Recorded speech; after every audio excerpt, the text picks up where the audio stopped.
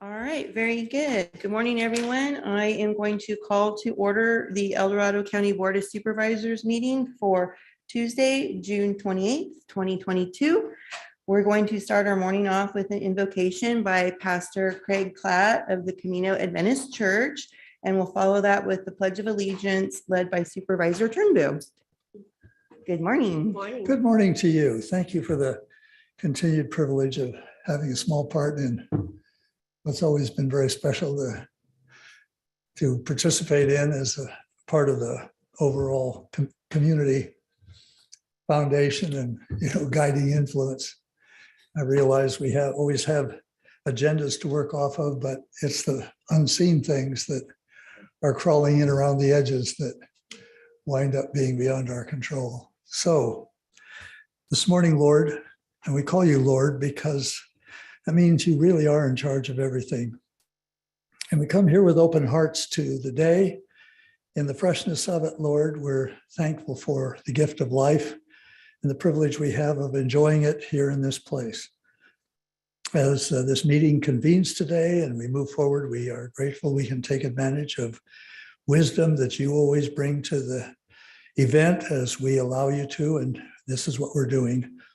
May your will be done in El Dorado County and the foothills of the Sierras, even as it is in heaven. We pray in Jesus' name. Amen. Amen. Thank you, Pastor. Thank you.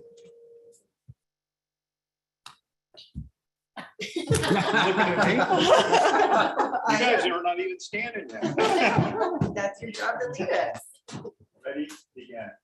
I pledge allegiance to the flag of the United States of America and to the republic for which it stands, one nation, under God, indivisible, with liberty and justice for all. Kind of announced it for you. Okay, with that, we're going to move on to adoption of the agenda and approval of the consent calendar. Let's see, District 5, do you have any changes? Changes. District 1? No changes, but I would just like to compliment staff on number 22 for finding parallel path activities with the urgency we have with finding a sheltering and getting the services necessary. This is one of the few times I've seen local government step up and take some risk, recognizing the urgency, the need. And I think the way the proclamation, not proclamation, but the way that the item is written is extremely good because there's some contingencies and stuff in there, but we have to go parallel path if we're going to be successful. When you go serial, one little blip and you missed your target date. So thank you for all the extra effort that went into that. Thank you. District 3, changes? No changes, and just would like to congratulate Christy White, who is a supervising health education coordinator, on her retirement from El Dorado County. That's always a big occasion, and wish her well in the next chapter of her life. District 2. Yeah, no changes. No changes, but I want to speak on item number 23. And I want to thank Animal Control for all their hard work, especially during the Caldor fire. Oh, very good. And I concur, Christy, I've known you for quite some time now. I forget how long I've known you. So congratulations. And with that, we will now go to public comment on the consent calendar. And if you're going to make a comment on the consent calendar, please tell us which item you're addressing. Now taking public comment on the consent calendar. Individuals will have 3 minutes to address the board. The timer will notify you when you have 30 seconds remaining to comment. Public comment will be taken first from those participating in the boardroom and then from those participating through Zoom. For those participating by Zoom, please make sure you unmute yourself when called upon. If you're joining the meeting by phone, press *9 to indicate a desire to comment. If you're joining by Zoom, press the raise hand button. Please voluntarily state your name for the record. No public comment from the boardroom. Okay, now taking public comment from our Zoom participants. Now taking public comment from 179.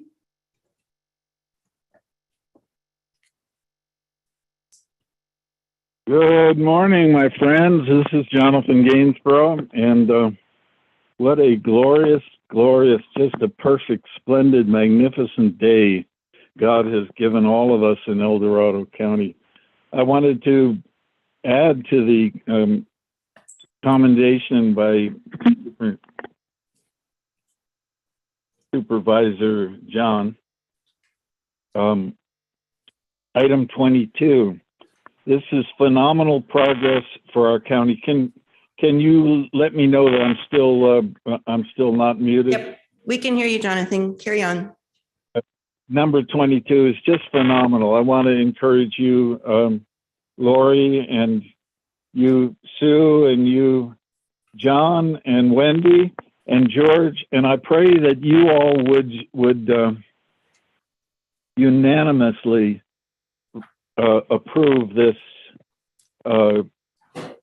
funding for the Volunteers of America for the coming long decade, beyond a decade overdue navigation center to help the homeless in our county. And I am personally familiar with scores of them, and I am encouraging them to pray for you and your families. And some of them are commenting that they are actually doing that as I do. So thank you for item 22. Item 23, I want to just commend, as Supervisor George just mentioned, one of the animal control actually went to my friend and your friend Jane McGinnis's home to get her 2 cats out. And that was way beyond the call of duty.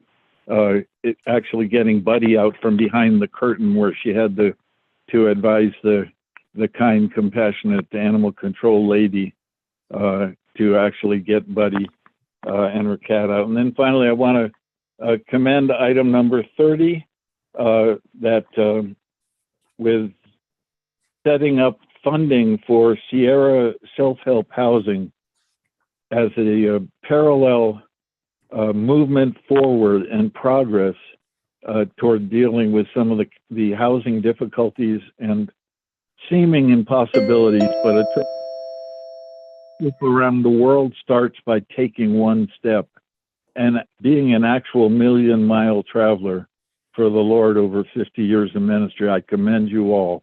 Please vote together and be unified, and thank you for the great work that you're doing. God bless you all. Thank you, Jonathan. There's no additional public comment. Okay, very good. With that, I would like to go ahead and pull item 29, and we'll get to that. Christy, if you could wait. We'd already planned on doing the Boger proclamation first. Are you okay with waiting? Your family wait a minute? Or do you think that'd be faster? Either way. Either way. Either Okay. way. We're gonna pull it because you brought your family. We didn't realize. So sorry for the mix up. And thank you all for being here. With that, I think we didn't pull any items, correct? Okay. 29 is the only one, right? Because I just pulled it. Thank you. Thank you. So is that a motion? That is a And motion. I will second that. Can I just read it back? So Please do. adoption of the agenda and approval of the consent calendar with the following change. Pull item 29 for discussion. And I will second that. Very good. All in favor, say aye. Aye. Thank you so much. And sorry for the mix up on that. Appreciate you being here. So with that, which item do you think we should go ahead and do first then, CAO? Do we have a preference? I would suggest we do Supervisor Thomas's proclamation since Very it was agendized that way. Okay, very good. So with that, we're going to move on to item number 48. All right. Well, it is truly a privilege. Oh, I'm I'll sorry. just read it into the record. Sorry. We are just not doing well today. And We're here we just have all a over big the place today. audience, It's too. all Like, good. So eager. Eager, very eager. Item 48 comes from Supervisor Thomas, recommending the board adopt and authorize the chair to sign a proclamation recognizing and celebrating Greg and Sue Boger on the 50th anniversary of Boger Winery. Thank you, Kim. Appreciate it. As I was saying, it is truly a privilege to be here today to recognize the incredible accomplishments of Greg and Sue Boger and their entire family, of what this means and what their legacy means to El Dorado County and to our ag industry and to our wine industry.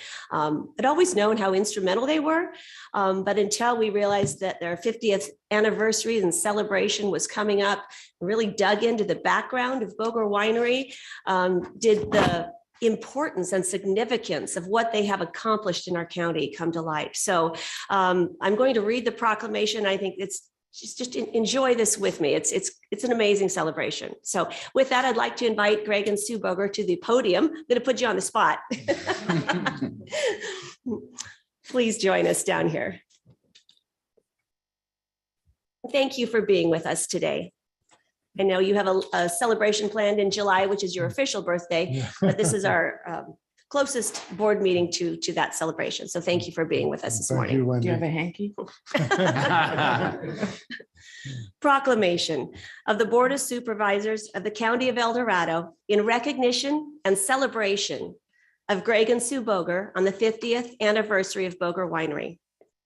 Whereas the Boger Winery estate was homesteaded during the 1849 gold rush by the Fossati Lombardo family, who, after futile attempts in the gold fields, turned their land into a fruit and nut farm, and then a winery and a distillery. Much of their wine was made from mission grapes, and a small patch of original vines still remain today producing wine. And whereas in 1972, Greg and Sue Boger founded the first post-prohibition commercial winery in El Dorado County, effectively launching the El Dorado County wine industry. As equal partners, the Bogers worked side by side, with Sue building the business and Greg managing the winemaking and farming, which was the natural result of his younger years, working on his grandfather's winery, founded in Napa in 1890. And whereas the success of the Bogers' endeavors would not have been possible without the vision and the work of the El Dorado County Ag Commissioner and Farm Advisor, who had to pivot following the devastation of the pear blight in 1970, which destroyed our county's primary product. After consulting with UC Davis, it was determined that wine would be the most viable option to carry the ag industry into the future, paving the way for the Bogers to become modern day pioneers. And whereas the majority of wineries or grape growers in the county have come to Greg for advice, counsel, and support, and he has helped them make connections, analyze properties, provide clippings, while sharing knowledge to facilitate success. Additionally, the Bogers, along with other original wineries like Madronia, Sierra Vista, and Lava Cap, did the heavy work to achieve an official AVA designation known as the El Dorado American Viticulture Area. And the Bogers were founding members of the El Dorado Association, Winery Association, and the El Dorado County Wine Grape Growers Association. And whereas at the county level, Greg was instrumental in creating the Agricultural Commission, which is not a feature of every California county. He also helped craft the winery ordinance and the ranch marketing ordinance, which has worked to preserve the working rural landscape and inform sound land use policy, where a thriving agricultural industry is a guiding value. And whereas Boger Winery is to be commended for their innovation, spearheading new and interesting varieties like Barbera in 1975. This paved the way for an El Dorado County original, and it inspired an astonishing array of other unique and diverse wines in the region. Notably, Greg Boger received the Wine Lifetime Achievement Award at the State Fair in 2017, joining the ranks of industry giants like Mondavi and UC Davis.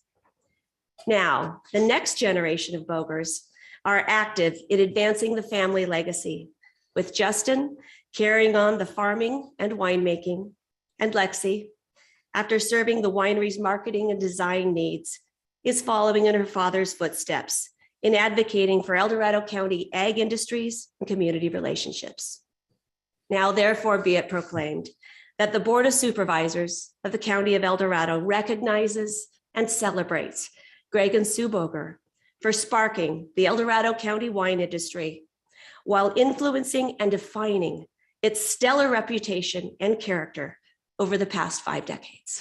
Please join me in celebration.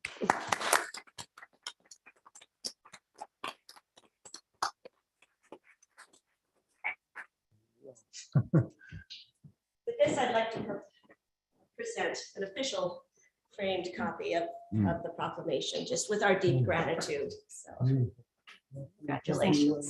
Congratulations. Oh, take a quick picture.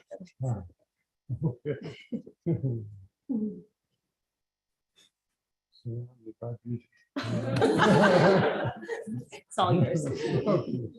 Thank you, thank you. Did you want to say a few words? You have the podium. Well, after that introduction, I don't know what more I can say, other than it's been an incredible 50-year span, and hopefully it's going to continue with the next generation. You see, we've got 3 generations here, and so it's been a remarkable and exciting time we've gone through, and not without the help of the Board of Supervisors, who in their wisdom followed our recommendations, developed a great general plan that supports agriculture, promotes it, and keeps the rural community that the rest of our residents appreciate. Notwithstanding EID, who's helped agriculture, there's just so many, the community worked together to help us succeed. And then even though we may have been the first ones to start, as you mentioned, very soon after came the Bushes with Madronia, and then McCrady's with Sierra Vista, and so on. And when we started, there were just 6 acres of vineyard in the county. Lloyd Walker planted some experimental ones, and he came on board. And we were the first winery, then the Madronia and the others. And now there are 2,500 acres of vineyard in the county and 60 or 70 wineries. I'm depending on how you define them. So it's been a remarkable growth in these 50 years. And we hope with the next generation, it can continue in the same way, and we just appreciate what the board has done for creating ag districts, setbacks, and all the things that protect us so we can farm and to be a benefit to the rest of the county. Sue, unless you have. Thank you so much. And I couldn't have done it without, as you mentioned, Susan, with all her financial acumen, and went back and got a master's, studied master's at Sac State she was a philosophy major, but then got a master's in finance and accounting so that we could be financially stable and I could do the things I like to do, which is be out in the vineyard and develop these varieties. So that's Both an inspiration. okay. Thank you. Well, thank you. Well, thank you, board. Beautiful. And thank you, Wendy, in Thank particular. you. Okay. So what we'll do is we'll go ahead and get public comment first, and then we'll bring it back to the board to finish it up. It is an action item. We must approve that. Yeah, we gotta, yeah, we're gonna assume that it's gonna get approved, and you go ahead and take that. With that, Kim, if we could do the public comment, please. Now taking public comment on item number 48. Individuals will have 3 minutes to address the board. The timer will notify you when you have 30 seconds remaining to comment. Public comment will be taken first from those participating in the boardroom and then from those participating through Zoom. For those participating by Zoom, please make sure you unmute yourself when called upon. If you're joining the meeting by phone, press *9 to indicate a desire to comment. If you're joining by Zoom, press the raise hand button. Please voluntarily state your name for the record. Chris Payne, representing the Conference of California Historical Societies. We came with our annual meeting to Placerville before COVID a few years ago. And one of the places that I chose, since I set the agenda for our 4 days, was Vulgar Winery. It took a while because they're so busy with their operations, with their sales. It's definitely a destination and always has been a destination for many, many people. So it took better part of a year to be able to work out the arrangements. I went over and sat down with them. They have coordinators that help. I believe it might've been Lexi or somebody else from their organization. But what I was gonna say is that I said, well, I want Greg to speak. And they said, well, it's not possible. It's not possible. He's so busy. He's got so many things going on. But I kept hoping that it would be him. And he came out when he saw us and actually stayed with us a better part of, I don't know, half an hour, 45 minutes, talking to us about the history of their location, which is what we were all about, the conference being that part of wanting to know about California history. But we were blessed by the fact that he spent that time with us and everybody just loved it. And he was so such a host without even being an identified host. We still got him. So I want to recognize the fact that the family has always been that way. And therefore, thank you for the proclamation today on their 50th anniversary. Thank you. Thank you, Chris. Thanks a lot.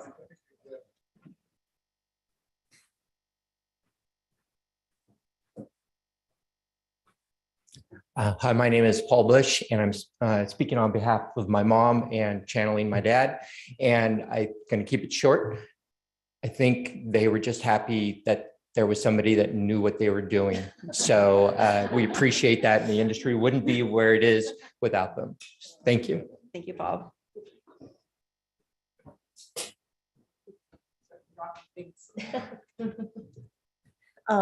My name is Kara Sather, and I am the Executive Director of the El Dorado Winery Association. And I want to thank you, Wendy, for inviting me here today, and for the Bogers for their continued support for the entire region. It's quite amazing. This, historical family that has stepped forward. They were pioneers in groundbreaking, but they're still, through Lexi, through Justin, contributing to the entire region. And they're always like, if there's something that needs to be done, you can count on them to contribute to the entire, benefit of the association and our entire tourism, for the county as well. So very grateful for the Bogers and grateful that you step forward with this proclamation. Thank you. Thank you, Kara. Anyone else in the room? Seeing no further public comment from the boardroom, now taking public comment from Zoom participants. Now taking public comment from Laura Brentbaum. Good morning, supervisors. Laurel Brentbaum, El Dorado County Chamber, along with Jody Franklin, our Director of Tourism. We're both like to, well, I'm going to speak for the chamber, and Jody will speak as well. But we won't go over our 3 minutes, I promise. So we just want to say ditto to all of the things that were recognized in the proclamation. We have known Greg and his family to be huge supporters of this entire community, not just agriculture. And we appreciate them, and we wish them much continued success and legacy to carry on their fabulous winery, and congratulations to them on their anniversary. Okay, I just want to add to that. I don't think I can add anything more than whatever's been said, but I do want to just say that I feel like Boger just epitomizes what El Dorado County is about, and how we want to move forward with that authenticity and genuine concern for the entire region. And they set a fine example, and I love promoting them. Thank you. Thank you, Laurel. Thank you, Jody.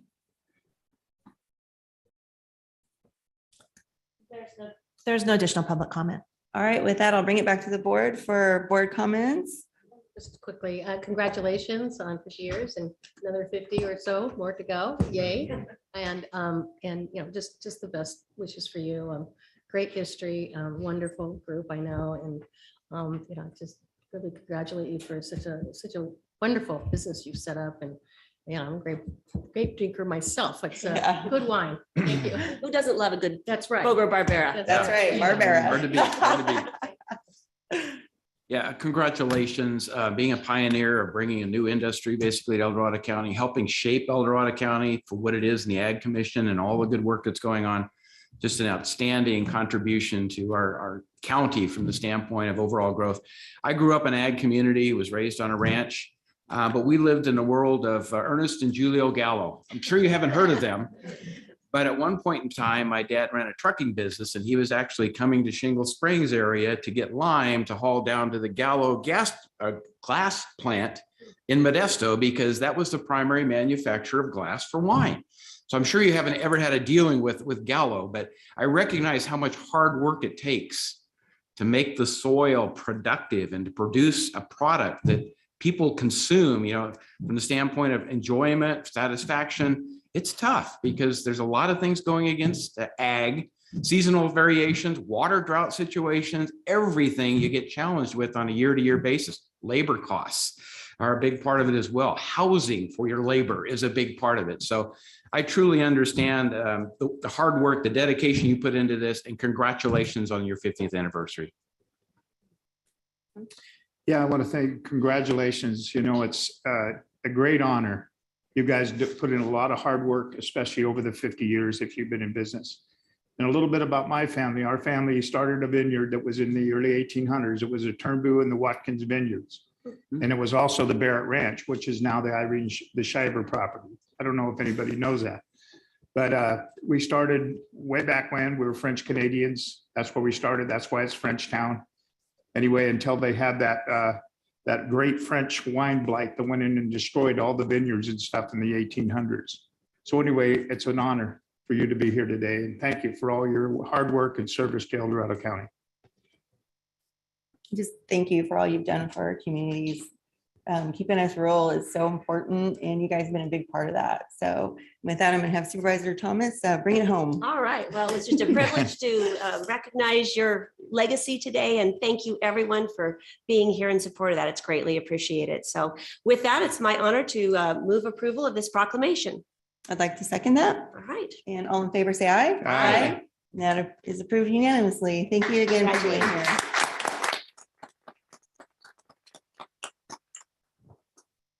Right.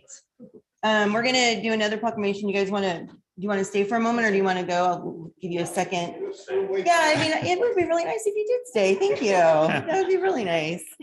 So with that, after figuring out that, Christy, if you brought your family, we're gonna read a proclamation. So I think with that, we'll go on to item number 29, Kim. Item number 29 comes from Health and Human Services Agency, recommending the board, one, recognize and acknowledge Christy White, Supervising Health Education Coordinator, upon her retirement from the County of El Dorado Health and Human Services Agency, and two, adopt and authorize the chair to sign a proclamation. All right. Well, good morning, board members. Daniel Del Monte, Health and Human Services Interim Director. And it's an honor to be here to acknowledge and congratulate Christy White on her retirement from public health.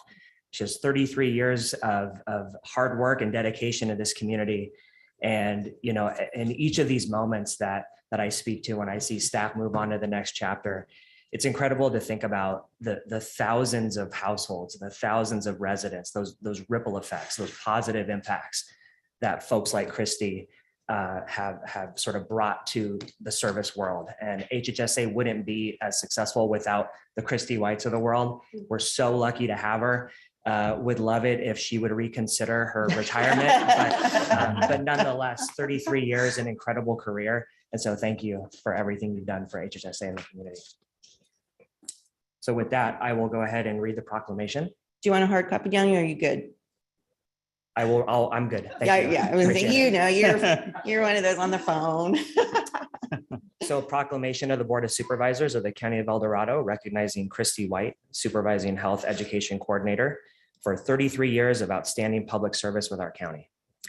Whereas Christy White has been employed by the County of El Dorado since August 1988, during which time she's dedicated herself to public service and excellence in the Public Health Division of the Health and Human Service Agency.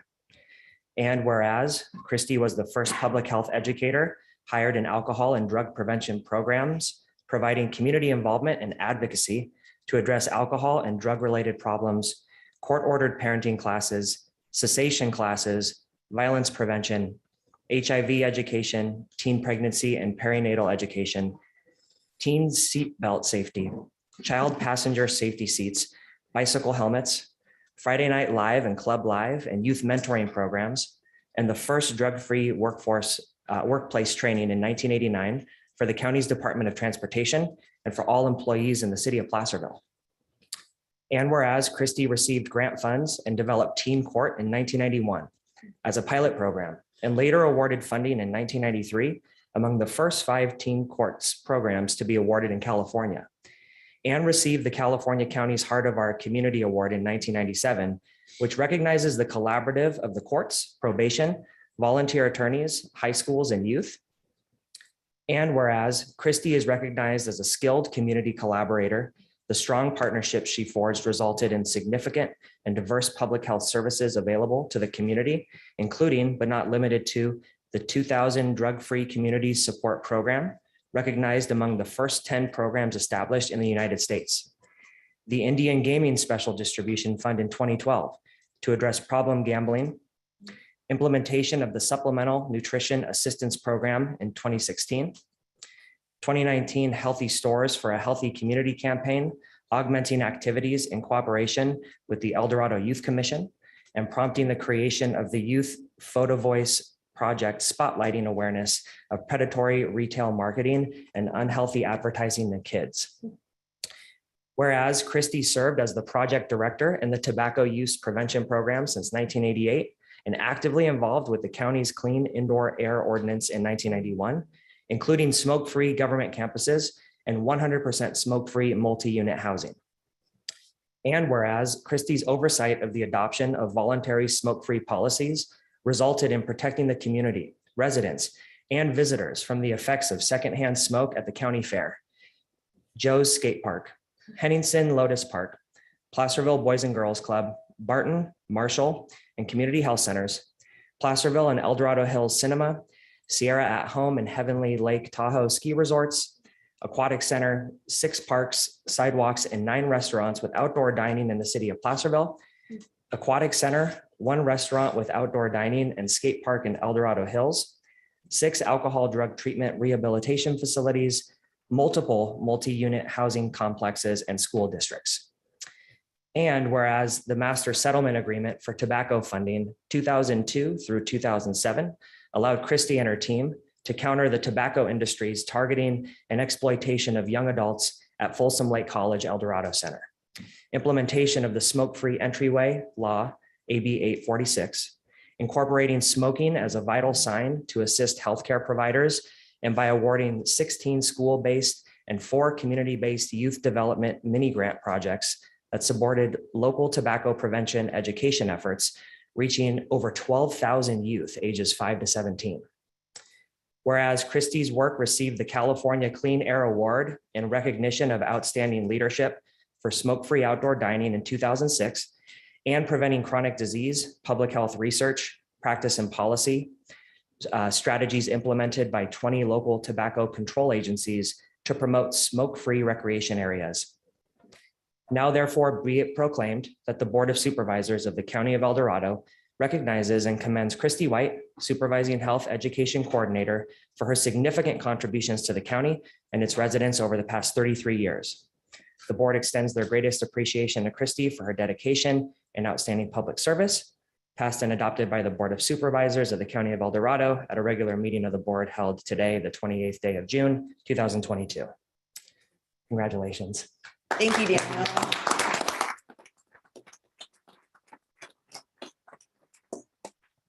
"33 years and 1 proclamation is a lot." 34 in August. There you go. I believe the board knows I'm never for a loss of words. I just want to thank all of you. I want to thank El Dorado County. I feel like I grew up in government here, and I really was able to be a pioneer in so many newly founded programs, primarily state, some federally funded.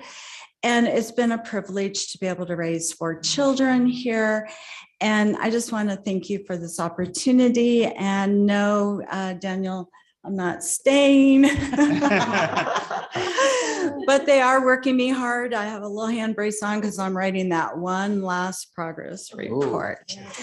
And when I become a private citizen, I hope to support the board's efforts on smoke-free housing and being able to invite public health on issues that are related to health. It's been quite the journey, and I kept all the historical files. So I have one of the original copies of the 1991 Clean Indoor Air Ordinance that I gave to my supervisors. So if you want to see it, it's pretty yellowed at this point.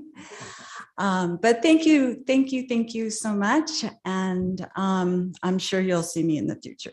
Thank you, Christy. Before you go, I've got your proclamation for you.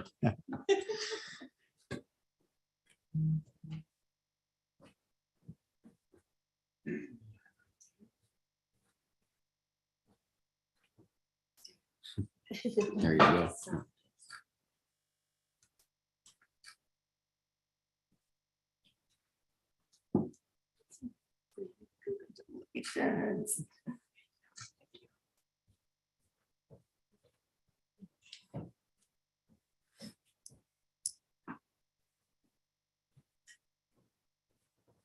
Okay, Kim, if we could have public comment, please.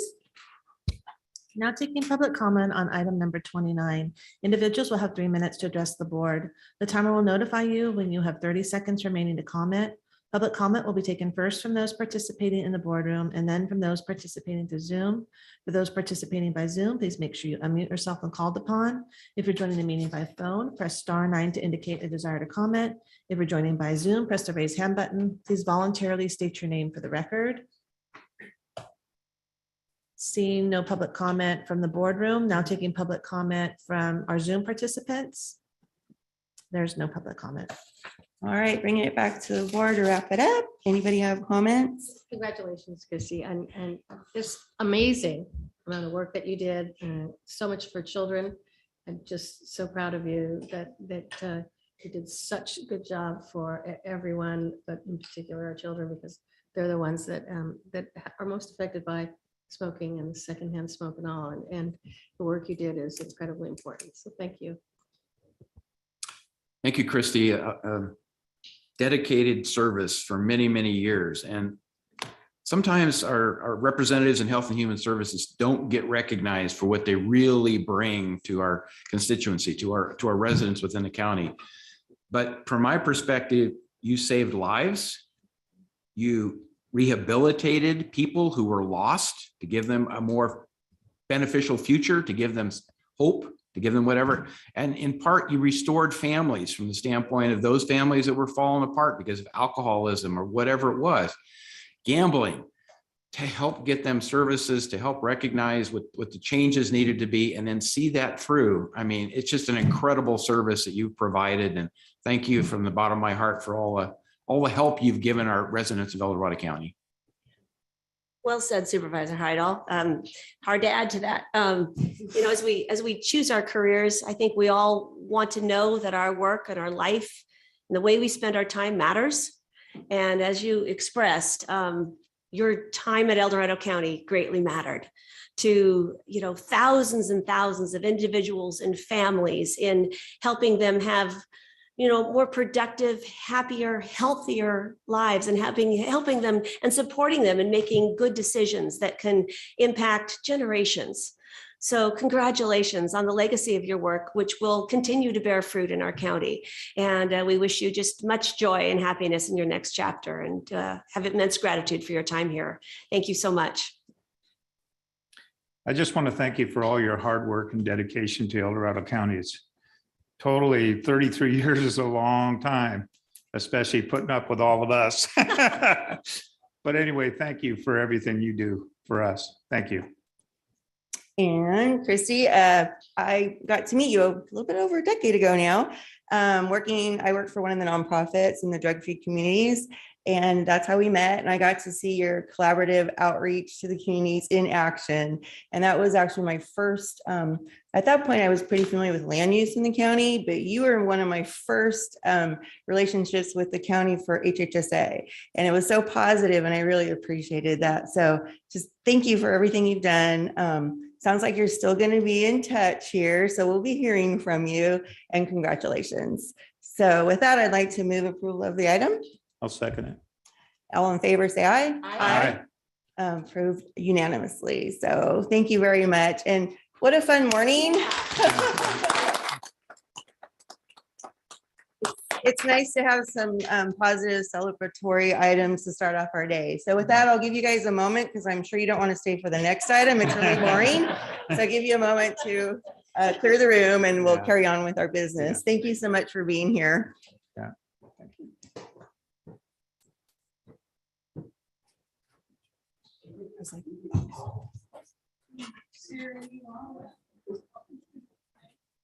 So what do you think in CAO number 45? Should we just go down the order? Yes, ma'am. All right, we'll give them one more minute. Yeah, our regular business isn't that exciting. Not that fun. Not that fun.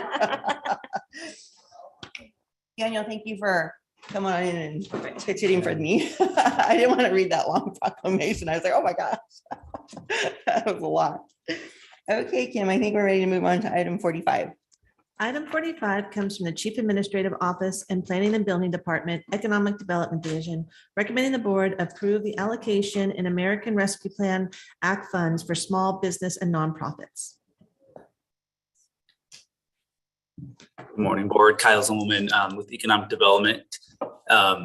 Here today to recommend the board approve the balance of the previously allocated American Rescue Plan Act funds be directed towards a program aimed at supporting small local businesses, specifically those who reported having 5 or fewer employees in the tax reporting years of 2020 and 2021.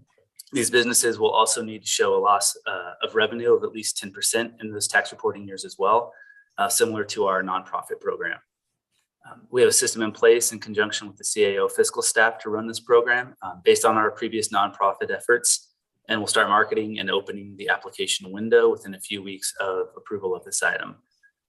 This program has the full support of the Business Protection Work Group, and we will rely on their assistance to make it another success. And based on our previous programs, we're also optimistic it will be. So with that, I'll hand it back to the board and see if there's any questions. Thank you, Kyle. I'm gonna get us back in our groove now of using the buttons to help me know who wants to speak, because we don't need to talk on every item. I thought that the criteria on here was laid out really well, and we've talked about this. So you're just following through on what we've already said we were gonna do. So thank you for bringing the item. Supervisor Hydall. Yeah, thanks, Kyle. I think this was a great effort to basically recognize our very small business, micro businesses, and help them recover in part from the effects of COVID and get past that. So this was a very well-run program. Again, I believe. I did note that there are some residual funds available within the ARPA funding.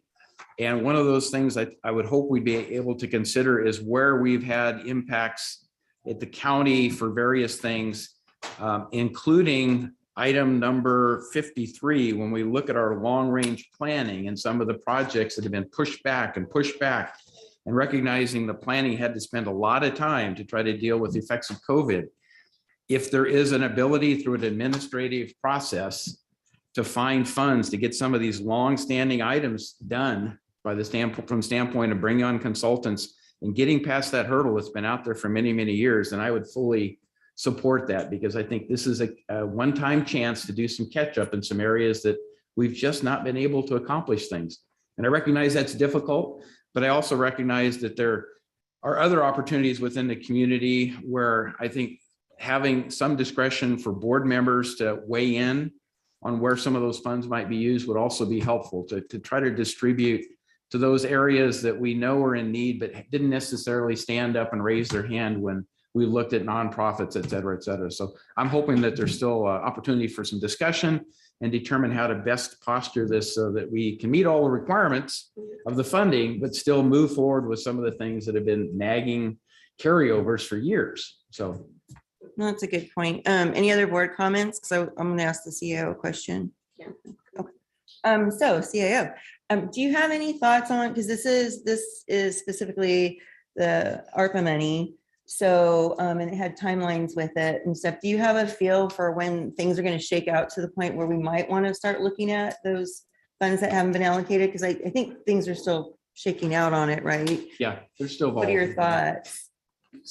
Yeah, thank you, Madam Chair. Don Ashton, your CAO. Just so the board and the public is reminded, the legislation requires counties and public sector jurisdictions to obligate the money by December 2024.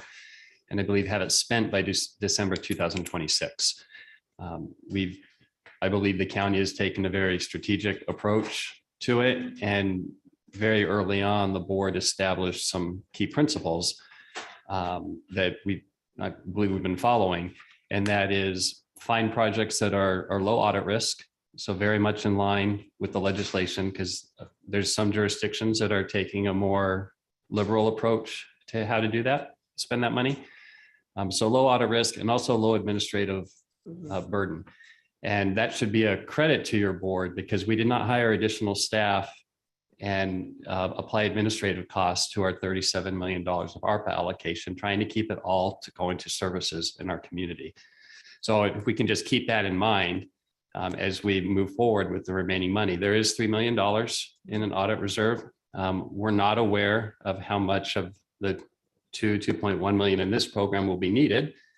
We set aside that amount. So I would suggest at least wait until we get a sense of, what if only 1.5 is needed.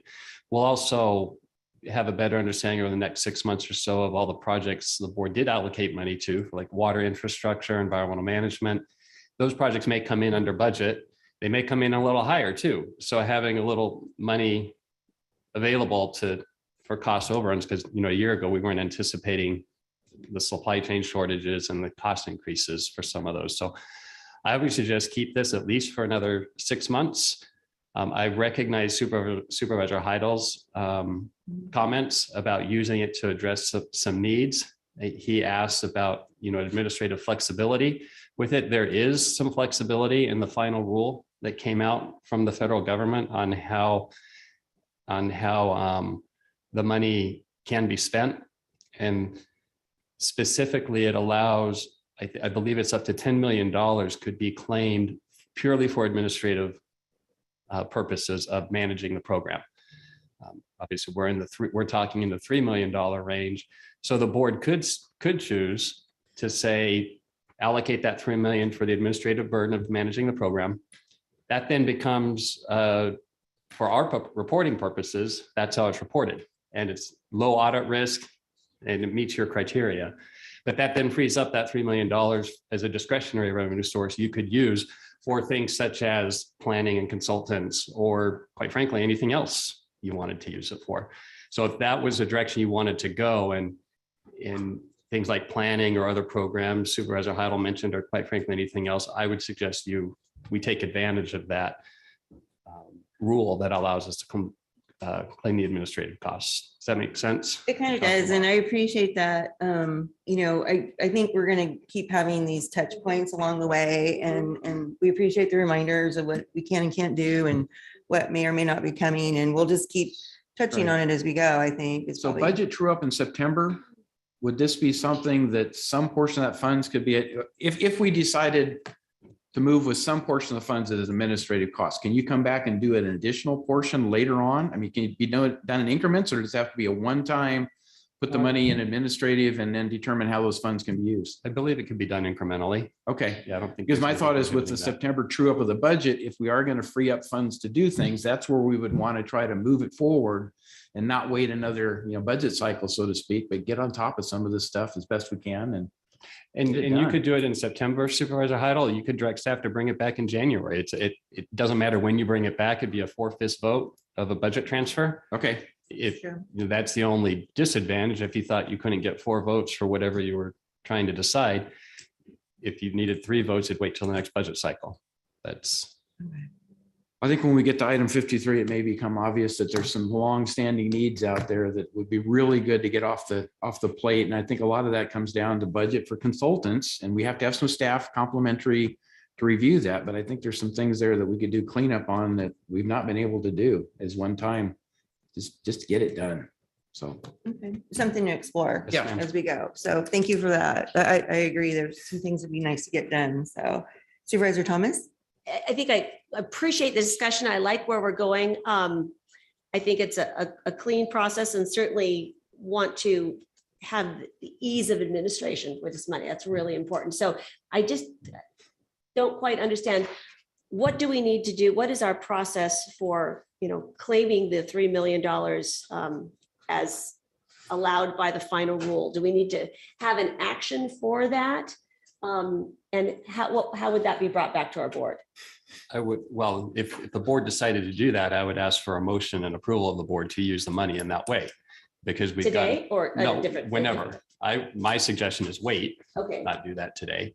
I think the item before you today is simply to approve the criteria for the small business relief program. Right. If you want to have further discussion on the $3 million that's in the audit reserve right now, I would suggest you direct staff to come back at an appropriate time. I heard Supervisor Heidel seems to indicate maybe have another discussion during adoption of the final budget. And we could have that conversation then, and you can make a decision then or decide to wait a little longer. Okay, so I was kind of thinking this needed to be a two-step process, that we need to claim that 3 million for administrative costs, and that would be one, and that would free it up to be discretionary.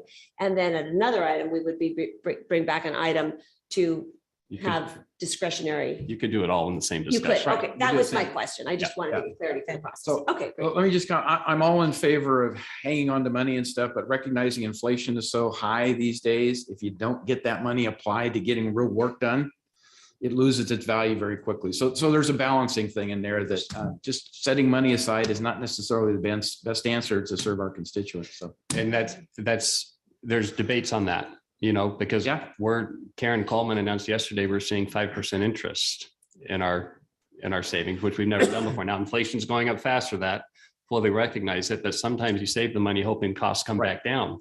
You can for hold some of the one-time things value. too. Yeah. So It's a tough one. Where's Where's that crystal ball, you Yeah, guys? I well- need my crystal ball. Let's buy one of those. Sometimes you split the baby and you do some of both, right? So But I think that it would be fair to say that the board would like an update of where we are when we have the budget true up is basically what we're yes. saying, right? But if it's okay with the board, can I ask Kyle a question on timing? Yeah. Okay. So Kyle, do you believe what's your timeline on bringing recommendations back to the board to recommend allocations of this 2 million for the small business program? Do you think that will be done by September? Yeah, I think within a couple, 2-3 weeks, we'll have this program live, have a month application window. We'll review them within a couple weeks and be ready to go. So yeah, easily by September. So by September, we could talk about how much of this 2+ million is spent, that we'll know a better idea of how much money we have left over.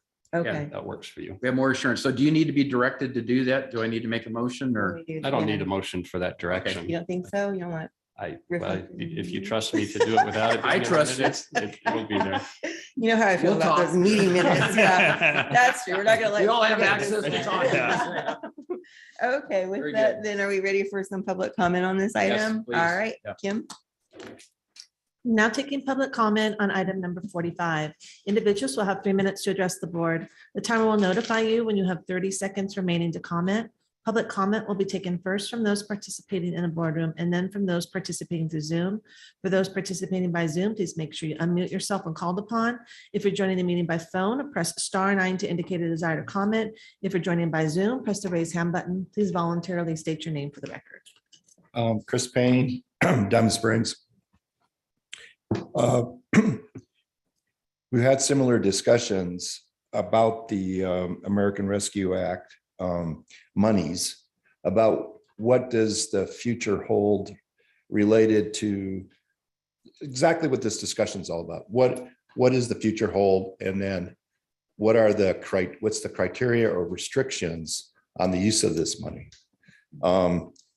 Very good point about this item 53 later to be heard. That's one of the ones where I would consider focusing. Hopefully I'll be here to be able to discuss that with you. But the Treasurer Tax Collector, Karen Coleman, was the speaker yesterday at Taxpayers Association. She did a very good job, very thorough. She had 5 pages of information that she wanted to share because there's a lot to share. But she does have a responsibility to invest the monies and find the best place for them.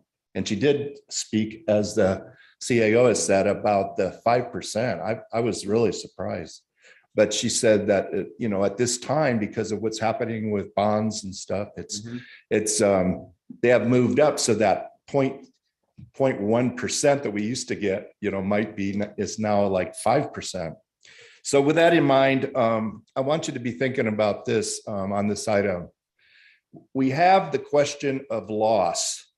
Small businesses lost money, but some of those businesses had to go out, had to stop, doing what they were doing. They're not out there anymore. But I see it as an opportunity for investment. What does the future hold? How can the money be best used in terms of the small business approach that you're taking right now with, 2.2 million to go to this effort.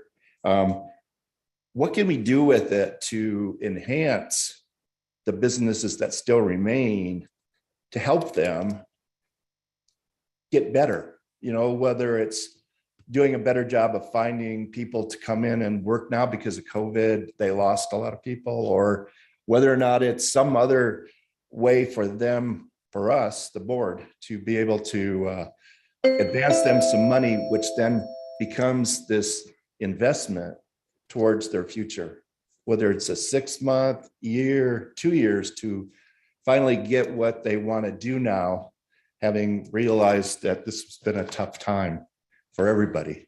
So I just think loss versus investment is a thing that I would hope you would consider. Thank you.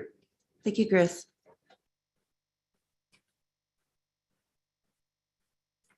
Seeing no additional public comment in the boardroom, now taking public comment from Zoom participants. Now taking public comment from Laura Brentbaum. Good morning again, board. As part of the Workforce Protection Group, and I think that my counterpart, Debbie Manning, is also trying to call in, but her computer's giving her fits. So I'm going to take the liberty to speak for both of us as part of the Workforce Protection Group. We're very excited about this program, especially that it's serving the 5 or fewer businesses with 5 or fewer employees, because those are the little guys that are really, really impacted and really suffering. And this can be so helpful. We get calls daily asking for help. So I'm sounding like you are supportive of this program, and I would, along with my counterpart, encourage your approval. So thank you. Thank you, Laurel. I think we're going to buy you a new microphone with some of this ARPA money. Now taking public comment from 179.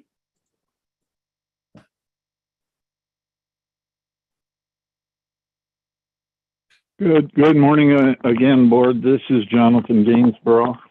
As far as the American Rescue Plan funding, I think it would be great to see if you could even resurrect some of the company businesses that were made to close because of the, use a word, ungodly command that they, all of the restrictions. And then I'm looking at a verse in Proverbs 24, verse 11 says, if you forbear to deliver them that are drawn unto death and those that are ready to be slain, if you say, behold, we knew it not, does not he that ponders the heart consider it? That's meaning God Almighty. And he that keeps your soul, does he not know it? And shall he not render to every man according and woman according to their works? And so it would be great to see if you all could have the faith and the investment to find out what businesses that were slain and lost their years and decades of life work, if you could use some of this ARPA funding for that. And of course, I want to mention that we're planning on 60 beds for the Navigation Center, which is wonderful. We are a decade behind at least, and we're catching up. But we need to plan ahead, and if 60 beds are full, then we won't be able to fulfill what we need to help the homeless, or 600 plus homeless. And so we need to plan not just for 60 beds, but an expandability, the ability to expand beyond the 60 to perhaps 100, so that we don't fall behind with helping the homeless and also stopping the fire danger of our 600 homeless out in the woods of our beautiful county. God bless you all. Thank you for listening. Thank you, Jonathan. Now taking public comment from Debbie. Good morning. Can you hear me? Yes. I'm on my cell phone. Yay, much better. So yes, and absolutely, Debbie Manning, El Dorado Hills Chamber of Commerce. Thank you so much for Laurel. She stated it perfectly. I am so happy that the board is considering this. Again, being part of the Business Protection Work Group is an honor, and to ensure that our small businesses, as they continue to face challenges now with inflationary costs and everything else is going on, this is an incredible effort for our county. It also shows that we say we're business friendly. We are business friendly. So I do hope that you all are going to support this and look forward to getting it out to our small business owners. Thank you so much. Thank you, Debbie. There's no additional public comment. All right, bringing it back to the board. Any further questions, comments, or do I have a motion? I would like to move the item. I have one Okay, point of sorry. clarification. Mhm. ARPA funds that was mentioned to use them to start new businesses. Is that within the purview of ARPA funding? I know that they had specifics on what we could use ARPA funding for. So you remember it started with an initial round of CARES funding. If you go way back to early COVID, then ARPA came. In general, they were all for the same purpose, and there was allowance for helping businesses. I'm not sure about helping businesses that are now out of business. Right. That was my piece. We would have to look into that. Okay. I'm not All quite right, sure it how was that would interesting. work. I like the Yeah. suggestion, but I just don't know if that falls within. Yeah, I'm Okay. not sure. And especially our auditing issue. Yes. If that were to happen. Okay. Yeah. So Kyle, would you care to comment on that? Because there's a lot of small business loans, there's a lot of grant programs, there's a lot of things going on in various areas to try to allow small businesses to either restart or whatever. But do you want to share anything in terms of how the county's working with the various agencies to help that part of it? Yeah, I'd echo what Don said on that.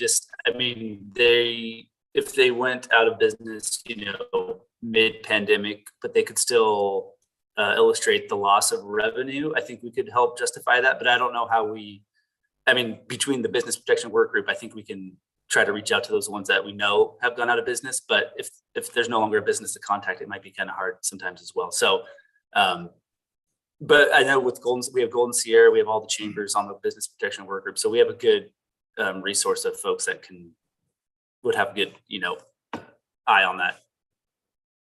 Thank you. Supervisor Thomas, yeah. Question for you, Kyle. And first of all, thank you so much and the Workforce Protection Group for working on this. I think it's wonderful that we can provide some support for those smaller businesses that certainly were impacted. Question is, how much can they apply for? That wasn't quite clear to me in this. Yeah, so there currently isn't a cap on what they can request. So Okay. So it's based on their 18 and 19 revenue versus their 20 and 21 revenue and what the difference would be. And so if we are oversubscribed, similar to like what we said with the nonprofit program, we could do like a percentage to where everybody would get 65 or 70% of their ask. That would meet, the $2 million mark.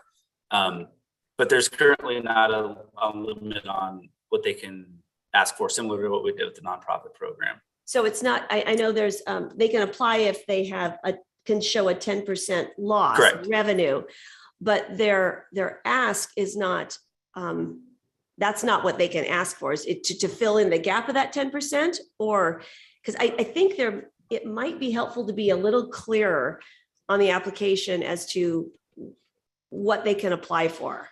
So basically it's based off their tax returns. So if their average revenue was for 18 to 19 was $100,000 and they only made $50,000 on average in 20 and 21, they could ask for the $50,000 to fill in that lost revenue. Okay.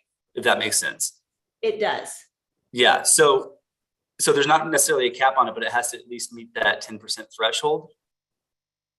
And then if we're oversubscribed from people who lost, businesses who lost a lot of money, then we would have to come back to your board with some sort of scale of how much we could fund of each request.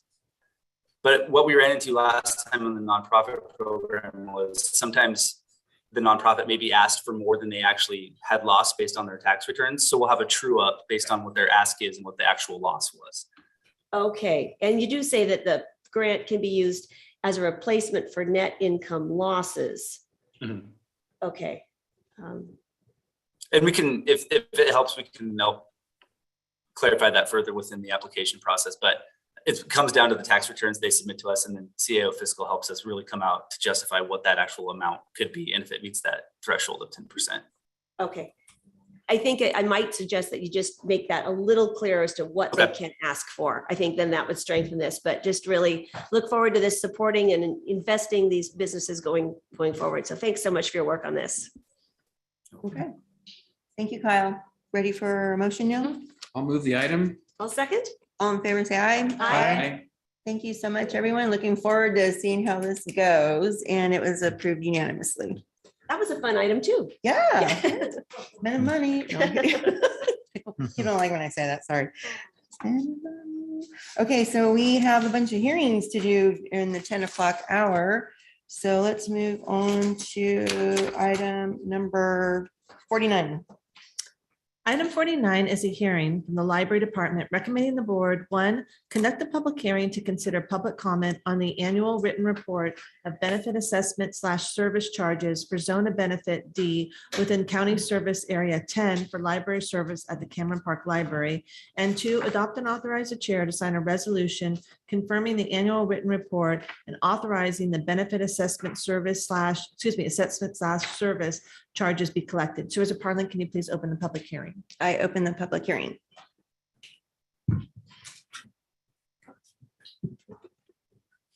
Good morning. I am Carolyn Brooks, the Library of Director Services, and I am here to participate in this open hearing. And I just wanted to let you know that this benefit assessment for the Cameron Park Library has been in place and unchanged since 1994.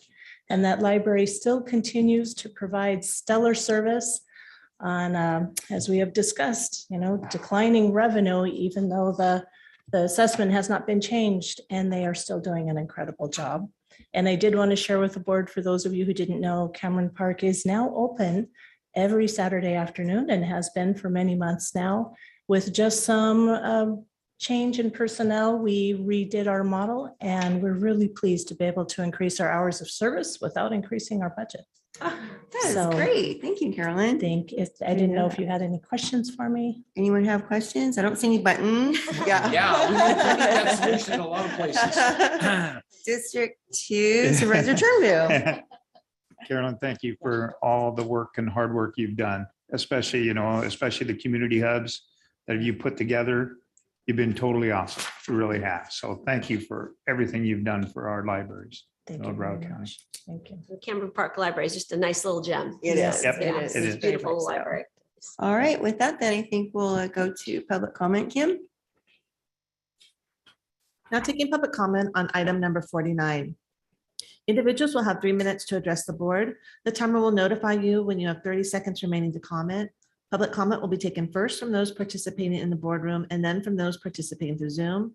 For those participating by Zoom, please make sure you unmute yourself when called upon. If you're joining the meeting by phone, press *9 to indicate a desire to comment. If you're joining by Zoom, press the raise hand button. Please voluntarily state your name for the record. Seeing no public comment from the boardroom, now taking public comment from Zoom participants. There is no public comment. All right, very good. With that, I will close the public hearing and bring it back to the board. Anyone want to make a motion? I'll make a motion that we move this item. Second. All in favor, say aye. Aye. It is approved unanimously. Thank you so much, Carolyn, for everything Yeah. the libraries do for our communities. It's just amazing. We love our hubs. Yeah. And the grant monies you get from the state are incredible too. Just keep that. Yeah, up. keep it up. That Yeah, really, really exactly. helps. Okay. We like that money. Yeah. So with that, we'll move on to item number 50. Item 50 is a hearing from the Auditor Controller recommending the board adopt and authorize the chair to sign a resolution for the appropriations limit for fiscal year 2022, 2023. Supervisor Parlin, could you please open the public hearing? I open the public hearing. Madam Chair, the California Constitution requires that we have a public hearing each year where we publicly demonstrate compliance with our Prop 4 organ spending limit. I believe the documents in the packet indicate we are in compliance, but I welcome input from members of the public. How about the board? Any comments from the board? I do not welcome. That's why I added that. No, it's a very straightforward item. We do it annually, so I don't anticipate any questions or comments from the board. Let's see if there's any public comment. Now taking public comment on item number 50, individuals will have 3 minutes to address the board. The timer will notify you when you have 30 seconds remaining to comment. Public comment will be taken first from those participating in the boardroom and then from those participating through Zoom. For those participating by Zoom, please make sure you unmute yourself when called upon. If you're joining the meeting by phone, press *9 to indicate a desire to comment. If you're joining by Zoom, press the raise hand button. Please voluntarily state your name for the record. Seeing no public comment from the boardroom, now taking public comment from Zoom participants. There's no public comment. All right, with that, I will close the public hearing and bring it back to the board. Does anyone want to move this item? I'll second. All in favor, say aye. Aye. Very good. It's approved unanimously. Don't run too fast, Joe. Can't wait to get out of here. All right, with that, we'll move on to item number 51. Item number 51 is a hearing from the Chief Administrative Office, Emergency Medical Services and Emergency Preparedness and Response Division, recommending the board, 1, conduct the public hearing to consider public comment on the annual written report of benefit assessments for the zone of benefit within County Service Area 3 for emergency medical services, and 2, adopt and authorize the chair to sign a resolution confirming the annual written report and authorizing the benefit assessments be collected in the same manner as the county's ad valorem real property taxes. Shores of Parliament, could you please open the hearing? I open the public hearing. Good morning, board. My name is Michelle Patterson. I'm the EMS agency administrator.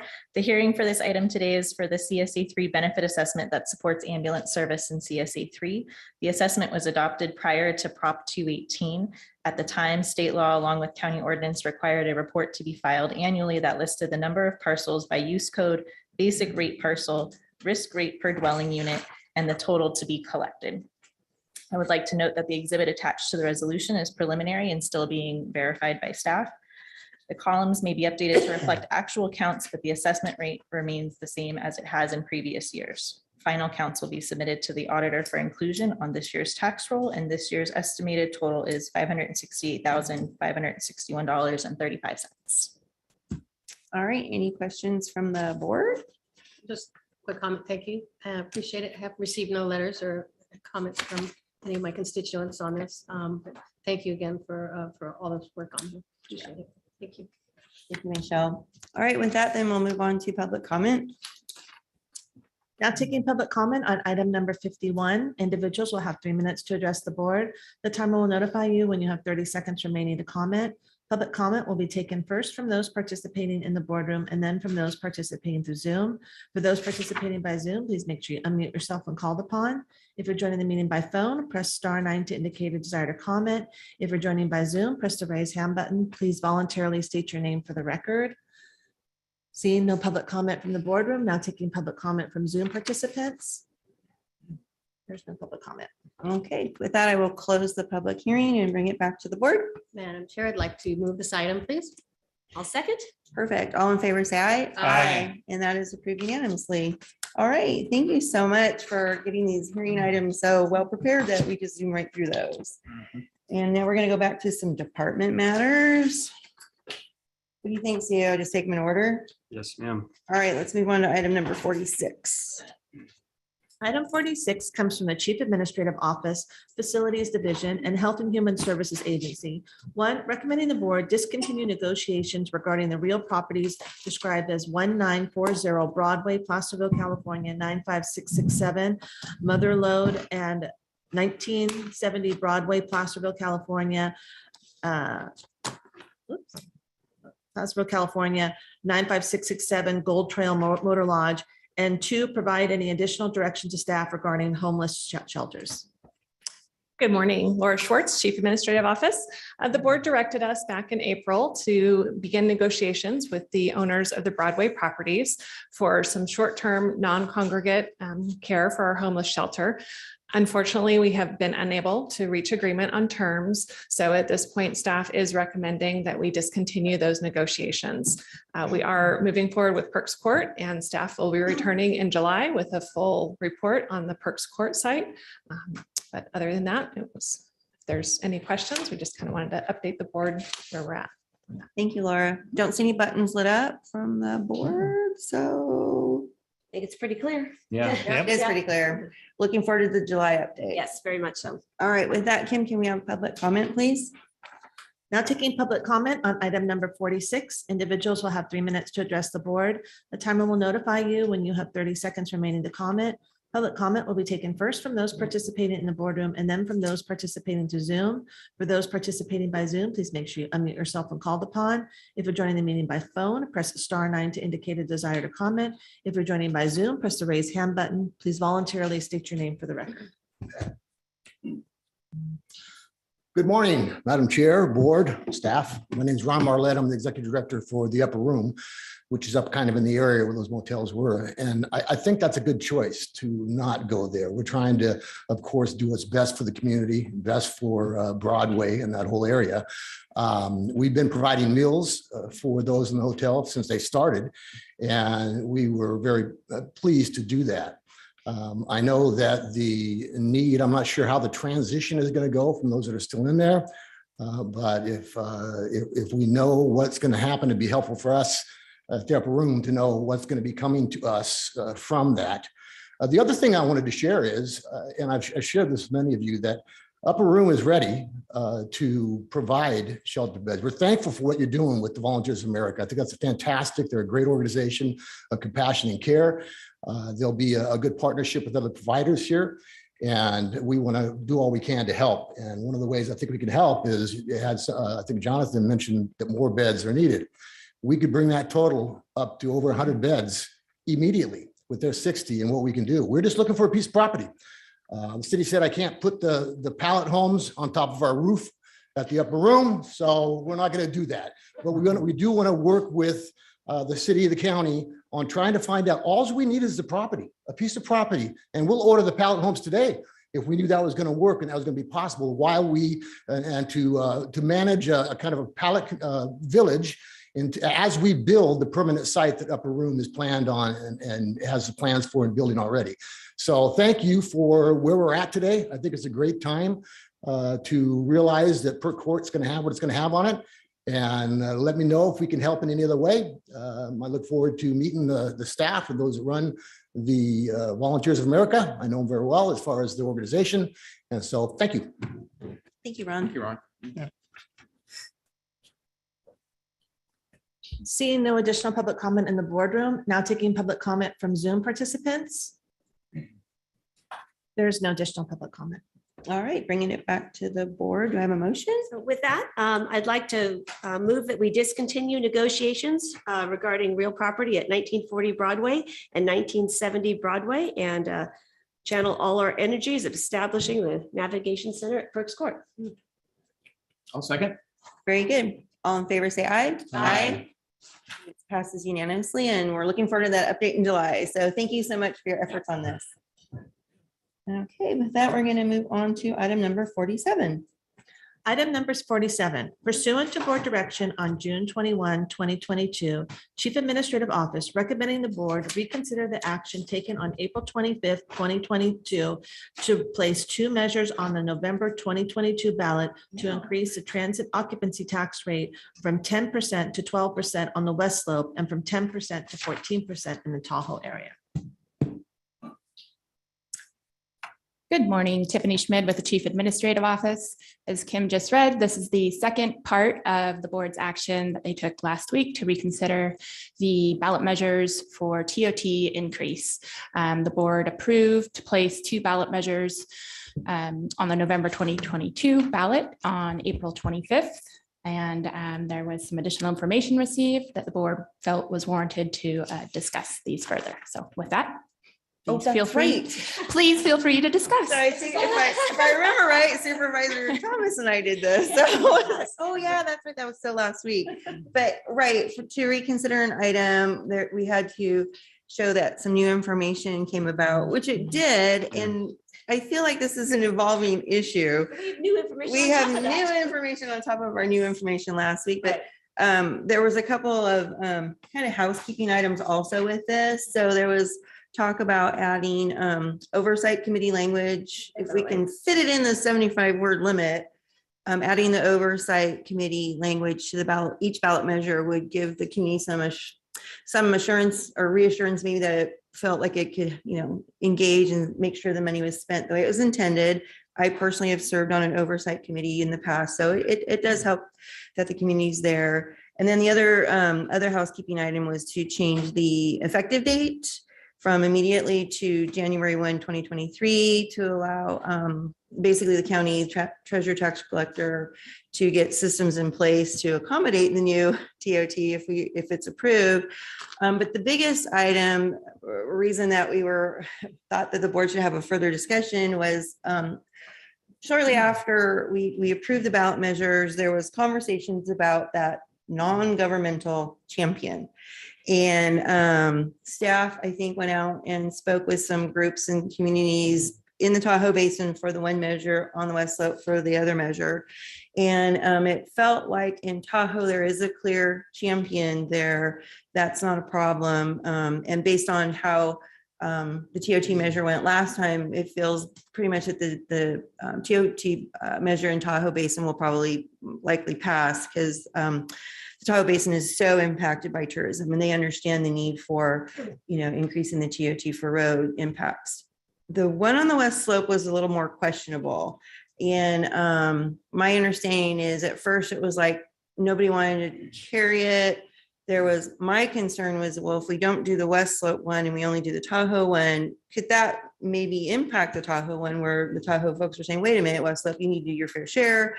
But then with further conversations, I believe we've kind of found a champion. So with that, I'm going to just leave it there for the moment. Supervisor Novus, so you have your button on to add to that, because that's kind of how we got to where we are today. Yeah. Things are changing rapidly. Yeah, and I just want to point out that, this is TOT tax. We have asked our voters in the past for parcel tax for things such as snow removal and all, and that's been difficult and has not passed. But on TOT, that's a different matter. Actually, in the city, they have a 12% and a 14% within the city incorporated area. So for TOT specifically. A couple things that were raised on, I heard a couple concerns. Number one is we want to make sure that if we do raise this money, that money isn't then taken out of funding and subsidized from TOT.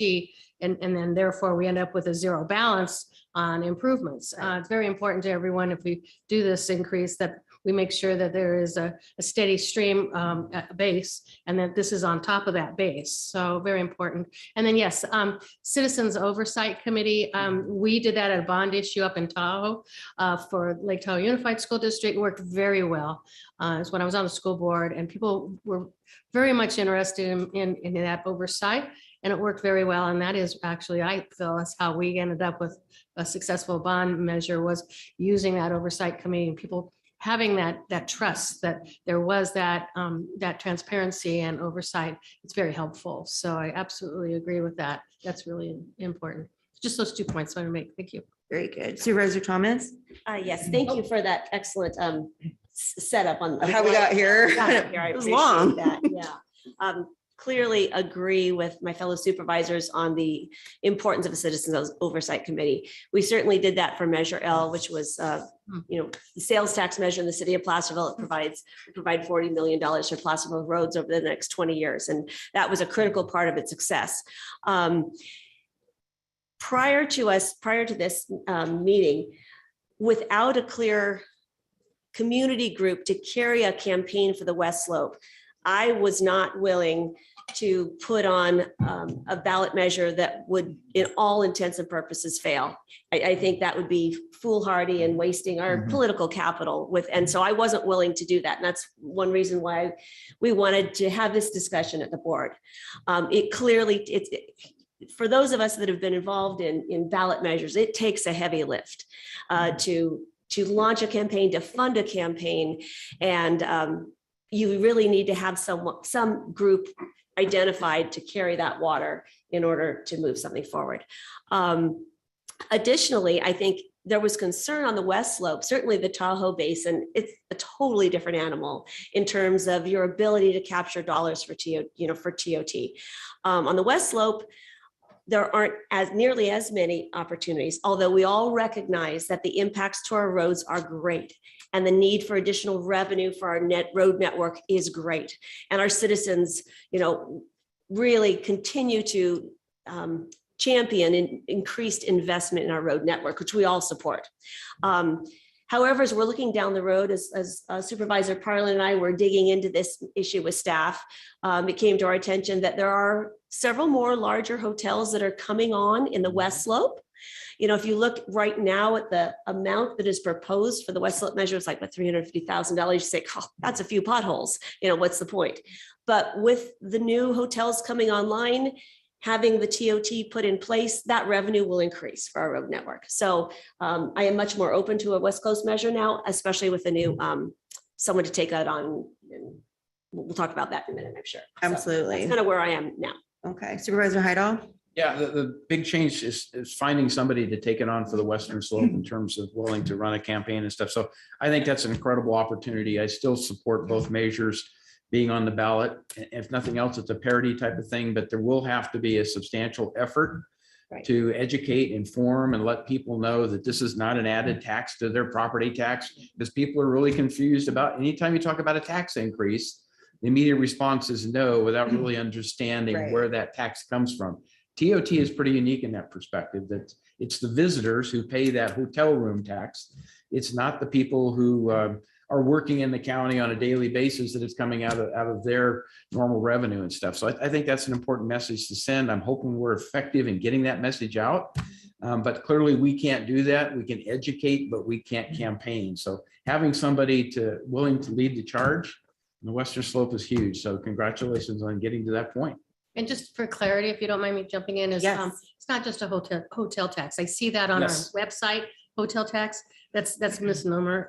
It's a good point. It's vacation rentals. Right. It's that's true. what we like to call in Tahoe beds in beds tax.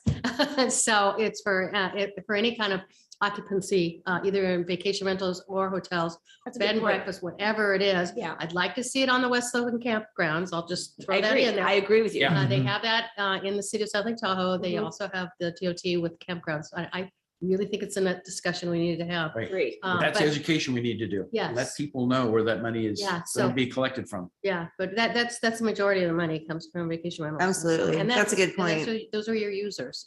And I will say with that also, then we're also noticing increase in the VHRs on the West Slope. It's Definitely. growing because the cap's been met in Tahoe. People want to come to our county almost anywhere, it seems. So the number of VHRs is growing on the West Slope too. So you're right. That's another good point It's too. just become very popular for people to Yeah. bring their families in. And why not? Apple Hill has some wonderful places that. Absolutely. So. Paloma is getting And quite a Paloma, I'm few. sorry, Yeah, yeah. yeah. Paloma's getting quite a few too. Good, So good. all of our touristy places, that totally makes sense. So with that, if the board's okay with it, I think we have a potential champion here that might want to champion us on or not. Did you want to say anything, Mr. Harn? He's champion? Oh, Perhaps. I think we need to get this on the record I think so. because this will be a determining factor. You lost me with the word champion. Your board has made it possible, maybe even likely, that this measure could pass on the Western Slope.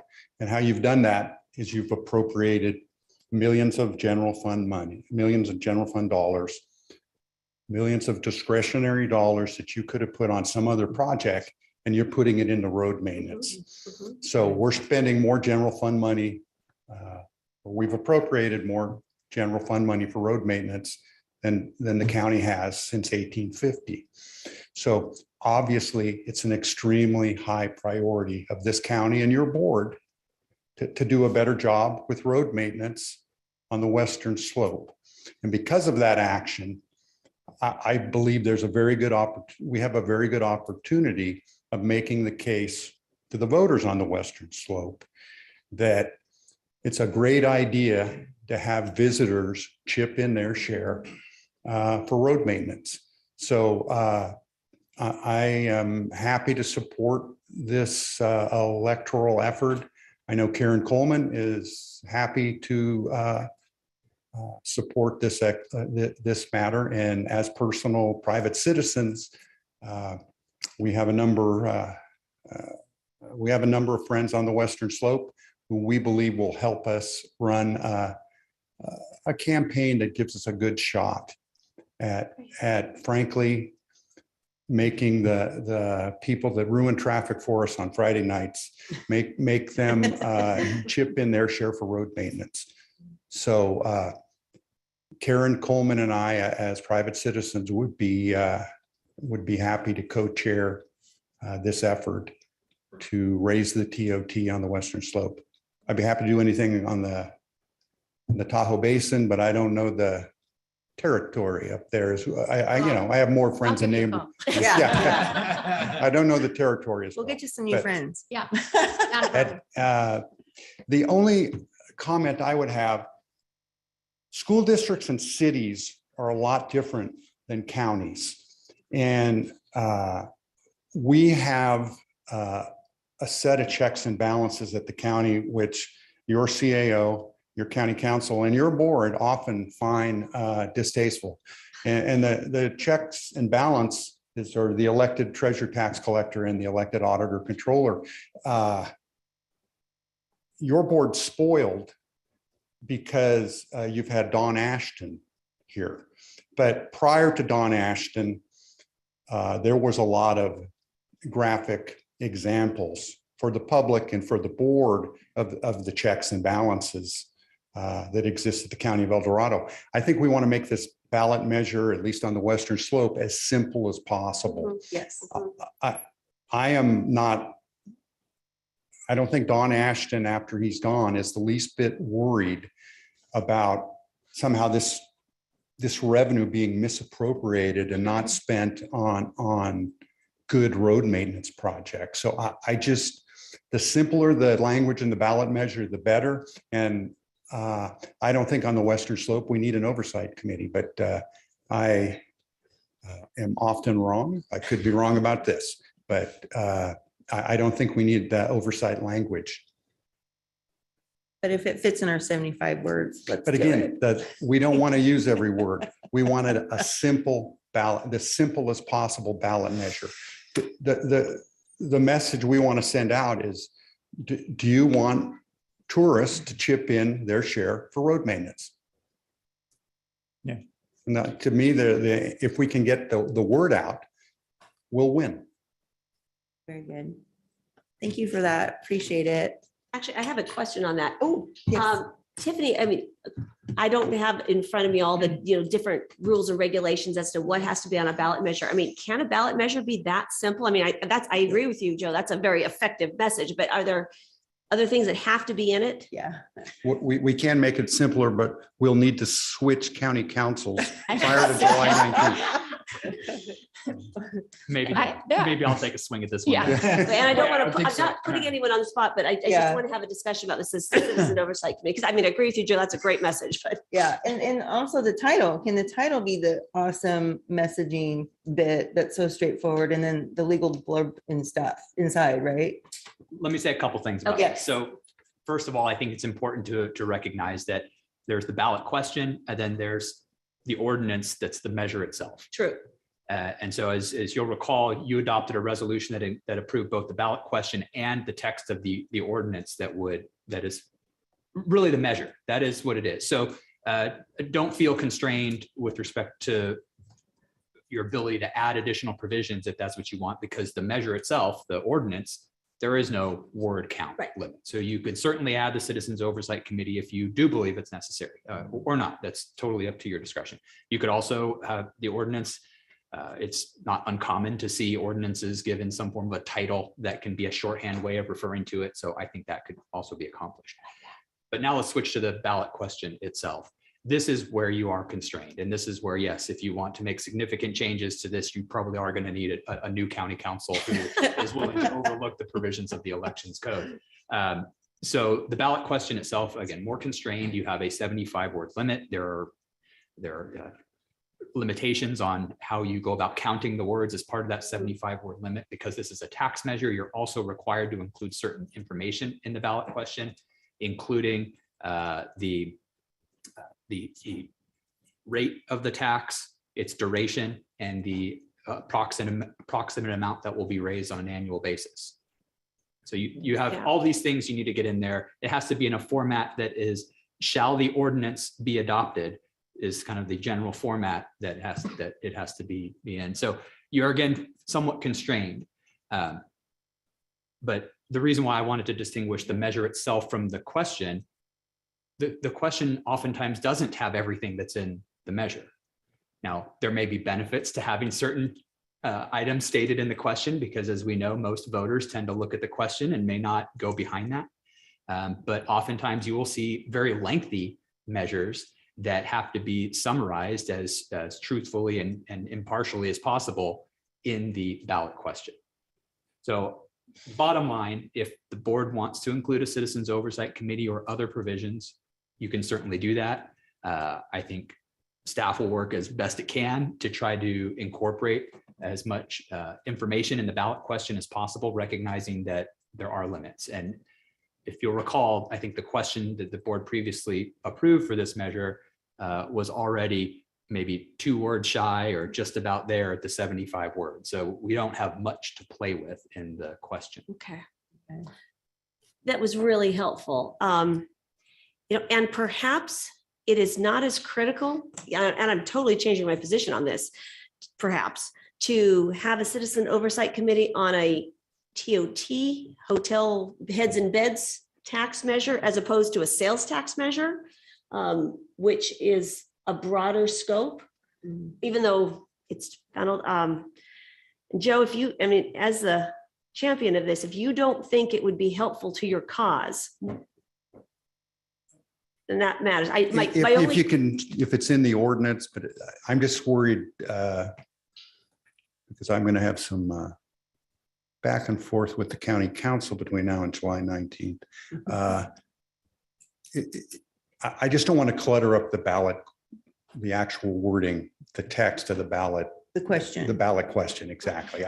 To the simplest possible, the better. Well, my fear though is if people won't read the ordinance, most voters won't read the Correct. ordinance. Right. They just read the question. And it's not a matter of whether folks will, trust the county with our inherent checks and balances. It's voter perception, Right. And voters, if they see oversight, they feel a little more confident that it will be used to the intended purposes. So it's just to inspire and to support voter confidence. But if you don't think that's helpful, then I am open to that. So I'm not. I'm nice. you're not. I think Okay. I think transparency is incredibly important. And this gives us another layer of transparency. Granted, the auditor doesn't see that, but we as electeds understand that it's incredibly important to our voters that we have this transparency. And I'm sorry that I didn't notice it wasn't on there before. When it was pointed out to me, I went, oh gosh, yes, I think it's really important. I think it's helpful. It doesn't hurt anything. And I've been on oversight committee. Yeah. It's not a huge time commitment, but it's just so that a group of members from the public are there keeping an eye, making sure we're actually spending on road maintenance and not something else. And That's right. It I think inspires that's voter important. confidence. It does. confidence. But I think back to just really quick, I know there's buttons on, but county council, help me understand, the title has not been established. And that's where we have, in my mind, we've seen it before with propositions on the state ballots. I'm not going to name it, but where the title was misleading. So the title in my mind is what the voters see. And we haven't determined that yet, right? Or how is the title determined? Well, I'll go ahead and make a few more distinctions because there's the elections code is really complicated in this regard, and Right. I don't want to mix up other concepts. When a citizen files for an initiative and they are seeking to circulate a petition for signatures to get an initiative on the ballot, one of the first things they do is they submit, if it's a local measure, it's submitted to elections, and the county council provides the title and summary of the measure. And that accompanies all of the petitions that get circulated. So, Okay. however, there is no such process when it's the board that's putting a measure on. So there's no process to establish that formal title in that same way, because Okay. this is following a different procedural approach to get onto the ballot. What I was referring to and talking about the title is, even when you adopt ordinances that aren't going to the voters or resolutions, sometimes it will say, for example, an ordinance to establish parking fees in such and such area, right? It's kind of just it's just when you draft the ordinance, you might put something like that on there. Now, you could certainly do that here. I don't think it was, formatted in that way, but we could certainly do that.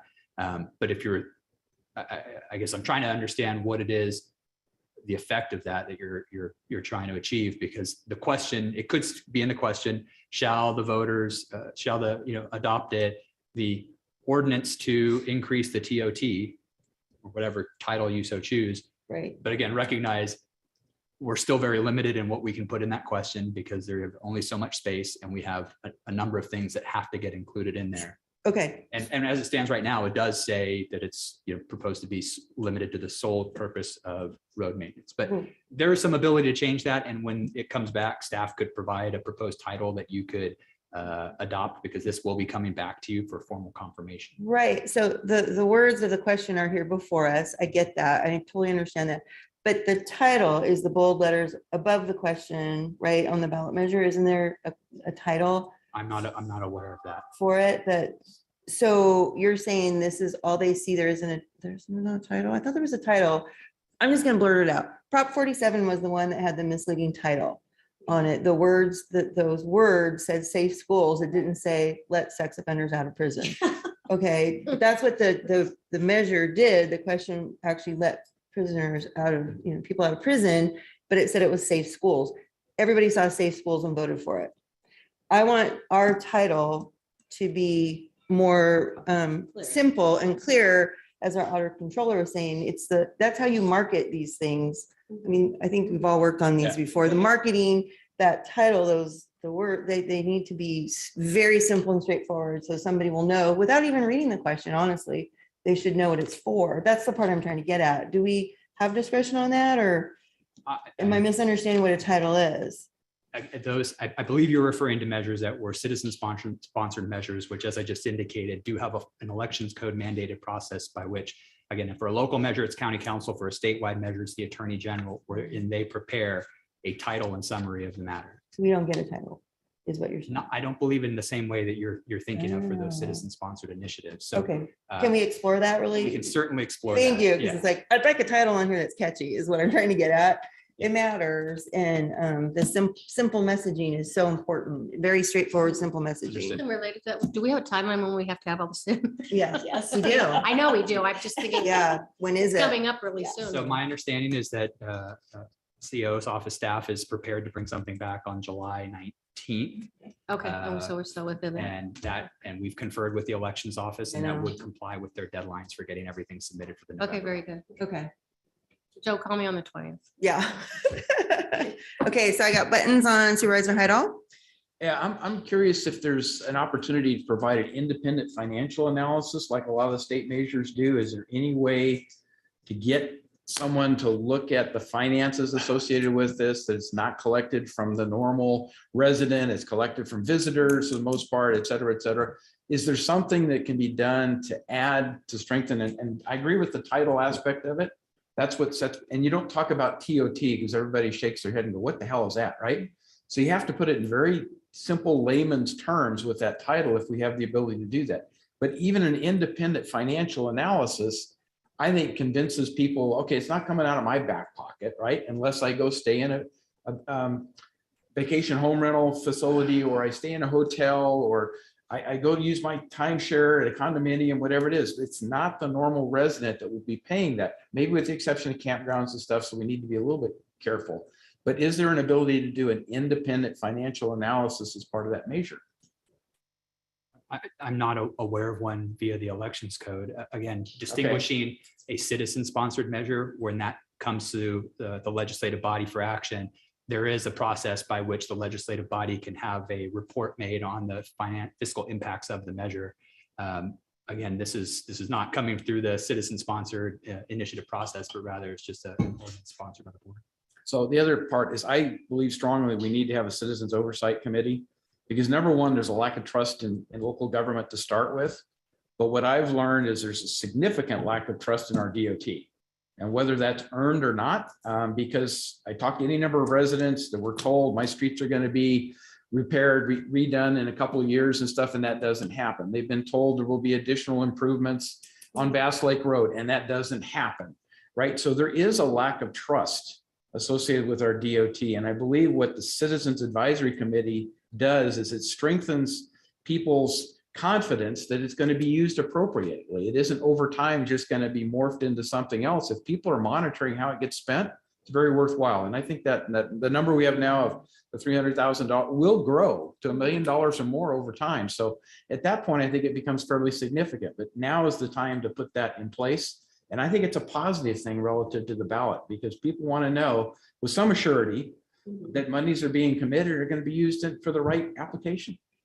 Yeah. So that's why I And think it's the oversight important. committee usually has a report out, right? So that provides a It's additional transparency. work, but So I think that's it's good. important to include it. It's worthwhile. Okay, Supervisor Thomas, anything further? Okay, Betnoff and Supervisor Turnbull. You know, I think this is a good thing because our roads are our number one asset and we need to do whatever we can to protect them. But John, getting back that, I don't think we need to hire a consultant. It's just another waste of money. We need to just get this on the ballot, simplify it. I think people understand it, because a lot of people don't read. They read the first two sentences and they're done. And they don't go through and read the whole measure. So I think if by simplifying it and get it on there, I think it'll be okay. And I think it'll pass. I really do. I really believe that, because a lot of people are supporting our roads. Okay.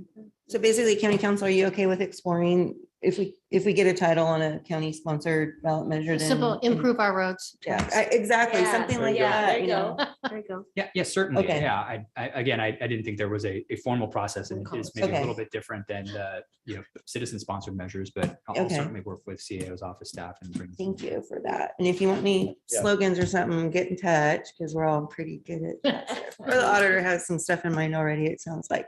So are we ready for public comment then, I just everyone? want to say, Joe and Karen, thank Yeah. you for taking this on. This is a game changer. So very, very grateful. Thank you. I'm a selfish man. I'm doing it. For your road. Yeah. Thank you, Better Joe. road maintenance. We need more road maintenance money. Okay. Now taking public comment on item number 47. Individuals will have 3 minutes to address the board. The timer will notify you when you have 30 seconds remaining to comment. Public comment will be taken first from those participating in the boardroom and then from those participating through Zoom. For those participating by Zoom, please make sure you unmute yourself when called upon. If you're joining the meeting by phone, press *9 to indicate a desire to comment. If you're joining by Zoom, press the raise hand button. Please voluntarily state your name for the record. Chris Payne, Diamond Springs, just noted a few comments as you were going through your discussion. Yes, we will have a citizens oversight committee. It's one of the critical elements of the public believing it in transparency, and having that committee, certainly with a nice mix of individuals, would be a definite thing that you have to do. Let's go with the city of Placerville's experience. They failed a couple of times on trying one time. Okay. But in the end, they realized what they needed to do and they followed that template and it worked. So yes, let's look at the city of Placerville's experience. Let's remember also that TOT is currently in place at 10%. It's not like we're starting from zero, never having had a TOT. It is 10%. So if it doesn't pass, it's still 10%. And that's a lot of income coming in. The other part of it is that we're carrying a balance on TOT right now. You're not expending all of the TOT that you're currently gaining from the 10%. I think you have some in reserve. You got plans for the use of it. And I think the people are not, they're not gullible enough to realize that if you do something like improve our roads, that you're not already spending some of the money for doing other things. So be ready to fight that battle about TOT isn't just roads. You made it different. You have contracts on tourism. There's a lot of things that you got to face up to where decisions have been made. And so accept that. Just say, yes, we realize that, but we want to improve our roads and we want money to do the things that's already doing, but at the same time, we want to focus more on roads. So just be careful. Are you thinking about November 2022? Is it going to be the general election? Okay, not much time. So you got to go fast. It's not going to be a low voter turnout. Roe v. Wade created this situation where you're going to get a mass amount of people. Maybe that's a good thing, but factor that in. And then roads themselves for general maintenance, and then the seasonal things as you have up at Lake Tahoe. It's critically important. And I believe now that you have these individuals, that's a good thing. Seeing no additional public comment from the boardroom, now taking public comment from Zoom participants. There's no additional public comment. All right, with that, then we need, I guess we need a motion to, because we said we were reconsidering it Right. today, so now we need a motion to say what we're gonna do. Is that correct? And did you need the Citizens Oversight Committee in there? And have we already taken care of the other housekeeping issues on the ballot measures? No, so I would like direction on changing the effective date from immediately to January 1, 2023. Right. Direction on including a citizens oversight committee for both measures, if that's what the board chooses.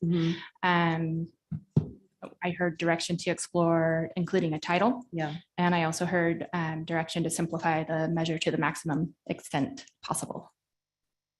Okay. Do we need to re-say that, or can we just say, so move what Tiffany just said? I was just asking. I don't think we're undoing anything. It's just directions to staff is the way I do Right. it. So Yeah. as long as staff has got those notes in terms of the path So I will forward. make the motion to go ahead and pursue putting the two ballot measures on the November 2022 election, with the addition of adding the oversight committees to both, changing the effective date from immediately to January 1, 2023 on both of them, exploring adding a simple short title to both of them. And just generally speaking, make the language as simple as possible and straightforward for voters. So that way it's very clear what we're doing here today, because with the reconsideration, I think it got people a little like, what? So that's the motion. I will second that. Very good. Thank you for that. So all in favor, say aye. Aye. Passes unanimously. And again, thank you, everyone. I do think this is a great thing for our county. Roads are so important. Thank you, Joe. Remember, my nickname is Champ. Champ. Go champ. All right, with that, we have a few minutes in between our now and our 11 o'clock items. I'd like to take a quick break and we'll be back here at 11. Thank you. Thank you.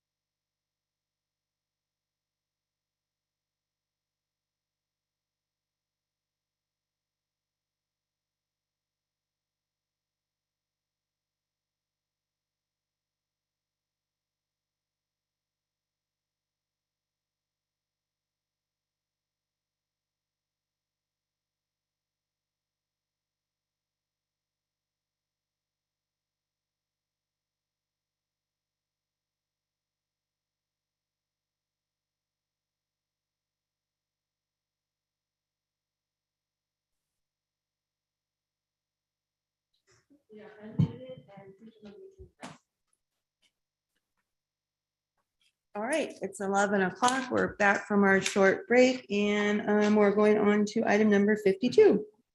Item number 52 comes from the Chief Administrative Office, recommending the board receive a presentation by the El Dorado Community Foundation, updating Caldor-specific funding, distribution, and distribution efforts. Thank you, Madam Chair. Don Ashton, your CAO. I'll introduce this and turn it over to Mr. Roby real quick. Just as a reminder, during the budget hearing, the board asked if the Community Foundation could come provide you with an update on their Caldor relief efforts. We immediately reached out to Bill and he was gracious enough to schedule it for today. So that's why he's here, and I'll turn it over to him at this time. Good morning, board. Bill Roby, the Executive Director of the El Dorado Community Foundation. Before I start the presentation, and it is a PowerPoint presentation, it's a little bit modified from the one it's updated from the one we presented to the board of the foundation. I want to acknowledge the last 6 years that I've had the honor of working with Commissioner Ashton. And the relationship between the foundation and the county has grown substantially over the last 6 years. I've only had one disagreement with Mr. Ashton in 6 years, a disagreement in which he was correct. And Dawn, I still hold a grudge today. Just want you to know that. So go ahead, Kim. Yep. So you can go on to the next one. This is just the opening slide. This first slide that you're going to see is a timeline of how we operated as a foundation through this process of doing the Caldor fire relief distribution. This was during the mandatory evacuation. So it started on the 17th of August. We had created the application that was covering the area from Placerville to Kybers. On the 20th, we started doing our first distribution to 140 recipients, which is pretty amazing that we could turn it around that quickly. Now, we're very fortunate that we have a community disaster fund, so we were able to pull from that right away. And that was what our plan had been all along. And then donations started to come into the foundation, which enabled us to keep going. August 27th, applications for the West Slope closed. So they were open for the period of the 17th to the 27th. On the 29th, the mandatory evacuation order was issued for South Lake Tahoe, and we opened the application for the East Slope on the 30th, so the next day. September 4th, the applications for the East Slope closed, and on October 1st, the last of the 20 distributions for all recipients was made. So a very short timeline, and you'll get an idea of the scope of the work with this next slide. Yeah, this always takes my breath away. The top one is the West Slope, Caldor Fire Relief, and the bottom in the blue is the East Slope. What we did is as the applications came in, we created batches that enabled us to move batches forward as we're processing them and doing the distributions at the same time. You can see the dates of when the batches were created, how many were approved, how many requests were approved, the amount of distribution, and the total that was just distributed during the process. That CFF is the California Fire Foundation, which did additional funding on the Western Slope for financial relief for individuals. So the foundation was responsible for the 699, the 226 came from the California Fire Foundation. What's interesting to note about this is how many were approved versus how many actually picked up the application. So you'll see these discrepancies that are occurring. So you can have 308 people that applied and 269 picked up the actual financial assistance. We received so many, this is very indicative, I think, of El Dorado County. We received so many phone calls of people that were able to go back to their place of residence and say, I no longer need the money, pass it on to somebody else. So you can see how often that occurred. In the blue is the South Lake Tahoe numbers. The one that really stands out to me is that 528, batch 3, that was distributed all in one day to 528 different families. Go ahead, Kim. This is a pie chart of the donation distribution to residents. And you can see how equally it's spread between East Slope and the West Slope. Then the component that the California Fire Foundation also contributed. Go ahead, Kim. So this is the vetting process that we did. And this really goes to Kathy Haven. She deserves an Academy Award for the work that she did during this 4+ weeks being engaged in the Caldor fire. The applications were downloaded. A lot of times there was calls that had to be made to individuals to clarify their application. Then we had to identify permanent address. We did that by overlaying the addresses onto a El Dorado County Sheriff's evacuation map to assure that they were in the evacuation zone. Then thousands of emails were sent out notifying individuals that they were approved and where to go for their distribution process. And Kathy was the point of the spear on all of this. We all assisted, but Kathy was really the one that was driving this process, the vetting process. The distribution, 30+ total distributions on the East Slope and South Lake Tahoe. 9 were large-scale distributions with 22 volunteers utilized. Over 905 people received funds. 26 on the West Slope, 10 large scale distributions. 425 came through in 2 hours at the Folsom Lake College site here in Placerville. We had lines of people moving through, and I think that day we had 8 different stations broken down alphabetically, and people moved through it very effective and efficiently. And I hope to never do that again. I've told the board we have another fire, I'm resigning. That's it. So the supplies, this is just a list of supplies that we utilize as a foundation. The photo on my left is at Folsom Lake College. You can see how the distribution lines were set up. So we had partitions too, because we wanted to respect people's privacy as well. I remember during some of the distributions downtown and Placerville, we did them in the courtyard of the foundation building, and they were lined up down towards the bell tower on one specific occasion. And what I did is went through the line, welcoming everybody, letting them know the sort of identification they needed to have with them, answered any questions, and thanked them for being there. I did not want anybody that was at any of the distribution sites feeling that they were receiving charity. This was assistance from their community. And it was really important that we articulate that and thank them for being there, because they allowed us to do our job as a foundation. These are some of the identifications we took: campfire permits, car insurance declaration page. A young woman in early labor held her ID next to her face from a maternity ward. So as we went through extremes to make sure that people didn't have to jump through a lot of hoops. So we were looking at a lot of electronic identification that people might have on their phones, and it worked absolutely brilliantly. Go ahead, Kim. So the recovery grant for individuals it has been 1.768, a little over 1.7 million. And then in April and June, there's been another 160,000 that has gone out.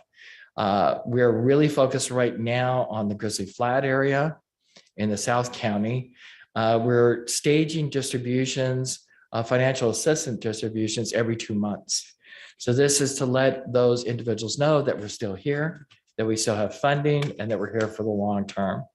We've also done recovery grants for nonprofits. The South County Alliance is a new fund that has emerged out of the foundation. Robin Kelly is one of the leads. She is a past instructor at Walt Tyler Elementary. She has agreed to be the lead for an area fund under the foundation in the South County to build future philanthropy and grant making. They have a board now of, I believe, 5 people. The reason why we provided them a grant: in the fire, the community chest was lost. And this was a sea container where they had an ice machine and barbecue equipment, And every Friday night in the Grizzly Flat area, there is a hamburger night. And that has been very traditional for that community. And all that was lost in the fire. And the foundation provided them a grant to replace all of that equipment. And they have had their first hamburger night again. And 55 families did attend.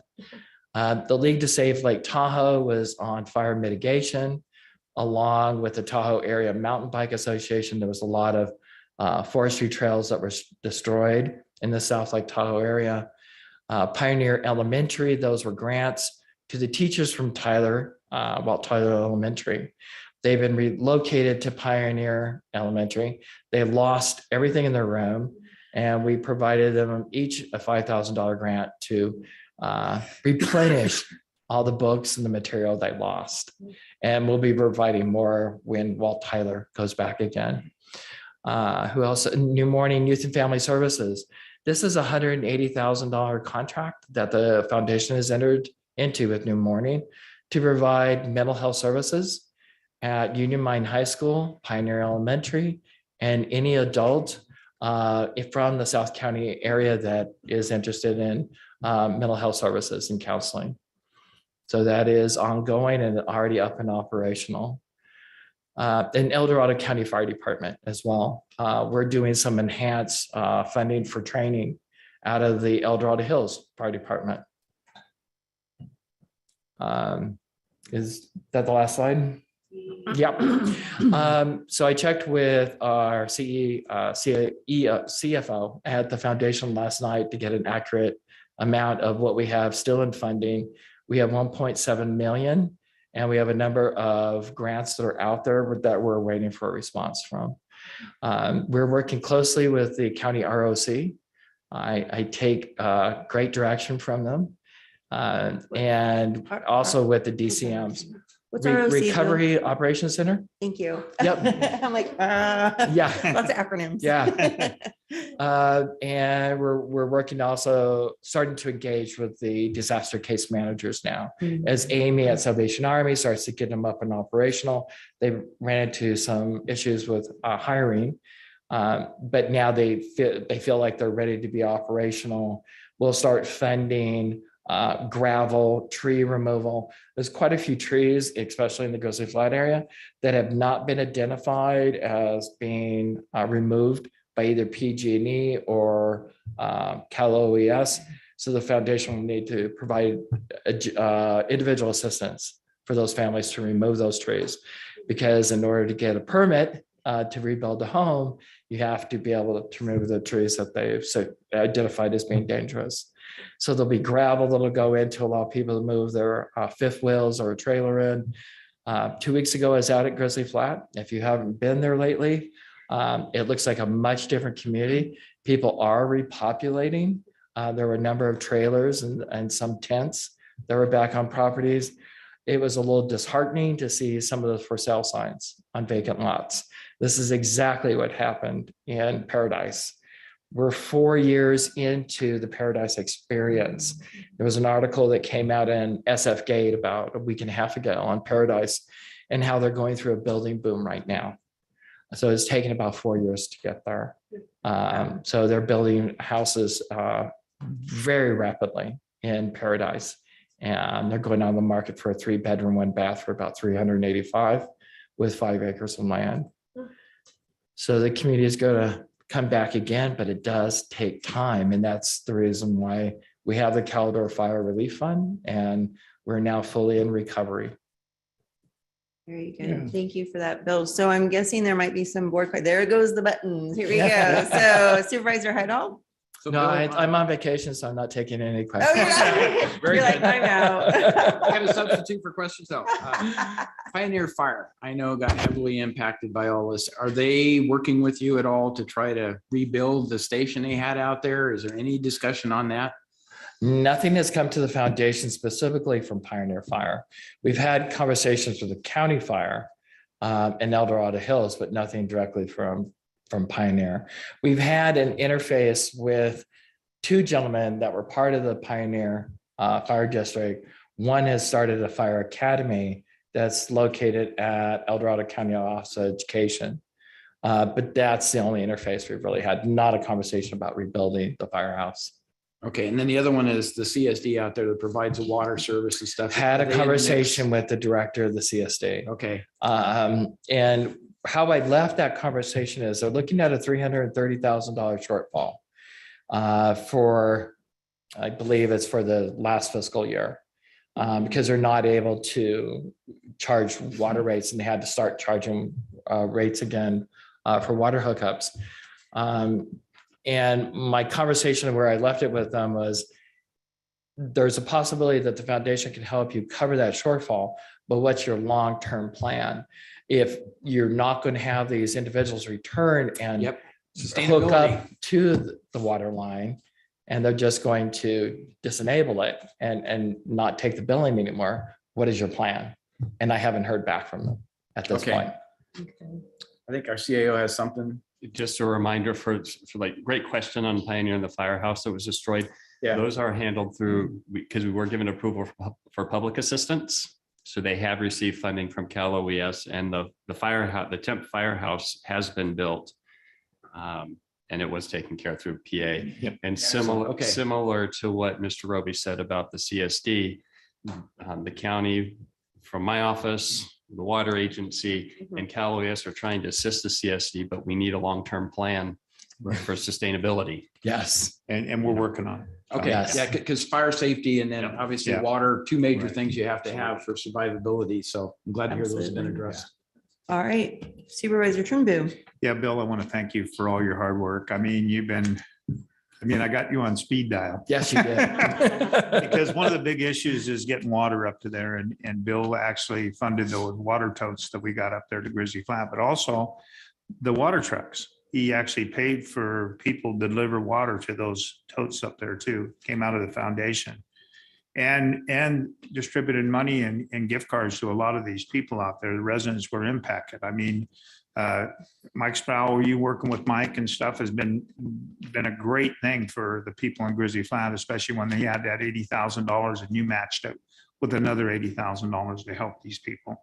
One of the things that I'd like to see done, I mean, if we could look into it, especially when they're talking about the rebuild process in Grizzly Flat, if there's any way that we could fund some kind of money that we could help pay their permit costs, especially the people that had insurance, because a lot of that money, the money they got from the insurance company is not going to cover the full amount of the home, especially when they have to do the sprinkler systems and the solar is required state law.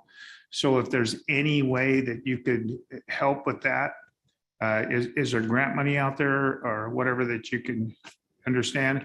And then also about the ranchers that were impacted out there with the Caldor fire, because there was quite a few ranchers that were impacted, and it's going to be 3 years before they can take their cows back up to be able to feed off the grass and stuff. And that's going to impact it, especially when it comes to feed, because there's got to be something there that you could do to help them too, because they need a lot of help. They really do. So I'll address the last first. A lot of the ranchers in El Dorado County do use the area around Mormon Immigrant Trail for summer grazing.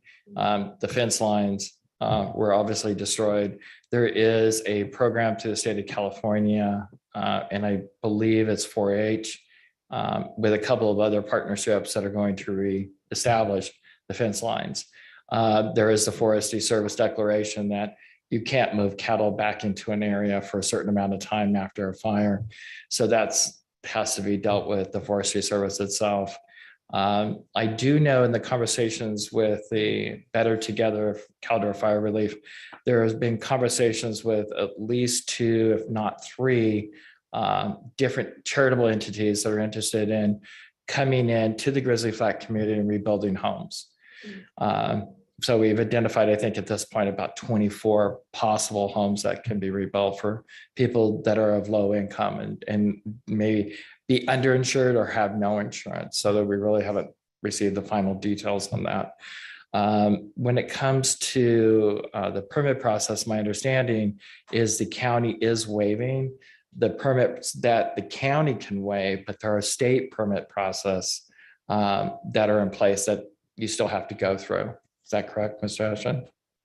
That's correct. The board may recall when we passed our urgency ordinance and you approved staff's recommendation, and our recommendation was to only waive the fees that were beyond what insurance would cover. We plan to return to an item, come back to the board with an item to revisit that conversation, because we're finding the administrative work to validate what insurance pays for, what they don't, what insurance is available is slowing down the whole process. And we want to have a conversation with the board to consider just waiving all local building permit fees if the person is rebuilding with the same footprint, just trying to replace what they have. Right.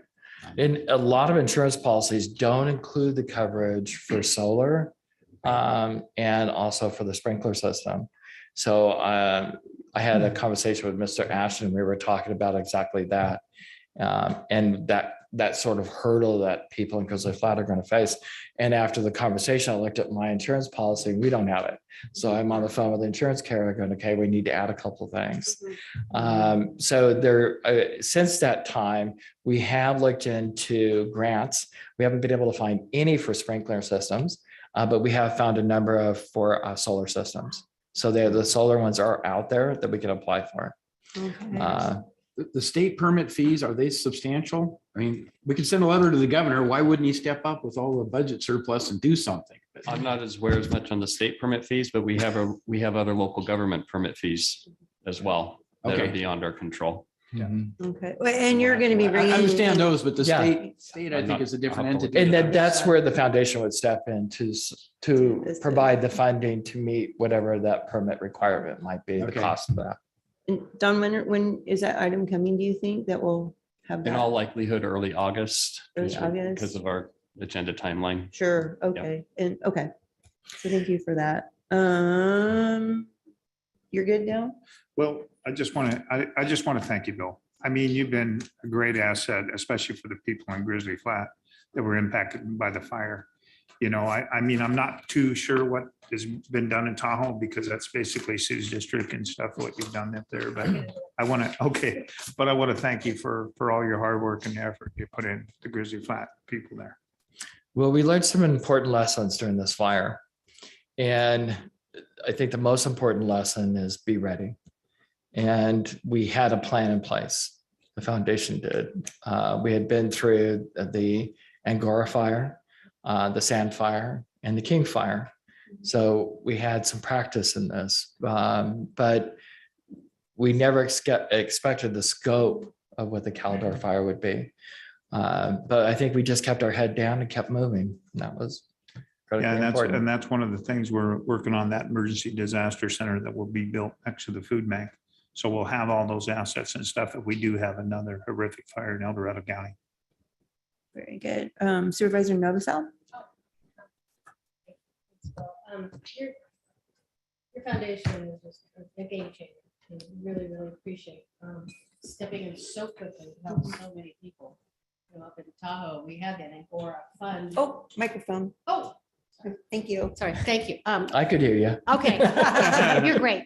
Okay, no, but foundation has been incredibly helpful, and you know, I can't tell you how much we all appreciate you stepping in so quickly to help so many people. We were lucky up in Tahoe to have the Angora Fund relief still in place, and so we kind of piggybacked on that and we're able to get up and moving.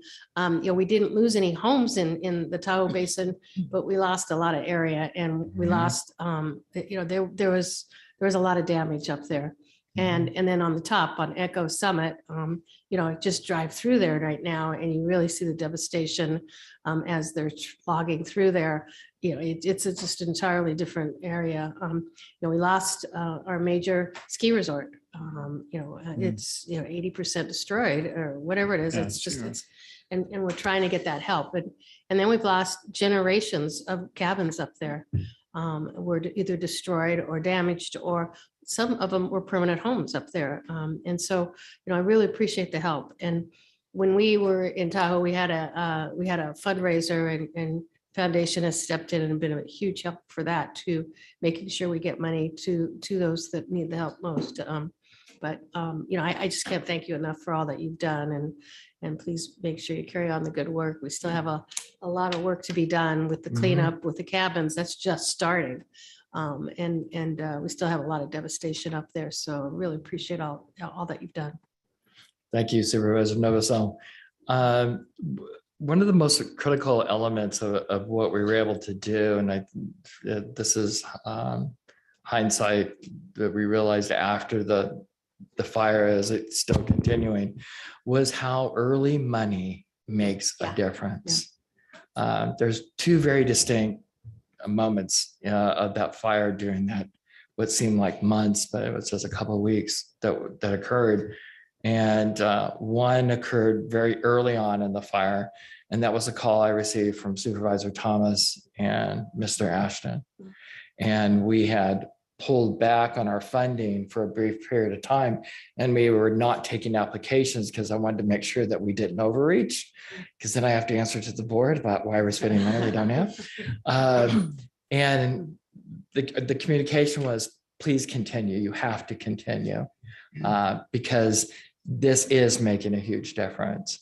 And that really highlighted for me personally that we needed to assume that risk and believe that people were going to continue to donate, and which did occur. And I'm thankful for that phone call because it helped push me further and to act a little bit more aggressively than I might have, because I tend to be cautious. The other one was a phone call that I received from CAL FIRE on Sunday night as the fire is starting to crest over Echo. And they were aware of our engagement with fire and the relief effort. And they said, we just want you to be prepared that the fire may burn all the way to the lake. And there was a silence after that. It's like, what do you say? It's it's like 24,000 people and the impact that could have had. It just took my breath away. And that night I was on a conference call with the staff saying, okay, be ready. It's as bad as we think this was, this could get a lot worse.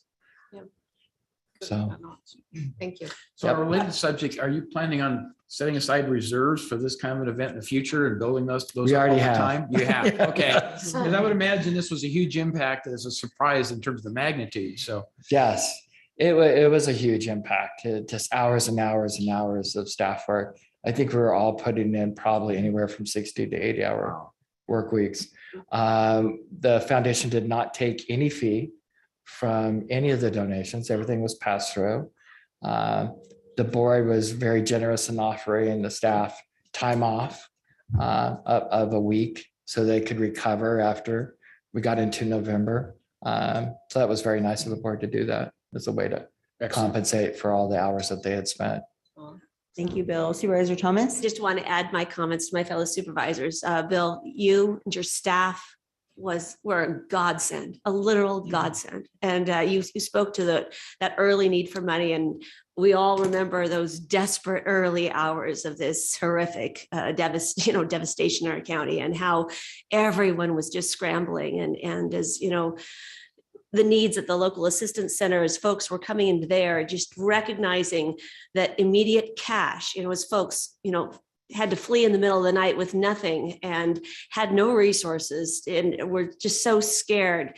You were there and were able to not only rally donations in the community because everyone wanted to give and support their neighbors in need. You provided that foundation was in place to do that. So you could capture those dollars that the community wanted to rally around our own, but then to pivot and be able to distribute that and meet that immediate need was unbelievable and an absolute game changer for our residents, and just providing a little relief and comfort and assistance so they could breathe, a sigh of relief and face what they were going to have to face for the long haul. And you've made that possible. And I'm just so impressed with the scope of your giving. And like you say, it is assistance. It is assisting our fellow residents in their time of great need. It's not charity. It's a community wrapping around them with love and support. And that is ongoing today, recognizing that great need continues. And just I'm in awe of your capacity your generosity and your great love for our community. And Oh, it's thank really you. made all the difference in the world. Thank you so much. Thank you, Supervisor. And thanks to all the donors who contributed. Yes. There were some Well, that was the one I was substantial gonna donors that mention. stepped up, and that's what it takes. Yeah, right? So- we could not have done this without the contributions that came from not only our community, but from many, many, many other communities. As the fire progressed, it was interesting to watch the giving patterns. And we were able to do that through analytics, going through Google Analytics and looking at the hits on our website. The first couple of days of the fire, the donations were coming in. They were very local. They were coming from El Dorado County. And as the fire started to move and be covered by KCRA and other Sacramento stations, it started to go regional. And then it went to the Bay Area. And the moment it got to Echo and it went national as the fires threatening Tahoe, the large private foundations started moving forward. CZI initiative, a lot, the Rockefeller Fund, the Ford Fund. We started receiving donations, large donations from really large foundations.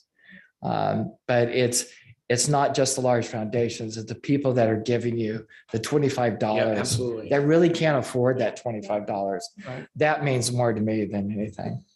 Absolutely. Supervisor Turnbull? I just want to add one more thing is how far along we are with the community center up in Grizzly Flat. My understanding is there's about $350,000 in the fund. When I talked to Charlie Downs on the construction cost, on the preliminary design that he did, he thought around 3 million.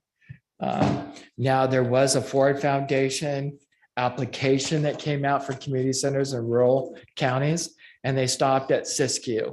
Oh. And I was like, darn it. I know. So we're continuing to watch because we know one's going to come up, and the moment it does, we'll apply for it. So we're looking for a grant to get us over the top. Okay. All right. All right, very good. Thank you so much, Bill. Thanks, Bill. I guess, I go to a lot of regional meetings and we have the Forest Service there and a lot of other agencies and stuff. And El Dorado County is being talked about a lot about how quickly we were able to assist folks and how fast our recovery is going. I know from an agency perspective, it's going fast and we're doing great. I know for those poor folks that suffered, the fire survivors, it must feel as slow as molasses. Yeah. But, and I will say that I appreciated that other counties that have benefited, we benefited from their disasters in the past. Counties are so good at sharing information. Remember our Cal OES person that was here had said he had learned so much from prior fires. So our counties benefited from all those other prior disasters. And we appreciate how quickly you are able to jump in, because I don't think you were thinking that we were going to be going there so quick, because we were actually having meetings. Remember, we were having meetings about getting ready for something, and then it happened. So yes, we follow the same pattern. We belong to the League of California Community Foundations. So we had talked to our counterparts in Napa, Sonoma, and Chico, the Great Northern Valley Community Foundation, and what their experiences were. And my question was always the same: what did you not know? Yes, Yeah, absolutely. it's like, what surprised you? Yeah. So there was something that Supervisor Novosel brought up, and that I'll just briefly talk about, is the partnership with the El Dorado Community Foundation, Sierra Tahoe, and the Resource Conservation District. We have a meeting today. This is what I do on my vacation. I just go from meeting to meeting. And we're working on a plan of recovery for Sierra Tahoe. It's an important employer for the area, and also an important recreation area. A lot of us learned how to ski there. So it's, we need to make sure that, yeah. So we've been having that conversation now for about a month with them in a partnership. Thank you. Yeah. The last question, this is gonna be a tough one, sorry, but do we have a feel yet for what was it, 40% of the homes were under or non-insured? Do we have a feel yet for what's it gonna take to assist those that want to rebuild that didn't have the insurance or not enough? That would How's be, gonna work? that would be the application process for somebody that would be of low income. and not have insurance. So these are these organizations that want to come back in. Okay. My understanding is they're working on 2 other fires right now in rebuilding process of new homes. And as soon as they're completed with that, they expect that they should be here sometime in October. Wow, So that is fabulous. that is really, really fast. Okay. So we'll start to go down that process. Very good. 60% of the people that were burned out of their homes in Paradise have never returned. So we're starting to see this decline of individuals from the Grizzly Flats area in communicating with us. So we did rental assistance for quite a while. A lot of people were renters because rents were very affordable in that community, Right. and they have found other rental accommodations. So the community is going to shrink a little bit for probably about a 4 to 5 year period Okay. before it starts to rebuild again. Very good. Yeah, and that's a good thing to understand that pattern of what's ahead of Yeah, us. it's very So- typical of fires. Right. Okay, great. Thank you for that. Are you ready for some public comment? Yes. Okay. Have a seat and we'll see what happens. Okay. Is that how this works? Yeah, take a load off. So okay, we'll do public comment really quick. Now Since you're on taking vacation. public comment on item number 52. Individuals will have 3 minutes to address the board. The timer will notify you when you have 30 seconds remaining to comment. Public comment will be taken first from those participating in the boardroom and then from those participating through Zoom. For those participating by Zoom, please make sure you unmute yourself when called upon. If you're joining the meeting by phone, press *9 to indicate a desire to comment. If you're joining by Zoom, press the raise hand button. Please voluntarily state your name for the record. Chris Payne, Diamond Springs. This has been a very timely report in terms of all of the individuals that have been participating in this. CAO's office, the board itself, each individual have participated in this CalDO fire recovery. And then certainly the community foundation. So I appreciate the PowerPoint and all of the elements of the information, but I think the critical aspect of this was Bill himself. Bill's got that social skill that everybody loves and appreciates. And he knows, as we've seen him many, many times, he knows the community. And I think that's a critical point of what makes this update so important. Thank you, Bill. Thank you, Chris. Seeing no additional public comment from the boardroom, now taking public comment from our Zoom participants. Now taking public comment from 179.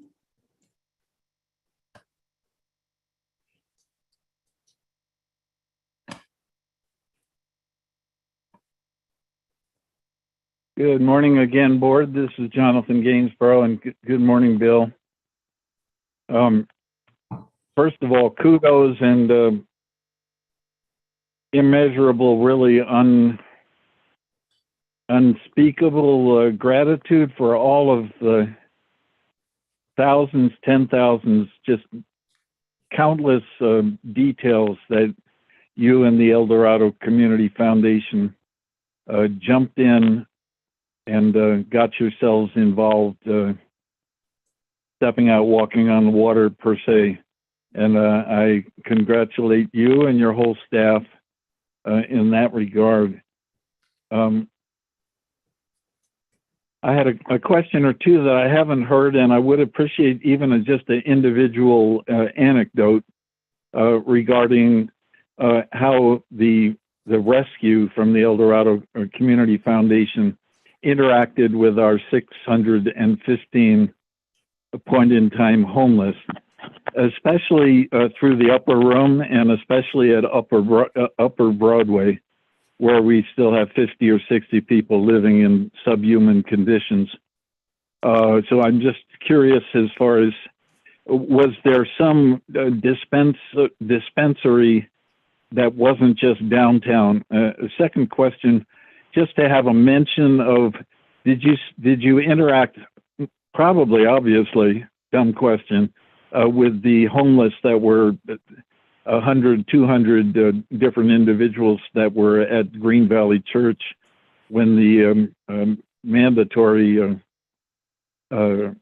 leaving of homes was enacted, and however long that was. So 2 questions there. I'd love to hear an example anecdote or 2. And then thirdly, to commend you for sheltering and mothering the El Dorado Housing Foundation as far as a legal covering and financial for the future of shelter for our homeless in the county. And so my third question is, the Navigation Center, how are you involved toward that? 30 seconds left. And the fact that they're going to set up 60 beds, but we have 600 homeless. And so what does the El Dorado County Foundation have toward beyond those 60 beds and involving El Dorado housing for the future, which is our ongoing crisis as you deal with mopping up COVID and the ongoing Caldor crisis elements? God bless you, Bill. Keep up the good Thank you, work. Jonathan. I think we're done with public comment, no further. There's no additional public comment. And Bill, remind you that this was just about the Caldor fire. That's all we need to really address today. And if you would like to respond to anything Mr. Gainsborough said. Yes, the answer to your question is yes, yes, and yes. We did work with the Upper Room. The Upper Room relocated for a short period of time an auxiliary location, which was at the Walmart parking lot. And they were primarily feeding people that were homeless and also evacuated at the same time from the Caldor fire. So it was a lot of scrambling around. We provided funding back to Charlie and the Upper Room to cover some of that cost. I was also at Green Valley. I was there pretty much almost every day, working with Bruce and his team as they tried to triage the whole situation of evacuees at that location. And Housing El Dorado is something that the foundation really has been striving to work on for a number of years. In the county, we've had a lot of different homeless advocate groups that have been working in separate silos. And what we wanted to do was to bring them all under one umbrella. So they not only working collaboratively, but effectively and efficiently. And Avis Jolly, who is our impact officer, and myself worked with this emerging group, Housing El Dorado, for about 8 months to bring them into a board structure that could start to achieve. We articulated very clearly that when you collaborate and don't yell at people, you can get a lot done. What? Yeah. So and I know. Can I write that down? and they have really accomplished a phenomenal amount in a very short period of time. We look forward to working with them.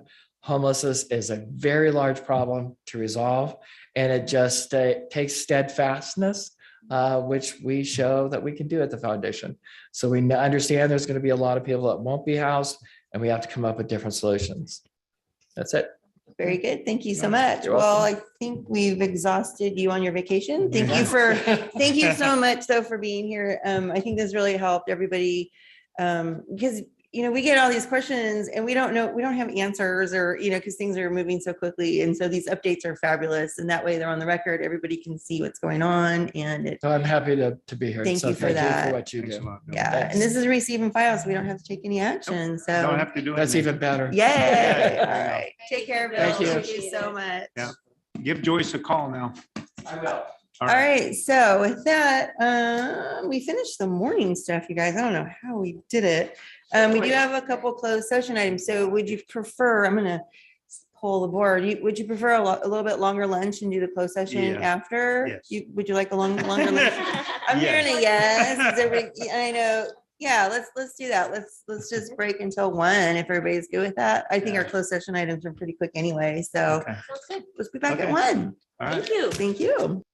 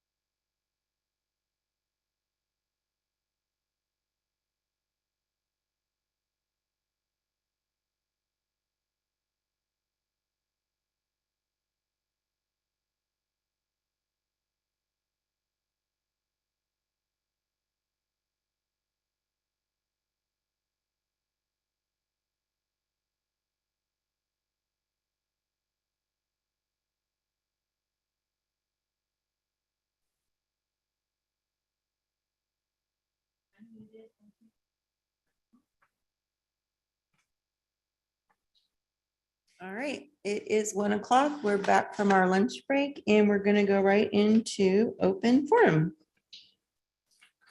Now taking public comment on open forum. Individuals will have 3 minutes to address the board. The timer will notify you when you have 30 seconds remaining to comment. Please comment. Public comment will be taken first from those participating in the boardroom and then from those participating through Zoom. For those participating by Zoom, please make sure you unmute yourself when called upon. If you're joining the meeting by phone, press *9 to indicate a desire to comment. If you're joining by Zoom, press the raise hand button. Please voluntarily state your name for the record. Anybody in the room want to make a comment? Yep. And I'm just going to remind everyone that these are for items not on the meeting agenda and also within our jurisdiction. I think we're good. Awesome. Hopefully.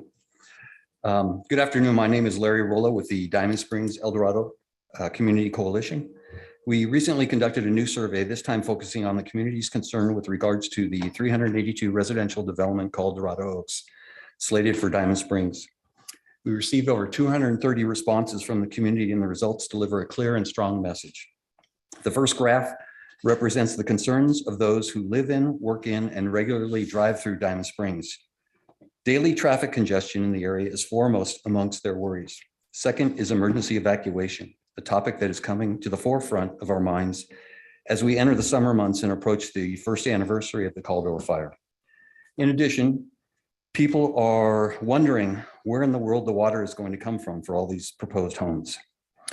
The second graph asks if they would support their supervisor's re-election if Dorado Oaks is approved. The message was undeniably clear that they would oppose their re-election.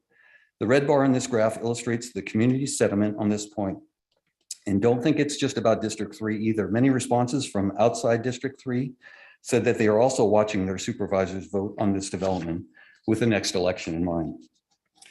Some have discussed our concerns, or some have dismissed our concerns over the massive development plan for Diamond Springs and El Dorado by flippantly declaring it to be a result of not in my backyard.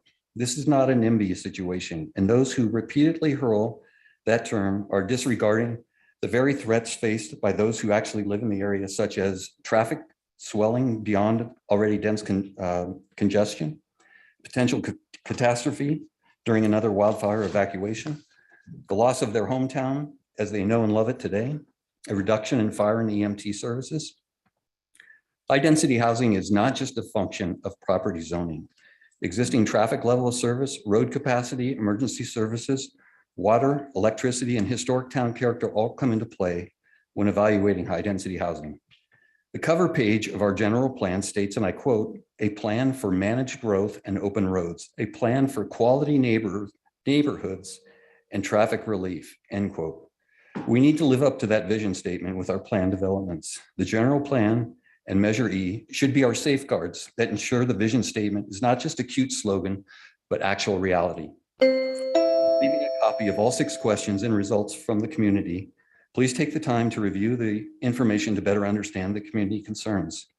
The Diamond Springs El Dorado Community Coalition is hosting a town hall meeting with Supervisor Thomas to discuss this matter with the community. Please join us July 21st, Thursday, at Charles Brown Gymnasium from 6 to 8 p.m.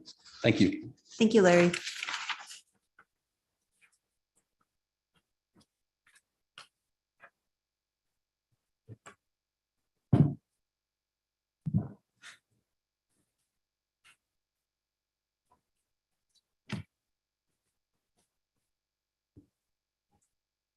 Good afternoon. Before assuming your elected office, each of you swore an oath that obliged you to support and defend the United States Constitution. 3 of you took that oath as administered by the presiding judge of the Superior Court on January 4th, 2021, and then you affixed your signature to a printed copy of that oath. Your oath was, quote, "I, your name, do solemnly swear that I will support and defend the Constitution of the United States and the Constitution of the State of California against all enemies, foreign and domestic, that I will bear true faith and allegiance to the Constitution of the United States and the Constitution of the State of California, that I take this obligation freely without any mental reservation or purpose of evasion, and that I will well and faithfully discharge the duties upon which I am about to enter." On January 6, 2021, a joint session of Congress was convened in accordance with the 12th Amendment to the U.S. Constitution and the Electoral Count Act. That session was then violently obstructed by extremist groups, including the Proud Boys and Oath Keepers, whose leaders are awaiting trial for seditious conspiracy. The information you're receiving today documents ties between your commissioners and those charged with seditious conspiracy to, quote, oppose the lawful transfer of presidential power by force, by opposing the authority of the government of the United States, and by preventing, hindering, or delaying by force the execution of the laws governing the transfer of power, including the 12th Amendment. Your oath obliges you to defend the Constitution and give your allegiance to the highest law in our country without any reservation or purpose of evasion. Instead, through the appointments of Commissioners Cockrell, Link, and Grimaldi, you have repeatedly demonstrated allegiance to individuals with unrefuted ties to a seditious conspiracy. For example, Supervisor Hydall privately mocked the public's opposition, saying, quote, you can't fix stupid. Supervisor Parlin never disclosed that she asked to meet or did meet with Cockrell prior to voting on its appointment. She also publicly apologized to Grimaldi for public opposition to her extremist ties.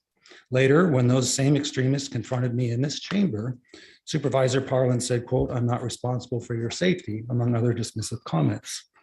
All of you have remained silent to that abuse and other public harassment carried out by your commissioners and their extremist supporters. Excuse me. These are just some of the ways that you have not fulfilled your oaths to defend the U.S. Constitution or to discharge your duties well and faithfully, according to the obligation that you swore to as a condition of holding office. As I said before, you are, to my knowledge, the only elected body in the country in which all of you have supported those extremists who sought to overturn the outcome of a presidential election by force when the vice president would not join an unlawful and unconstitutional conspiracy. If you cannot fulfill your obligation to the Constitution by rejecting all extremist links to an unprecedented attack on a constitutional act, then I am calling upon you to resign.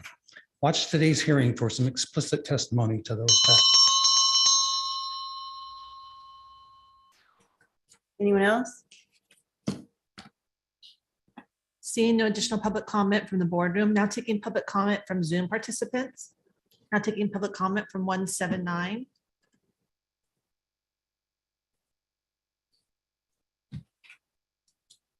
Good afternoon, my friends. This is Jonathan Gainsborough. God bless you all. Hope you had a good lunch. I had a wonderful bunch of meals yesterday. I want to bring up the issue, and if I can't speak about the navigation center, I will speak about dogs and cats. So just interrupt me if you feel like it, and I'll switch my metaphor and analogy. We're building a navigation center for 60 people, which is wonderful, and I commend you all, and you all know that I commend you. I even commend the supervisor that did not participate in the voting for the navigation center, because I know his heart as a man of God is tender for the Isaiah 61, the Spirit of the Lord is upon me because he has anointed me to preach the gospel to the poor, to bind up the brokenhearted, to bring release to the captives and the year of liberty of the Lord, to give people that are broken beauty for ashes and the oil of joy for mourning. So I commend all 5 of you supervisors. Somehow we got a decade behind. In fact, from the city council dais within the last 6 or 9 months came the words that we know we are 10 or 15 years behind. Well, praise God, we're not going to stay behind, and I commend your leadership. But what are we doing toward the fractile of 60 versus 600? What are we planning when 60 beds are full? What are we planning if we survive this year's fire season, which now the state says is year-round? What are we doing about next year's fire season? We've got to build capacity into the 60, perhaps expandability in an emergency, double emergency, to 90 beds. That's got to be thought of ahead of time. So I'm asking you to think ahead in that regard, since you are thinking ahead very well toward at least 60 beds. But Martin Boise will cease to be once we fill the 60 beds, and there's currently 60 or 70 people on the Upper Broadway homeless hill. Finally, I beg you to watch Mission Solano video on YouTube about Ron Marlette, our new upper room director. He built a $12 million facility. Let him help us here. And God bless you all. Keep up the good work. Thank you, Jonathan. Now taking public comment from Eric. Yeah, hi, thank you very much. So as we know, people of goodwill can disagree. And I just want to start by, again, thanking you for your important work on behalf of our wonderful county.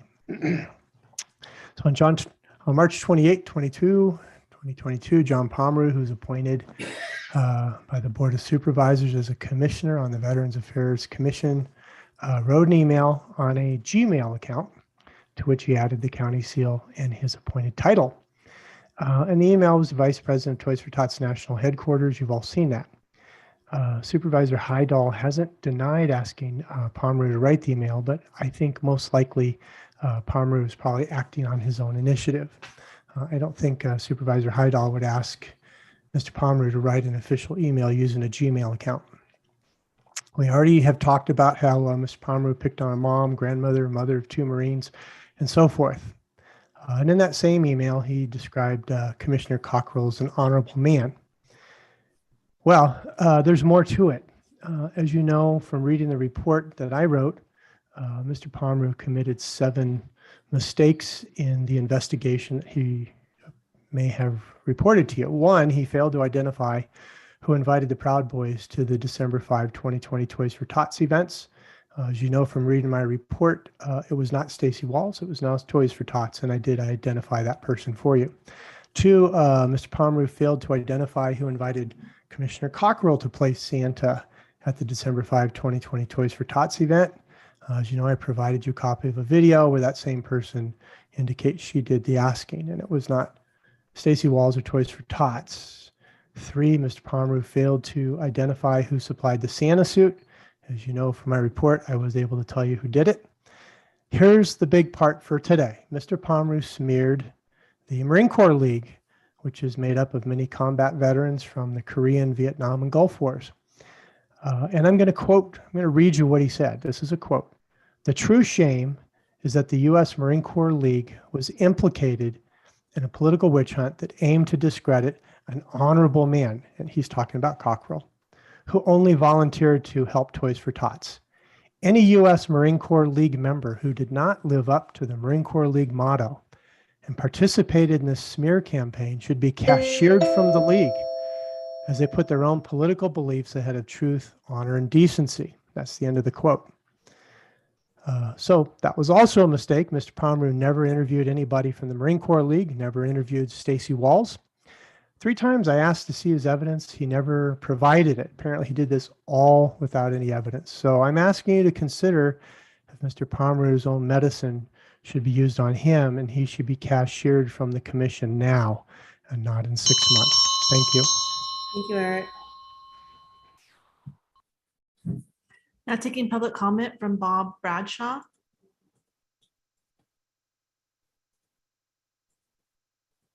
Good afternoon. Coincidentally, I will also be speaking about Mr. Pomeroy. But first of all, I want to congratulate the Bogers on their proclamation. Good to see good work being recognized. For Supervisors Parlin and Thomas, can you please provide an update on the proclamations recognizing Stacy Walls and the Skymoaks Marine Corps League Detachment for the 30+ years of charity work in our community? They don't deserve to be treated the way they're being treated by our Board of Supervisors. I ask that you look at the proclamations. They've been provided to you several times, and please provide me with an answer with what their current status is. Previously, that status was you were going to send it to the Veterans Affairs Committee. As we can now see, that was probably based on John Pomeroy and Chris Cockrell being part of that whole debacle. So please do the right thing, do your jobs, and provide the proclamation to those that truly deserve it. Thank you. That's all. Thank you, Bob. Now taking public comment from 525.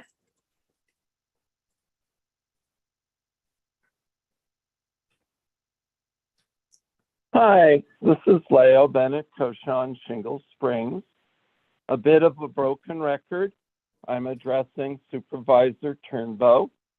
From my perspective, Supervisor Turnbow needs to take responsibility for having a difficult switch from campaigning to governance and inadequately venting way too many people that are coming back and causing stress and tension in our community.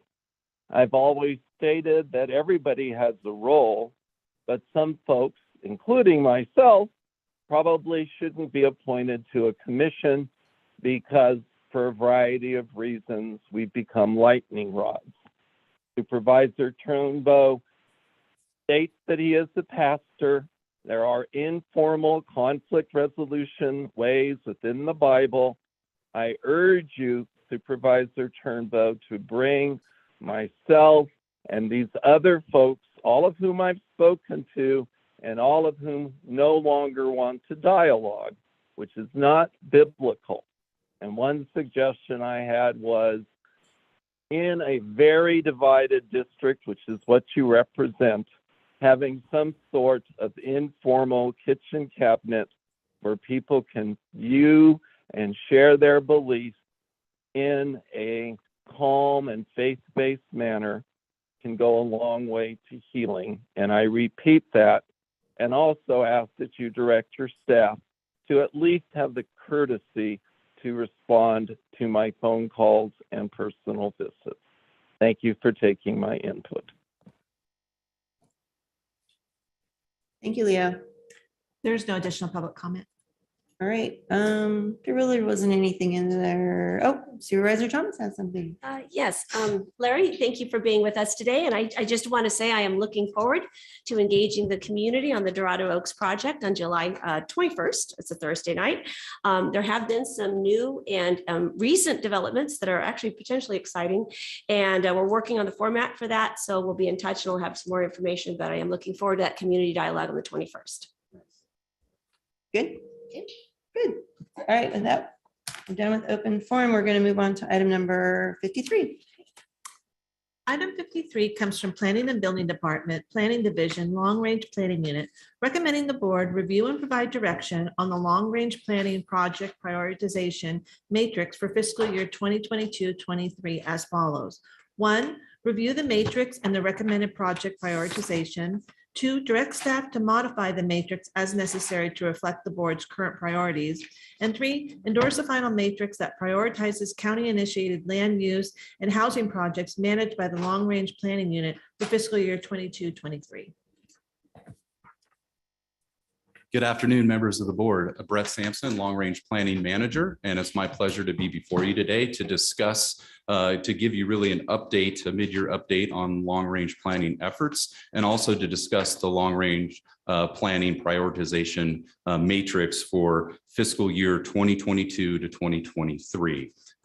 What I'd like to do is give you sort of an overview of projects that were completed last fiscal year, and then roll into projects, really the prioritization matrix and what staff is recommending we work on in the 2022-2023 fiscal year. And then I'll wrap up with a summary of staff resources and some other things that long-range planning does throughout the course of our work week that isn't listed on the priority matrix. So if everyone's ready, I'll just jump right into what long-range planning completed last year. Thank you, Brett. Yeah, I was going to introduce staff later, but Brett Sampson, Long Range Planning Manager, and I also have Tom Purcell, my Senior Planner. I also have CJ Freeland, our Housing Specialist, and also I wanted to later to give a little intro to Britton Daniels, our new Housing Analyst, who is going to be replacing CJ and is training currently for housing projects. Thank you. So getting into activities that we completed last fiscal year, and I'm just going to go, you have the list in front of you. I'm just going to go down really the list.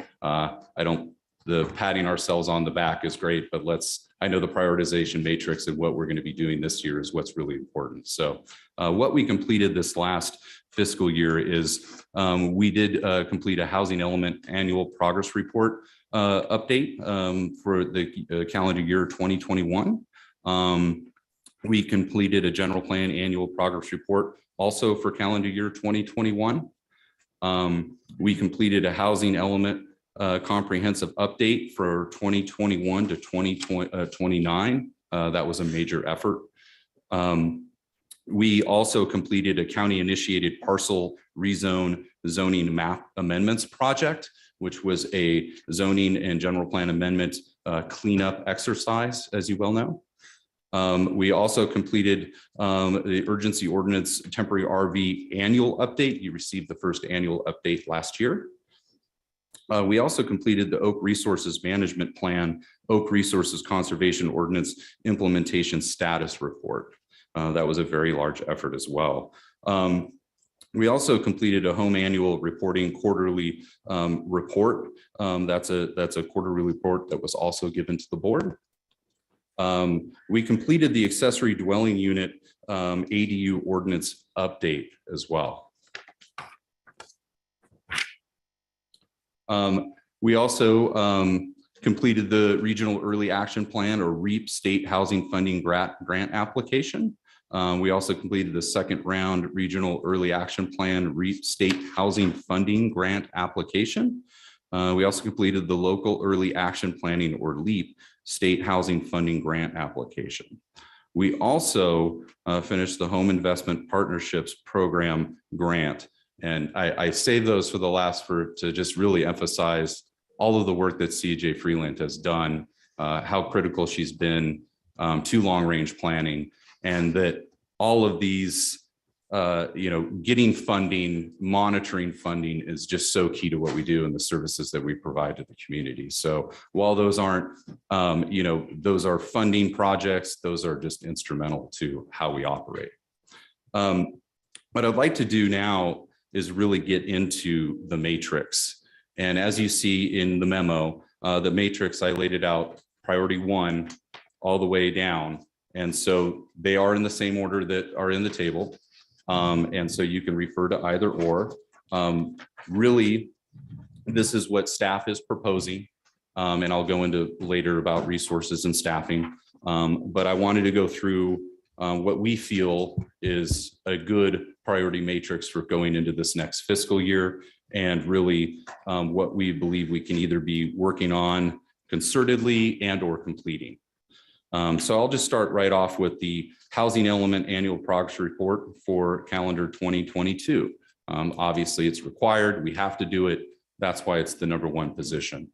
Number 2, the general plan annual progress report for calendar year 2022. Again, something that is, we have to do, we're going to do it, and that has to be completed. Number 3 is a very large effort. It's a general plan 5-year review, 2016 to 2020. We are behind schedule because of staffing and because of COVID and the Caldor fire, and we all know the reasons. But it is a large effort. It is underway as we speak. And certainly we're prepared to ask questions after the presentation about certain aspects of the 5-year review if needed, but it is in progress and we are going full speed ahead. We consider that really the most important large scale project that we're doing to date, because it is required by our general plan. Number 4 is the pre-approved accessory dwelling unit plan program. We expect a target completion by December 2023. That's being very optimistic, but I'm very optimistic. So number 5 is our affordable housing initiatives. And I group these into 2 really, an A and a B group. And the A group is obviously the affordable housing ordinance.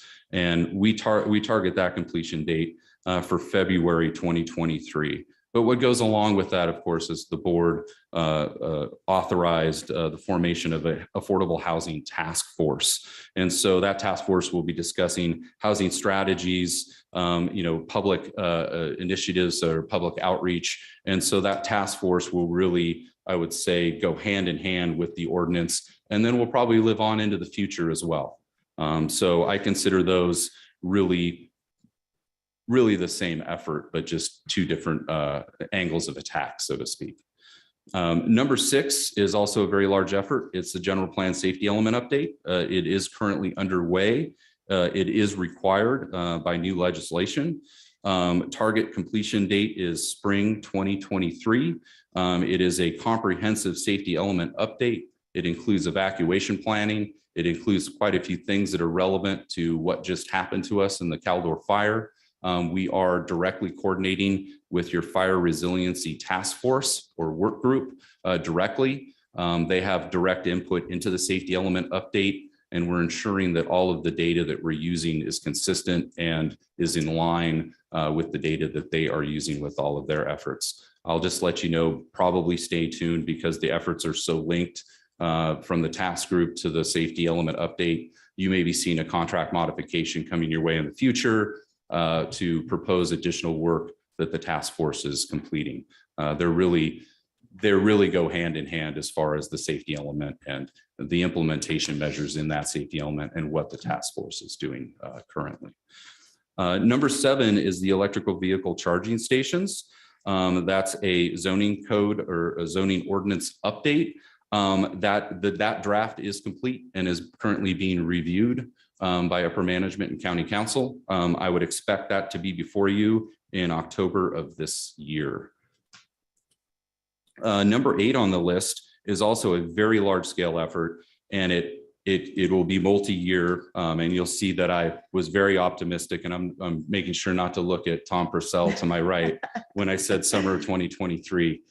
Because obviously there's multiple pieces to the project, and certainly, some pieces will be, I think, completed by summer of 2023. Some might go into the future from them. But I consider it really a 2-piece effort as well. There's a commercial multifamily residential design standards, but there's the community centers aspect, and then there's the rural centers aspect. And our plan is to first develop the design standards for the Shingle Springs area.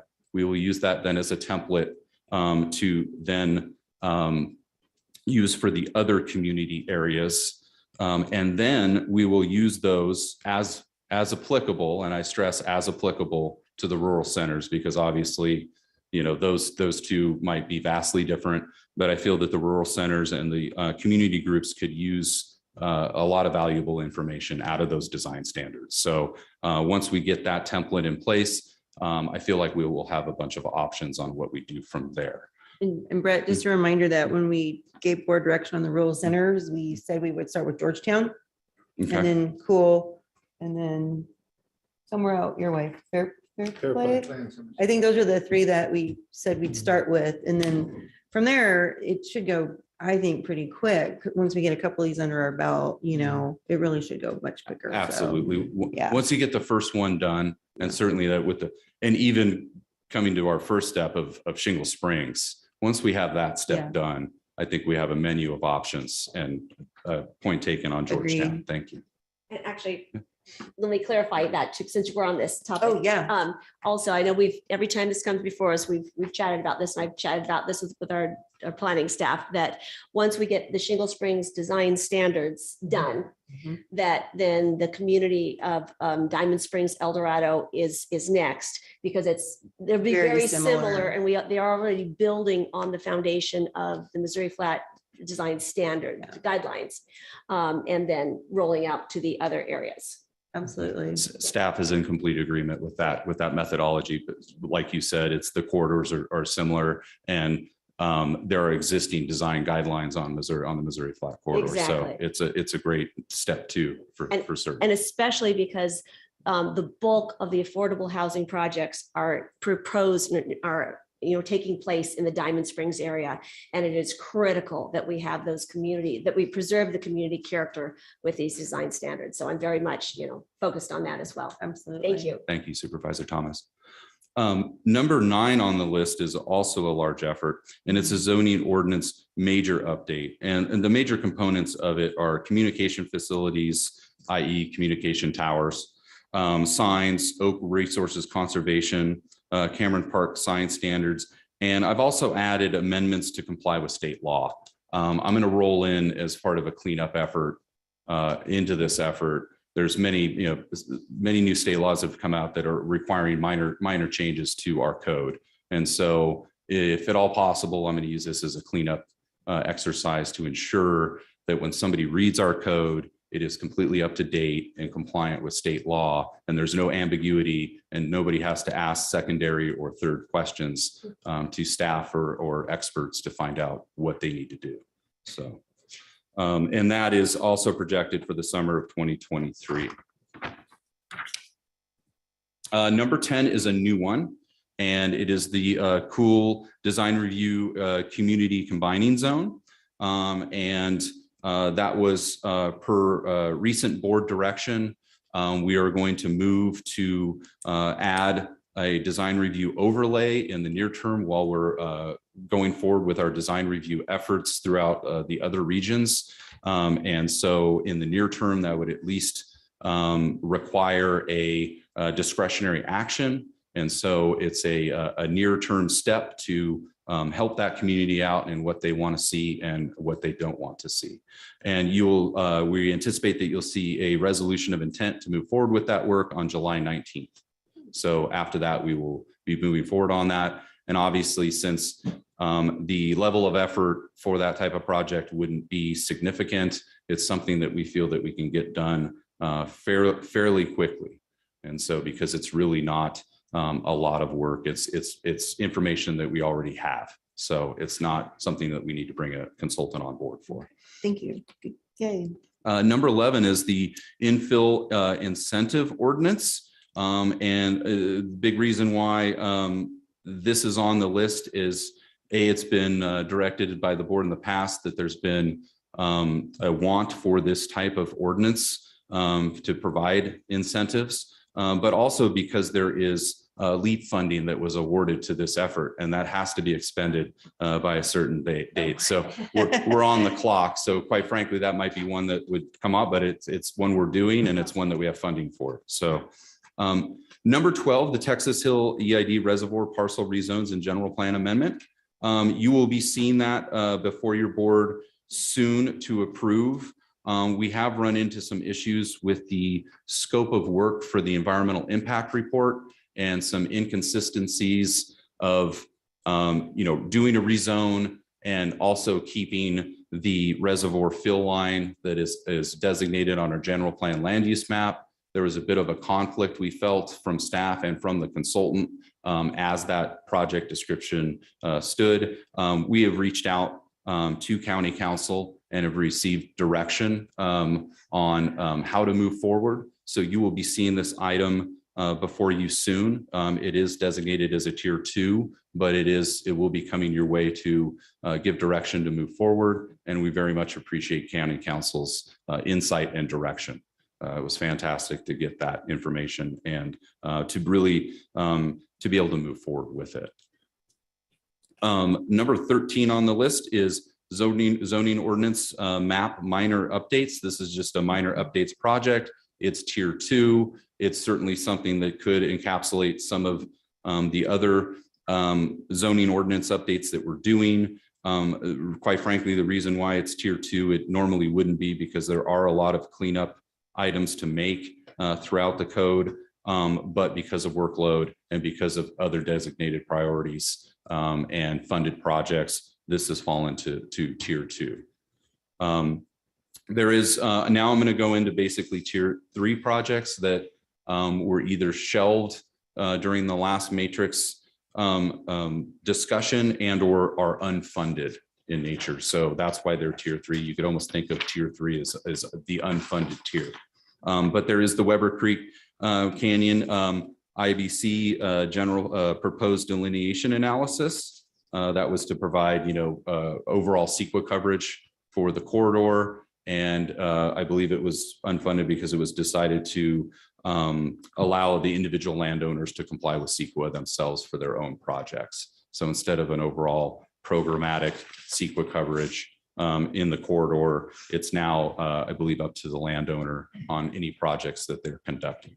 So Brett, does that mean then this doesn't need to be on here anymore, or I'm a little confused? then? It could drop off as tier 3. I left it on, even though it was unfunded, because quite frankly, I didn't want to presuppose that you wouldn't want to fund it all of a sudden and make it a tier 2 or something, because it was discussed at length in previous matrices. But in my mind, it is one that will more than likely not be completed this fiscal year, or could drop off. Well, I mean, because did I misunderstand? You're saying that the individual property owners are going to be doing it now? So, or right now, if you live in the corridor and you want to do any kind of ground disturbing development activities, you would have to then comply with CEQA yourself. okay. Now, this project was intended to provide programmatic overall CEQA coverage for the corridor. So if somebody that lived in that area wanted to pull a building permit, they would have already have analyzed the impacts of pulling that building permit.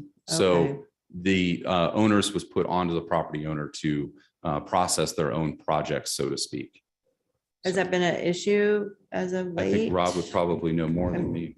Yeah, so I could jump in. Rob Peters, Deputy Director. So it was a few years back an issue. We had a group of folks that were trying to get through that process. There was kind of a push. The general plan policies say that all ministerial or discretionary development shall have biological resource evaluations done. So there was kind of a push from some of the community members to see if the county would take that on. I believe Ann Novotny, as the Deputy Director and the Long Range Planning Manager, brought the item forward and said, here's kind of the price tag of that. And it was kind of put to the side, and it wasn't recommended to be continued at that time. And so that's why it's kind of lingering on the bottom. Oh, okay. Do you remember this one, Supervisor Novosel, or Sorry, what's that? did you push your button for this one, or? No. Oh, oopsie. Sorry. It's like buttons everywhere. Okay. I kind of remember this a little bit. So it's not an urgent thing, but it's on there to do, and it hasn't been a big deal problem or anything then. Kind of, okay. Yeah, So- I don't think it's been, I don't think it's been making people's phones ring quite a bit. Well, we don't want to start that. I know. I just said something. I know. I know, there you go. Oh, Well, no. and this is Rob Peters again. I believe some of the folks have already proceeded to do the things that they needed to do. That's to what I'm get trying those to done. figure out. Okay. That's what I was trying to get my head around. So, okay, thank you for that. Okay, carry on, sorry. Okay, we have then number 15, which is also tier 3, is the Georgetown Historical Overlay. And number 16, we have a cultural resources ordinance. And that's also tier 3. And it's also funding and staff resources. Although it is, a lot of these items are called out in the general plan as well. So they are items that certainly could be looked at. No, the final one, number 17, is the scenic corridor ordinance. So the last 3 in my mind certainly live in the same zip code as far as the type of project, the level of effort, and the types of things they address. Right. So that is really it for the priorities and the priority matrix as staff is recommending. And certainly when we open up to discussion, and sure you'll want to talk about if anything needs to move. I'd like to get into long-range planning staff. Well, first of all, as you know, those projects were prioritized by either they've already been initiated, they're state mandated and required, which is basically tier 1, and or a general plan requirement, or certain board direction was given. The cool designs overlay, DC overlay would be a board directed, or part of the county strategic plan. All of the projects that are in that tier 1 have already either been initiated and or are required by law. And so the one that's extra is maybe the cool design review, the community combining zone. But the rest are either in process. And so I didn't feel like we have a lot of wiggle room as staff as far as decision making, in that tier one. But obviously, staff resources into the future could change that. And that's really what I wanted to talk to you about next is staff resources and what I have available to me now and what I think I'll have available to me in this window of completing this work. And right now, as I said, I'm the long range planning manager, and Tom Purcell is a senior planner and senior project manager. And then of course, CJ Freeland is handling everything housing, and Britton Daniels, our new housing specialist, is coming on board. So in theory, right now, we have 3 people in long range planning. We are recruiting for a senior planner, for senior planners as we speak. We've already conducted interviews, and while we didn't get a lot of applicants, we certainly got some quality applicants. And so I'm very optimistic about our prospects. We are also recruiting for an associate planner. And so we've done better with the associate planner recruitments than we have with the mid-level senior planner recruitments. So I also have high hopes for an associate planner. I've looked at the priority matrix quite a bit. I've even done hour allocations and then applied those to FTEs. And this matrix as proposed assumes that I'll get 1 senior planner additionally in this recruitment. I'm very optimistic that I'll get 1. And it also assumes at some point I'll get that associate planner coming in.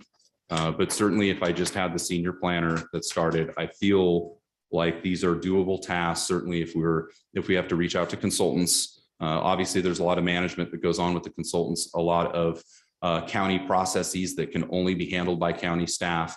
But certainly if I had 2 higher level project managers, I think that would be, that they could do that and manage consultants. And I think this list, certainly the items that are designated be completed by the end of this fiscal year would be, and the ones that are in process, we would see significant progress. So some other things that long range planning is up to that isn't in the matrix that I just consider our day-to-day operations and really providing good customer service. Our phones ring all the time. Some of our efforts, we are updating the ecological preserve fee as well. The reason that's not on the matrix as a called out is because it's very low effort. A consultant is doing the analysis on what the fee should be, and that'll be coming to you in the future. We also work on, of course, urgency ordinances. That's kind of our wheelhouse of putting together ordinances quickly, certainly with the help and oversight of county council. We also work on discretionary projects here and there as needed, because sometimes there's just not enough staff to go around. Sometimes I have a resource that is very much geared towards discretionary projects, and so we do help out in some discretionary projects. We also assist the public with affordable housing projects and what the process is and their ability to get grant funding and really next steps and what their CEQA should be. So we do help the public with affordable housing projects as well. What I see happening coming into this fiscal year is I know there's a large effort to update the zoning code in regards to ranch marketing. I very much feel that long-range planning will be a supporting factor in that effort. While it is being led by the Ag Commissioner's office, I feel that long-range planning will certainly be there in a supportive role, in a review role, and possibly in helping to get a package to the board. So while that isn't on the matrix as a standalone project, it certainly will be something we are going to be in a supportive role in anything really that they need. Also, I believe that we are considering changes to campgrounds and agricultural zone lands. I kind of consider that the same type of supportive effort from long-range planning to help review items, to help provide input, and if needed, to help provide actual technical support to package a board item for the board. Other items that we do, obviously, we do intensive public outreach with the change in state laws with affordable housing. We get a lot of calls a lot of calls in regards to SB 35, SB 8, SB 9. So we do extensive public outreaches, I'd say, is answering questions, making sure we get back to people and providing great customer service. So that's really what long-range planning was up to last year and what we propose that we are up to this year coming up. But then I'd just like to open it up to the board with any questions and certainly to discuss the matrix. And this is your chance to either direct the ship in this course or to change direction. Right, you Thank ready you very for the much. board? Yeah, I'm ready. Because I know we think about this all year until it's go time here. And I usually wait till the end, but I'm just going to say, I wanted to back you up at the beginning when you started to say it's not important to talk about what you did this past year. I totally disagree with you. I feel it is so important to look back at all the accomplishments that you've done and tell your story, because I know there was another department at one of the budget things, I can't remember, and they didn't share the numbers with us during the meeting. And the public needs to know all the stuff you guys do. We need to know all the things you guys do. And we're always asking for more. And so, so appreciate all the work that you guys crank out. Rob, poor Rob and Ranch Marketing. Oh my gosh. So, and I appreciate you guys are willing to help out in the other departments where it's needed. So thank you for that. And yeah, tell your story and you can brag a little bit. So Thank you. Yeah, with that, I'll go over to the other board members, and my to-do list is really long. I kind of gave you guys a heads up on that. In County Council, I have a question for County Council too. So here we go. Supervisor Novosel. Thank you. As you know, I'm in District 5. 80% of my district is up in Tahoe, which is a Microphone. So I'm up in District 5, and 80% of my district is up in Tahoe, where it's a whole different animal. We have TRPA, and as you know, it's different land use altogether. So I'd like to know what we're planning on doing with TRPA as far as they have a regional plan update that they did a couple of years ago. It's affected how we do our development rights, our housing, all that. I just want to make sure everyone's up to snuff on understanding the changes that we're going through there. ADUs, that's a whole nother issue up there also. But most importantly is our workforce housing, trying to figure out how to get that going. The Tahoe Prosperity Center has been helping out a lot, coming out with a couple studies on where we go with workforce housing. And I just want to make sure that our county is up to date. And if there's any issues we need to address, I believe ADUs would be one in particular that we still are quite not there yet in getting up. CJ, I know you've worked with us up there. She's really familiar with it, but I just want to make sure. I didn't see anything on this about the TRPA and District 5. So Absolutely. We absolutely coordinate with South Lake Tahoe and specifically Brendan Ferry and Melanie Sasha that are up there in that office. And quite frankly, I see that coordination needing to grow and to become bigger and bigger. And also to contemplate allocation of staff resources to where people live and where they work and what their expertise is. And so as far as future allocation of staff members, that's something certainly that we're considering and looking at. But the primary answer is really to coordination with Brendan Ferry and making sure that he has the resources he needs and to make sure that our staff ask questions and ensures compliance with TRPA regulations. right, and the short answer is he does not have the staff. We have no staff up there for planning, and it shows. There's always an issue. We have a very short timeline with construction up there. We have no plan checkers up there right now. It's it's a mess. It's a total mess right now, and I know we're working on that. But I wanted to just state that publicly that we really need to work on getting our staff back up to snuff. We had 6 planners and helpers at one point. We have 0. So need to get moving on that one. We will certainly keep that in mind. I know you guys are working on it. And with bringing on additional staff, that I think gives us some future flexibility. And certainly with modern day, with technology and with, there's a West Slope and of course a Tahoe, but using that technology to basically make it so that Tahoe has a greater resource pool. Yeah, because there is no melding when it comes to the general plan and TRPA's plan. It's just Right. different. It's different, two different animals. Right. We really need people up there that are knowledgeable with that live there, that understand it. Thank you. Understood. Thank you. That's a good point. Supervisor Hydall. Yeah, so I want to echo some of Supervisor Novacell's comments. But first of all, I want to thank you for the details in the matrix. I think this is great that you went through and really looked at the tier 1, tier 2, tier 3. If I focus on tier 1 initially, the two that I would hope we could find a way to accelerate are number 4 and number 5, because they both deal with affordable housing, ADUs. Those to me are some of the more urgent things, recognizing we have to meet state requirements. But if there was some way to apply more resources to those two within tier 1, those would be the ones I would want to try to elevate to a higher level and kind of get those knocked out if we can, because I think that's the gateway to getting more affordable housing, which will help us with any number of things, including our homeless situation. So there's a lot of things ultimately can springboard off of that. Then in addition, if I turn to the tier 3 items, the last two on this list are one that really concern me, because these are 2004 general plan edicts of things this board and previous boards were going to get done. Here we are in 2022, and we're still looking at 2004 things that were supposed to happen. And I recognize the board has not been able to identify the funding and put it forward.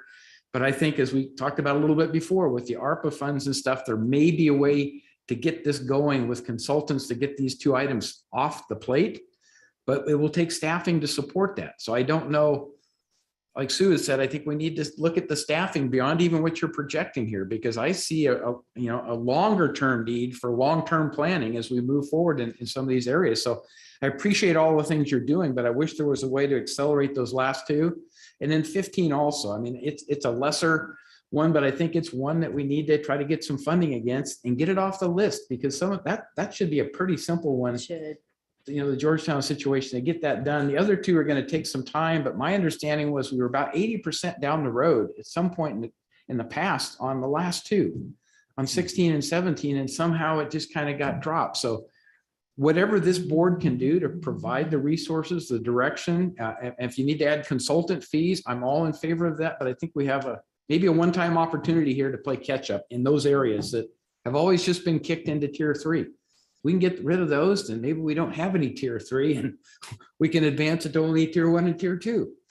So those are my comments, and hopeful that we can find a way to get there. But it really it requires definition of what does it take, particularly in those two bigger projects, in terms of consultants and staff. And if that means we had to open up another rec for a senior planner, I know I would certainly consider that. That's something I think we need to face the reality of where are we going in long range planning. So enough said. I appreciate those comments, Supervisor Heidel, and thank you for the comments about staffing. Appreciate it. Yeah. Supervisor Thomas. Oh, yes. Well, first, I'd like to, welcome Britton. We're just delighted you're here, and just really look forward to working with you. And it's exciting to have some new staff coming on board to work with this excellent team, because you all do incredible work. And we're, as my fellow supervisors have stated, we're so grateful for your diligent efforts, because we know we throw a lot at you, and we have a lot of tier 1 priorities, and we appreciate all your work. Really, the most of my questions were answered with the staff memo that was that accompanied the matrix, and I wanted to thank you for that. It was a really clear staff report, I thought. Because one of my main questions was, do we have the staff and resources for these tier 1 priorities? And you've answered that. And Supervisor Heidel is, I think we're all open. We also, I think, mentioned this in the budget process, that as your work goes forward and we can knock some of these things off the list, if you do need more staff, I think the board was very open to hearing about those ongoing needs, recognizing how important your work is. I think I wanted to point out to you that under item 6 on the general plan safety update, it might be helpful to engage with the El Dorado County Transportation Commission, which seems like an odd thing, but wanted to make you aware of their efforts that they are currently have grant funding to develop a greater Placerville wildfire evacuation preparedness, community safety, and resiliency plan. It's a mouthful, but what they are looking at, and El Dorado County Transportation Commission is currently on this path to identify vulnerabilities in the greater Placerville area in terms of whenever a wildfire or a disaster occurs. And I think that may be very helpful in terms of your work with the general plan safety update. So that might be a helpful resource in that. Just wanted to make you aware of if you weren't. And really, that's all I have for right now. Yeah. Can I jump in Oh, yeah. real quick, just in response to that? So I did want to make you aware that the long range planning unit and actually the division as a whole does have a quarterly meeting with EDCTC and DOT. And we talk about the projects that are in the queue and what's coming up. And so we certainly are collaborating and inviting them to participate in any way and vice versa. So we do have regular standing meetings with them and do include them in our discussions. Perfect, because their staff is a great resource. Great. Yeah, if you could include TTD with that, that'd be good too. TTD, Tyler Transportation District. Yeah. Thank you, Also Rob. another good resource. And we're also coordinating with the El Dorado Transportation Commission through the Fire Resiliency Work Group to ensure part of that data consistency, to make sure that what Placerville is doing matches up with the borders of our safety element update. So that's a very good point. And certainly through that work group, we'll be coordinating with them. I love the robust collaboration that's happening. We've really, I think, made a lot of progress in that arena. That's I'm really sorry to exciting. interrupt again, but I think it's, we should acknowledge the water agency. Yes. Mr. Payne has submitted and provided funding to help us with the safety element update and is participating in this. So we're trying to keep anybody and everybody that we can in the loop and try to coordinate as best we can. That's what, but Ken is another in the water agency, another critical and important resource. He's a stellar asset. He really is. He's amazing. Yeah, great. Thank you. All right. See where Well, the that was turn one of the goes. questions I was going to ask, Rob, and you already answered it. So that was good, Very working with the good. water agency. Anyway, thank you for all the projects and activities you completed in this. This is awesome with all the work and hard work you've done. And also, I think the ADU plan program that we have presented into our county is a very critical. It really is, and we need to work on it more. We need to get this done. We really do, because there's so many, people that are impacted by the Grizzly Flat Fire that could probably, end up in some of these ADUs, especially when it comes to family. And one of the things that I also was looking at is the cultural resource ordinance. And I talked about that. I talked about it with Dave, and I did a little research on it, and it was really interesting. They had 11 members. It was a historic society commission. It was 11, but they were not following the Browns Act very well. So there was a disorganization there. And what happened was it was pointed out to two supervisors, was Charlie Payne and Mr. Barella. So what happened was he ended up passing away, and then Charlie Payne just kind of disappeared and it kind of fizzled out. So I would like to see us work on that a little bit more, especially protecting our history of our county. So just to clarify though, so on number 16 on our matrix, it's the cultural resources, the ordinance. Yeah. But you were talking about the cultural resources commission. There used to be a commission, Right, correct? right. Okay. Disbanded by the. Right, disbanded by the board. So are you wanting to pursue a commission or the ordinance or No, both? both. Or okay, because right now we're trying to get rid of commissions and committees. So I know. and not saying that I don't agree with you that cultural resources are important, but maybe focusing on the ordinance, since it's been on our list for so long, first might be good, and we might not need a commission. Yeah, I would concur with that. Yeah, Let's be cautious okay. before we go back to a commission mode. Let's get an ordinance going on But there, and then anyway, then we'll see, right? Did some research, and that's why it was disbanded. Gotcha. No, that makes sense. So we'll kind of play that one by ear to see if we need a commission, if we get that ordinance going. So with that, I have like 6 pieces of paper on my desk. Are you guys ready? Because I did, I put some new pink tabs on my general plan last night and this morning, because this document is amazing when you start really digging into it. And then Supervisor Heidel, I really appreciate what you said about these ones at the bottom of the list that we keep kicking down the road, because in the introduction of our general plan, it says very clearly that our county's rural character is our most important asset. And yet, in my mind, those down here at the bottom of the list that we keep putting off forever, those are the ones that are going to protect our rural character. And for whatever reason, prior boards, prior staff, so it's not on us, just saying, but we're the ones trying to catch up. They chose not to do those ones. And in my mind, they are super important. So I appreciate the conversation. I hope that maybe we can use some of that funding ultimately and get some more staff in here because it's so important. I did talk to county council yesterday and I'm just kind of wanting to know, and he's probably gonna have to get back to us on this, but at what point, so on number 16, the cultural resources, there was an implementation number in there that said that that cultural resources ordinance should have been done 2 years after adopting the general plan. And how many years has it been? I don't know, 18, 15, whatever, way overdue. And again, as things are developing within the county and we don't have that protective ordinance, it's really concerning. Same thing with the scenic corridor ordinance. That one was supposed to be adopted 18 months after the general plan was adopted. So, and then I'm going back over up to item 8 with the design standards for commercial multifamily. That was in LUF. That said those were supposed to be done within 5 years. So those are, in my mind, the more important items because those are the ones that protect our rural character. And once you lose that character, you don't get it back.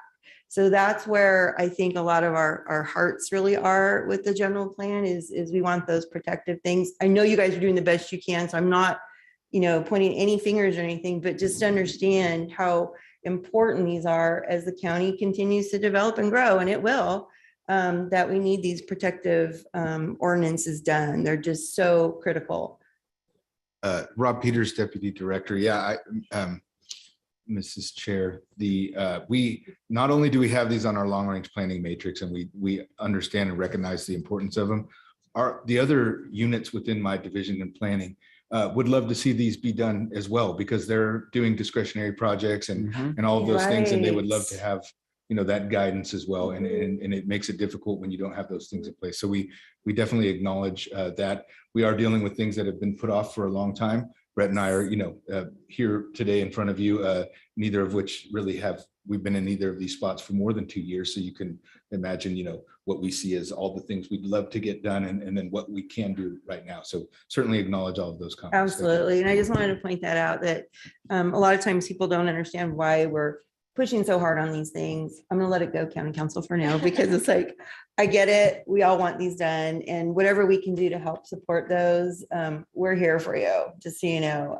because a lot of us, that's how we got here in these seats, actually, was advocating for our communities and protecting that rural character, #1 in the general plan. Love it. Chair So, Carlin, even though you may want to let it go, I just wanted to add a comment. if I may. okay, look at that. Look at it. I didn't even have to push. No, it's quite all right. Actually, I was actually hoping maybe Rob could add a comment because I don't want there to be a perception that simply because the county has not adopted the things mentioned in those 2 sections that those resources are not being considered as part of the development process. So for cultural resources, for example, though the county does not have a cultural resources ordinance, there are robust protections in place for cultural resources that are a function of CEQA and other state laws. And, Rob could probably identify some of the things that they have to do on just about any discretionary project in considering those cultural resources.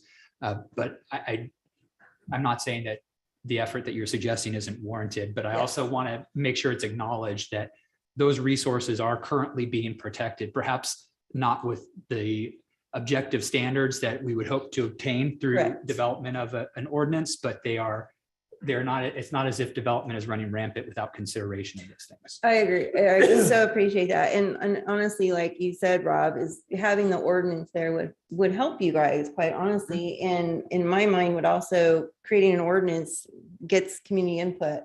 And that's where the communities would feel that they had input on our ordinance. And that's what we all strive for. So thank you for that clarification and jumping in.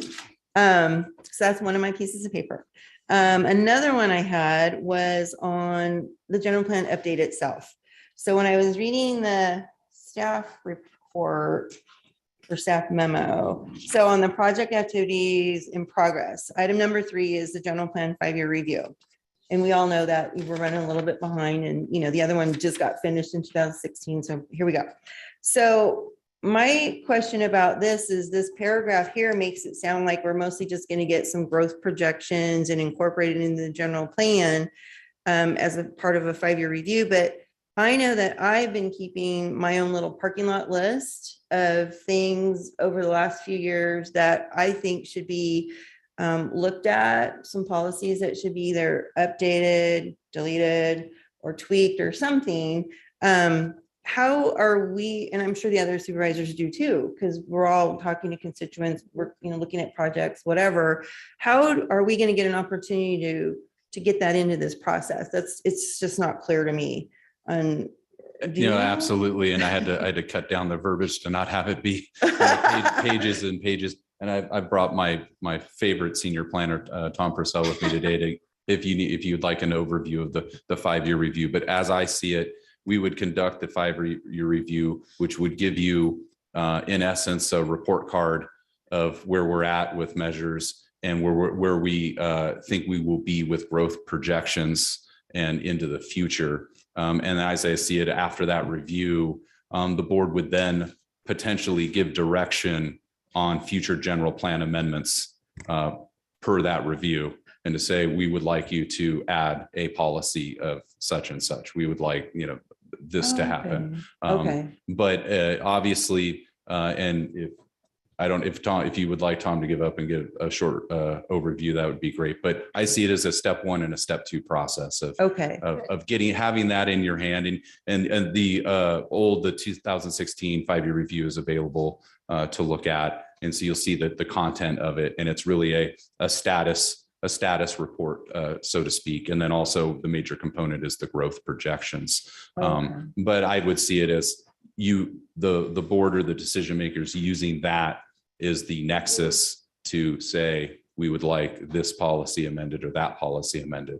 Got it. Or it could be a total separate standalone matrix item, so to speak, of, hey, we would like a general, almost what we're going towards is a comprehensive update to the general plan, but maybe a mid-step going in that direction of, we would like these items amended. But the options would be fully open to the board. But my suggestion is that we get the 5-year review done as quickly as we can and treat it as the top priority or a top priority, and get that in your hands so that you can see where we're at. And then we kind of look at it. The growth projections and the numbers are really key to see where we're going and the densities that we want to achieve. And so there may be a whole slew of items that the board wishes to address and basically roll it out as either, okay, we're doing a full-blown comprehensive update, or we're doing a surgical strike in these areas. So I see step 1 is the red line version, so we can see what the changes proposed, and we could be additive to that with our additional thoughts. Is that kind of where you're headed? That's exactly how I would That sounds really good. I just thought, because I wasn't clear, like, I know I'm pretty darn sure everybody else is keeping a list too, which then begs the question, as we get closer to this, would it be maybe helpful to you guys kind of meet with us and see what's on our list before, I'd like the list sooner rather than later. Because I, to be honest, there might be some opportunities to fold it into this effort. Oh, that's a good point. I think that's a real. I would be looking for that opportunity to say, is there any, minor items here that could be treated in the 5-year review? Okay. But typically those aren't done. The 5-year review is a status and a check-in. Okay. So. Oh, I appreciate that, Brett. And then honestly, I have one item that I've been talking about for a couple of years, and it's not a general plan update, and it's not a zone. I don't know what it is, but it's J6 policy. The J6 policy it's supposedly the community engagement policy, and you bring your project, and the board's supposed to kind of give you a little feedback, and it's been clunky, and we've revised it once already, and it's better, but it still seems like it's off. And I know I had talked to, oh my gosh, I think it was when Tiffany was the planning director, perhaps. And we had talked about maybe looking into replacing it with something completely different than what it is now, because I remember Supervisor Veerkamp saying in his mind, a lot of it was about getting early connection between the community and a developer on a project to get that connection. And it's kind of premature for the board to even try to weigh in on something that's so conceptual. And so I didn't know if have you ever heard of a better process in another jurisdiction? I mean, it's never going to be perfect, but at some point we have to help facilitate and have something maybe kind of prescribed for potential applicants on this is what you need to do to engage with our community so that they feel aware, they get to have their voice heard directly to the developer or the applicant. Keep staff out of it for a bit because you know, depending on what they're proposing, the community might be great with it or not, but the applicant needs to hear that. And it just seems like our current J6 isn't, it's better than it was, trust me. Remember some of those awkward ones that Chief and I were going, we don't know what to do here, but have you given any thought to that one or have you had time to even think about it? So this is Rob Peters. So I've definitely heard sentiment like that in the J6 that have been brought recently to your board, particularly from the chair. I don't believe that we've necessarily been directed to go do anything about it, quite frankly. I mean, but I think you know, if that's something of interest to you, we can certainly discuss it with Karen. I think it is a board policy, right? So the revisions were brought forth, I think, last by Tiffany to try to, you know, tighten up the J and get the information that both the applicant and the board would like to provide out of that activity. But we can certainly come back and I don't know that it's necessarily a long-range planning exercise because generally it's taken taken forward by our discretionary planning team because those are applicant submitted pre-application conceptual reviews. And so the applicant has actually submitted an application to the department to be processed to bring forward to your board consistent with the J6 policy. And so it doesn't really land necessarily in the long-range planning matrix discussion. We can certainly pick that up and you know, discuss that internally and continue to look at whether or not that is meeting. I mean, the intent is to both meet the need of the board and to provide some early feedback. I think it was a response to some things where, you know, projects got really far down the line and then found out, you know, or were denied or what have you. Right. So it was an effort to try to get early input to get some, but I understand boards change and sentiments change and all of that. And you don't always necessarily have the same people doing the J6 as when the project comes forward. And so those are, you know, you've definitely made those comments before. So again, I don't know that it's necessarily something on the long range planning matrix, but we can circle back. It's just I have this list that I keep that, you know, someday it'd be cool to address some of these. And this is one I just didn't know where it fit, but it's definitely something we don't want applicants wasting their time either. Projects that the community is never going to support. And if it doesn't fit our general plan too well, you know, why don't we want them to get that message early on so they don't waste their time? And, you know, we've had a couple that didn't go well. And it's a shame that somehow the messaging and the connection couldn't have been better for them. And maybe they could have tweaked things. I don't know. One of our charges in the planning division is to process applications from applicants, right? So it's their project and it's their vision and it's their, and so we do our best to bring those forward to the decision makers and making sure that they comply. The J6 is a little tough because really one of the requirements oftentimes is the increase in density. And so it is changing the general plan now, or you know, what it envisions for that particular location. Now, the one part is the general plan is intended to be a fluid document and it provides all the avenues to do things like specific plans and general plan amendments. It anticipates that things will change over time. You know, I think the applicants are really trying to see where they land as far as particularly when something is different from what we see in the general plan today. So they're kind of a tough, it's kind of a tough subject where you're trying to get early feedback so they can get an idea of, you know, what they might be, what challenges or things they need to address in their project to bring forward a better project. But it is kind of a tough, because it is a change to that general plan. And, you know, and so, you know, they're not always supported. Yeah. No, it's a tough one. I know that, but and it is, the J6 policy is better than it was. That's for darn sure. You didn't have to deal with one of those. It was really like, what do we do? So, okay. Thank you for that. And then lastly, I'm going to ask my fellow board members, I think, for some clarification, because I've gotten an inquiry from one of my communities to start working and using staff time on community planning specifically. And my understanding is our current matrix and board direction is to only work on design standards and nothing more. And for whatever reason, it seems like the message isn't clear enough, or I'm not sure. But where does everyone on the board feel we are with, there's, Myers has a community plan, which you mentioned every once in a while. That's the only community in the whole county that has one for whatever reason. I don't know, because a long time ago. But we worked so hard to get towards the design standards, and we have funded that effort. We're actually getting started on it. It's pretty exciting. Thank you, Tom. Shingle Springs is ready to rock and roll.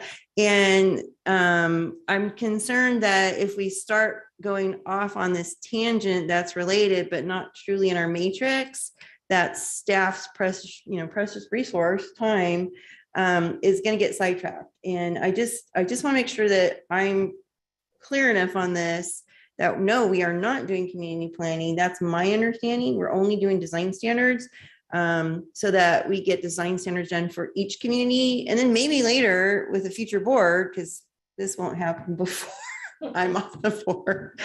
4 years. Right. And not only that, but we have, there's how many community regions that are working on it. And then we said there's like 20 some odd rural centers to get through.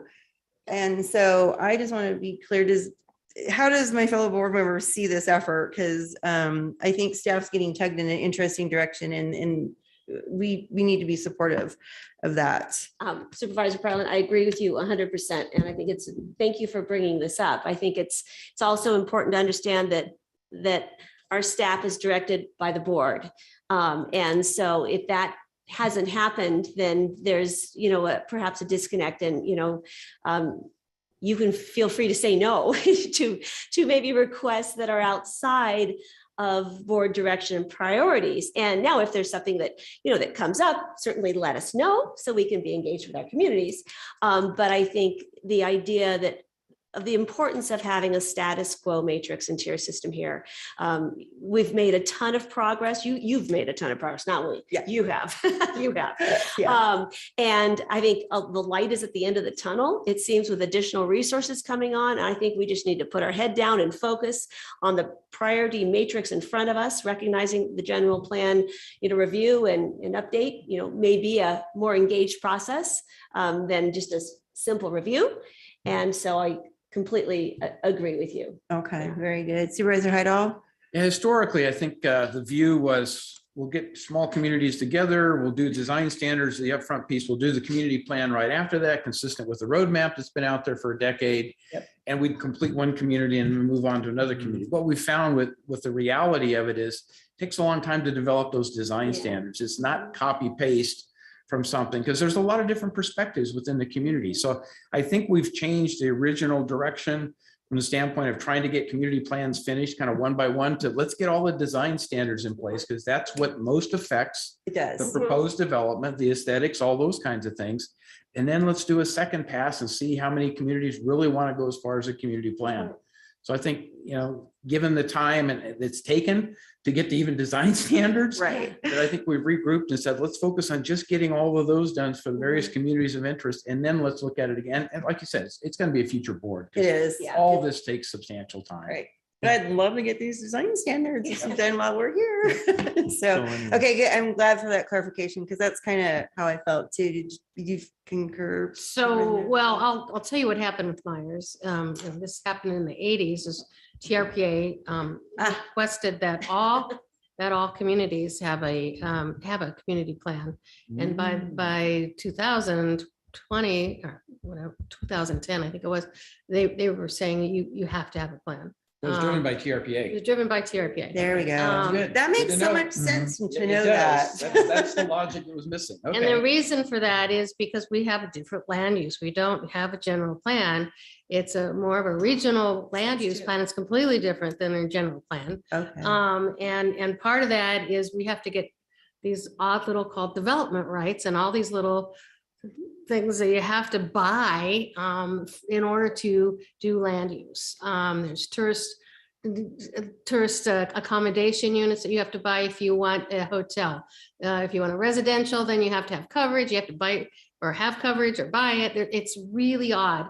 And so the community plan gives the community the ability to work on their specific, would be more like a specific plan, I guess you call it over here.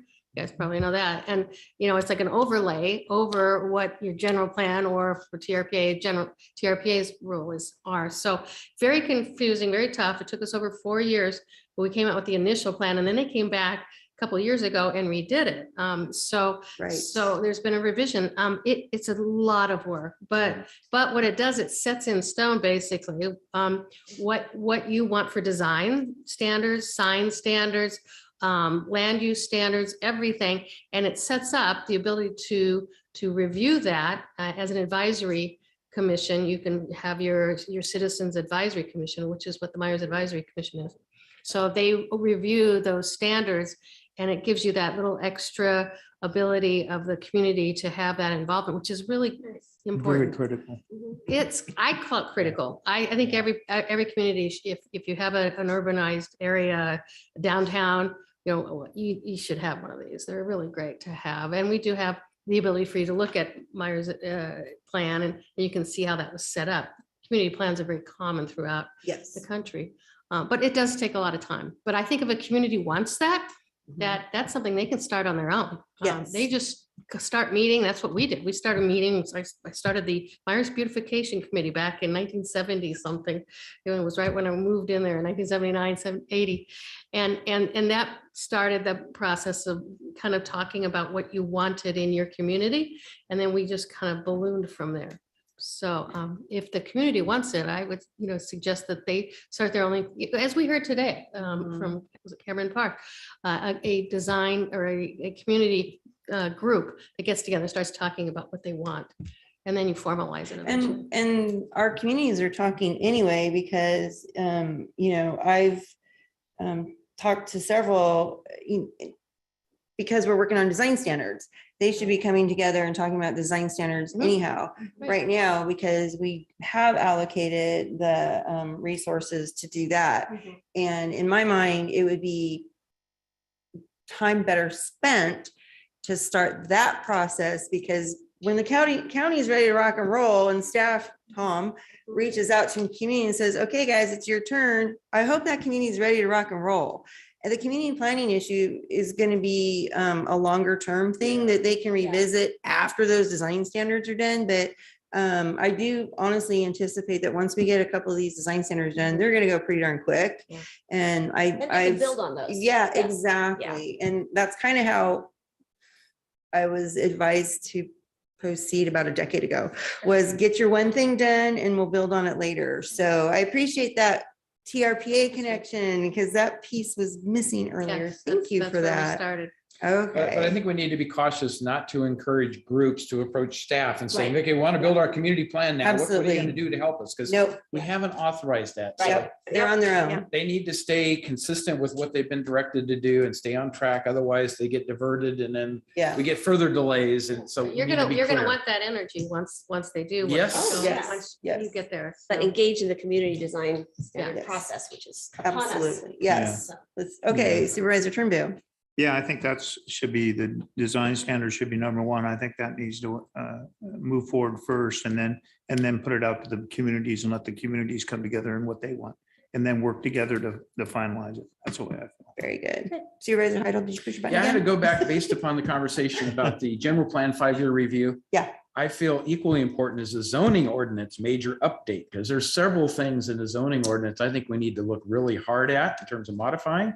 And I think there's several additions we need to look at. So like we talked about individual conversations between staff and various board members, I think that's essential that we look at both of those in parallel, because they do flow together. I mean, there's directly a relationship between general plan amendments and the zoning ordinance. And I think and particularly when it comes to affordable housing, we need to look at other provisions that we can put into zoning ordinances to open that opportunity up. with the proper safeguards in place. So, Right. and then the only other thing I want to make is for a matter of clarity, we talked about ARPA funds being declared as administrative costs, which frees up general plan funds.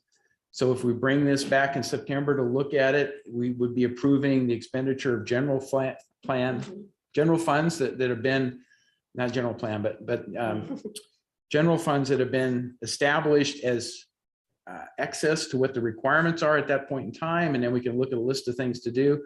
And one of the things I would ask staff to do is maybe in August to bring back with the costs of some of these additional things, like the last two on the list. If we were going to move forward with that, authorize the funding at a September budget modification, what would it take in terms of staff and consulting?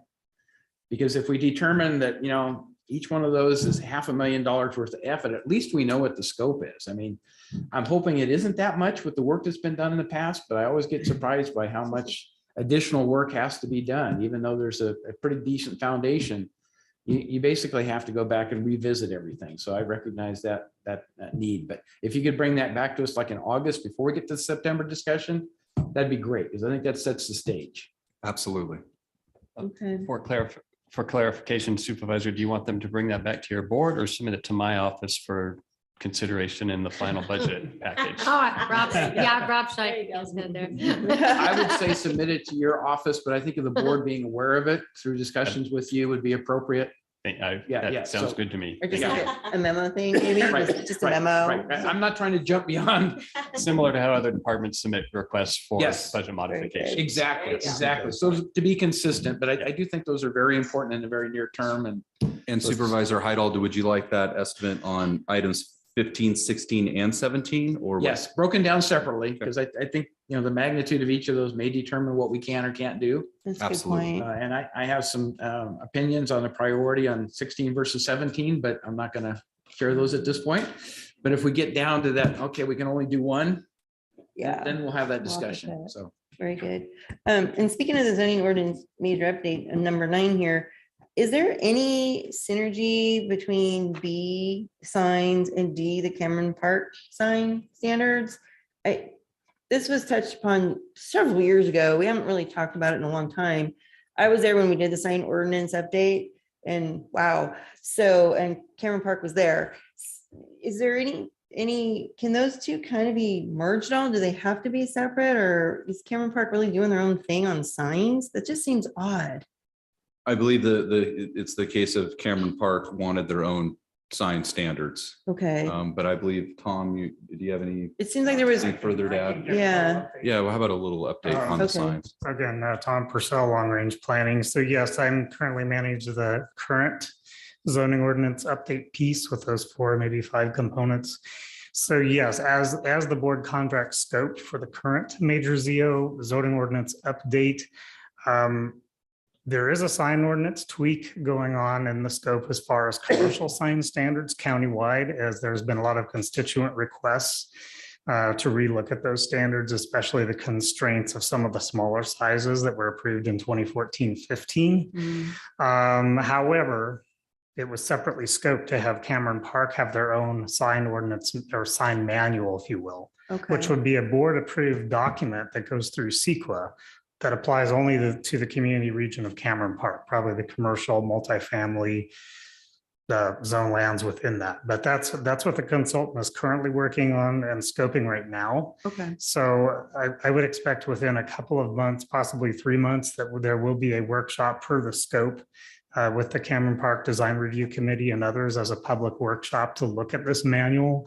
One piece about the sign manual is as the community proposed, there are many components that are duplicated in the sign ordinance update from 2014, 2015. Right. So our consultant and staff will be looking at addressing those things that are only unique to Cameron Park. And then we'll be revisiting questions of what is constitutionally allowed and some of the other questions that were asked by the community so that their manual is enforceable and consistent with state and federal law and consistent with the unique pieces that are not already in the sign ordinance as it is now.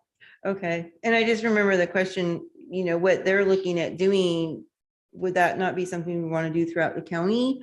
That was part of a weird disconnect, I Right. thought. I think the short answer is yes and no. I mean, to Okay. some degree, what the sign ordinance did in 2014-15 is what the Cameron Park community was looking for, That's but there fine. are other issues at play, such as the non-conforming signs issue. Okay, Billboards, Mhm. lollipop signs, many of the signs that the community had concerns about. And those have a whole other set of laws that Mm, have been analyzed quite a bit. Okay. And so a lot of those non-conforming pieces have to be there, at least for now. But we can definitely look at it with the commercial sign ordinance updates to see what board direction comes out of that, or what, if we can use community input to address any new issues that come up. That's all part of what we're going to look at. okay, so we're still kind of massaging this to see, because I just remember one conversation where it felt like it was gonna be confusing having Cameron Park have different signage than the rest of the county or something, and it was kind of like, so anyway, we'll get there. Right. And then Well, to some degree, yes. The board did approve Cameron Park to have their own manuals, I'm calling it. Okay, So it would be just for the community region of Cameron Park.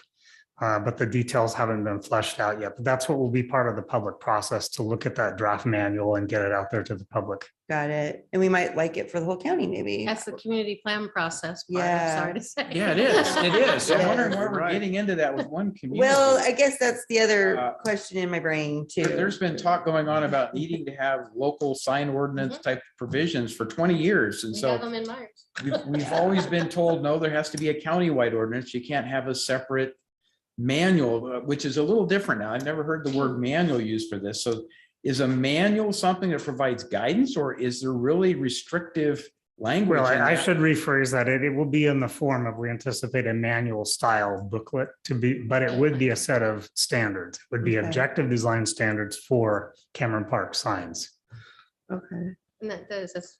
yeah, Because I don't know why every community would want to Rob Peters. play into that at some point. right. Yeah, I wanted to jump in. I think, and I actually, I don't believe I was in the discussion at the time when this was done, but I think that the Cameron Park Design Review Committee submitted to the county a revision to our sign ordinance that was specific to their area Right. that they wanted to pursue. I believe that the long range planning team at that time brought that forward as a component that wasn't included in the sign update, and actually talked about what it might look like to evaluate that as part of that activity. And so some budget was actually added to do that. And so that's the project that we have today. Okay, But question, but could that be incorporated into the design standards process? Well, it was authorized as a part of this zoning ordinance Okay. activity. From the Board of Supervisors that directed to be, that we could include that as part of that. I think that signs are certainly a part of design standards. But, right. we have, I don't know, so we can continue to discuss that, but it was brought forward to the board at the time, and it was added as a component to evaluate, because there was extensive modifications, and whether or not that was appropriate for the whole county or for that particular community. And so that was that, we had to add and do an amendment, I believe, to that contract to even evaluate that, because it wasn't under the scope of the contract. Okay, yeah, I do remember the 2014 sign ordinance update was quite controversial. A lot of us were there. And if I remember right, Cameron Park came out of it and said there were still some things that they didn't get. There were things we didn't get that a lot of us felt strong about in the sign ordinance update. So maybe they took those and were like, they wanted to carry it forward. So, okay, we'll just have to see how this plays out then. I think it's a little confusing having theirs called out separate. Seems that's like all. there's two paths. One is you have the sign ordinance update, and then you have a section that might deal with specific community-based standards that have been imposed, and that all stays within the sign ordinance type of provision. The other is design standards. Right. And each community looks at what do they want for all those design standards, including signs, and that seems to me like the better fit. Yeah. Because I think it happens quicker, and I think it's more direct than trying to tie it with the county sign ordinance. And that's where uniqueness is identified Yes. per community region. So I think there's two paths, at least two paths out there, but the term manual, and I get confused as to where that fits within things. The concept may be great, but where does it really fit in terms of basically enforcement and discretion that's used in approving projects or not? I mean, that's the part it always comes down to. Is this a mandate or is this a nice to have? So good discussion. It Yeah, and I was- think yeah. Rob Go. Peters again, I think we would probably have to answer accurately. We would probably have to go back and review those board meetings Yeah. and see how that exactly came to fruition. But I can tell you it was an addition and it was authorized at the time. And it was in prior to, I believe, the community design standard project. And so it may have been, maybe we should look for opportunity and maybe it informs the one and there's less work to be done, but we can take a look at that. That does sound right, that's probably how we got to where we are. They were talking about the sign stuff as kind of like residual from 2014. And then after that, the board approved the design standards. They were trying to be advanced at the same time. The design standards got kind of shoved back for various reasons. Because in my So- mind, it does seem like it should be part of that to go with their whole community character as a exactly. whole. Better fit. So, and plus we're kind of jamming on those faster a little bit maybe. So anyway, just some options, I guess, for you guys to play with where you think it's the best fit, maybe. And we'll see, keep us posted on how that works out. Let Don know. So he Yeah, can tell let us. Don know so we get a memo. So I'm guessing you guys got way more information than you probably wanted. I appreciate these conversations. We don't get to have them very often, and it's good for us to all get back on the same page again, because, like I said, I had my little list. Are we ready for public comment, you think, everyone? Sounds good. All right, Kim. Now taking public comment on item number 53. Individuals will have 3 minutes to address the board. The timer will notify you when you have 30 seconds remaining to comment. Public comment will be taken first from those participating in the boardroom and then from those participating through Zoom. For those participating by Zoom, please make sure you unmute yourself when called upon. If you're joining the meeting by phone, press *9 to indicate a desire to comment. If you're joining by Zoom, press the raise hand button. Please voluntarily state your name for the record. Chris Payne, Diamond Springs. This is kind of like deja vu. You think? Over multiple times, deja vu. Mhm. We've had this discussion, we've talked about planning's, their ability with resources to be able to produce these projects or products. And let me just say, what's different about this one is the seriousness that I think all of you feel towards wanting to accomplish things, especially if they've been a long time coming. The matrix itself is a way to visually identify with what we haven't gotten done. And I think earlier today when we were talking about available money, I think Supervisor Huddle, you kind of brought it up later on today, where we're going to have this item. And certainly it's the time now for you to recognize that we can't continue to work without the products or the projects that are identified here. On a day-to-day, there's a practicality that you got to have something that you can grab and be able to show people that we're serious about these subjects. And there was a lot of subjects that you guys talked about, that whole matrix and every item that was on it in some degree has an importance. And then you're deciding, well, where is it on what do we do first? Well, what we do first obviously comes down to, well, what resources do we have available? Because certainly I would say you have to do it all. It's not one thing. Well, there is one thing over another that you can establish the priority, but just from being able to have that done and then to be able to use it leads you then to a more positive outcome. And if you don't have it, like signs, it's very difficult to talk to an applicant and say, well, this is kind of what we were thinking about. It's not what we have to have. It's what what it is that we might be thinking about. And then we fall back to state law and other things that's not really local. So in that regard, this is a really good conversation that I hope today you do give direction to maybe CAO, because he led you a little bit earlier to kind of putting the flag, let's say, on some things that have to do with funding. And we are in that budget process, so this is the time. if we want to make any adjustments. Thanks. Thank you, Chris. Seeing no additional public comment in the boardroom, now taking public comment from Zoom participants. Now taking public comment from 179.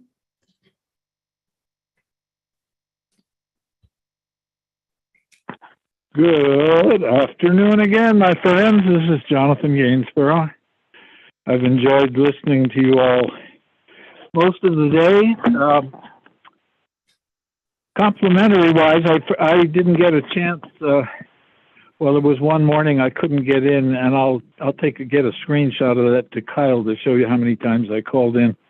But all that aside, the Human Rights Commission on a day in the life of a homeless person was just spectacular. Kim, can you stop the timer really quick? Jonathan, we're talking about the long range planning matrix and prioritizing it. Can you stay on that topic for us on this, please? Yes, thank you. So past my intro then, how did we get to be 4,000 units behind in affordable housing in such a affluent county as El Dorado County, with a $50 million reserve budget and a $760 million projected budget for this next fiscal year? So I think we need to dwell on that question. How did we get to be 4,000 units behind? Secondly, I'd like to say that I've spoken many times as I was speaking the years past, 3 to 6 years ago, to Mayor Steinberg. San Diego made a booklet to make their entire county, and I would strongly urge U.S. superintendents to have Planning Commission create one, a book on the ADU process to spell it out to the dummy level. Because how many ADUs have we added in the last year? What was the percentage of gain? And what were the percentages for the prior years?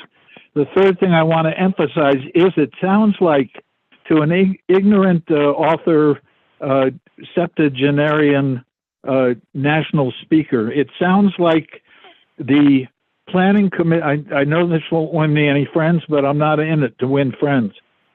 If we're going to have a coordinated exit for the homeless, we've got to have more affordable housing. It sounds to me like the Planning Commission is wagging the supervisors, not the supervisors telling the Planning Commission what items on the matrix need to be 1, 2, 3, 7, 8, 9, 10. Set the agenda for the Planning Commission. Don't let them set the agenda for you. You are paying their salaries. They are not hiring you. So everyone, you're doing a good job, but we've got to get the priorities of ADUs and affordable housing to the top of the list. God bless you all. Thanks for listening. Thank you, Jonathan. Now taking public comment from Andy Nevis. Hey there, Andy Nevis, Shingle Springs. This is always a tough discussion because, you know, every single one of those items, particularly the ones that are identified really are urgent. I feel for the board and the staff and trying to figure out how we're going to prioritize all of them. And so I certainly don't. I appreciate the discussion and don't disagree with anything that was said. That said, I do want to just take this opportunity to emphasize once again the importance of having objective standards in all of this work. We know that SB 35 and SB 9 are already in place, and I can tell you from reviewing some of the legislation, there are several additional bills in the legislature that would kind of go down this path of asking cities and counties to approve certain housing projects ministerially, with only the ability to impose objective standards. So I really think it's important as we're thinking through the work for the next year and probably beyond that as well, that we really focus in on those objective standards. Because one of my biggest fears is having to potentially approve a project that is missing some important element simply because we don't have an objective standard point to. So I would just really encourage the board to keep that in mind. But overall, great job to Rob and Brett and the whole planning team. We certainly do need more resources down there. They do a heck of a job with the resources they do have, and I would support approval of the matrix as it's here before you. Thank you. Thank you, Andy.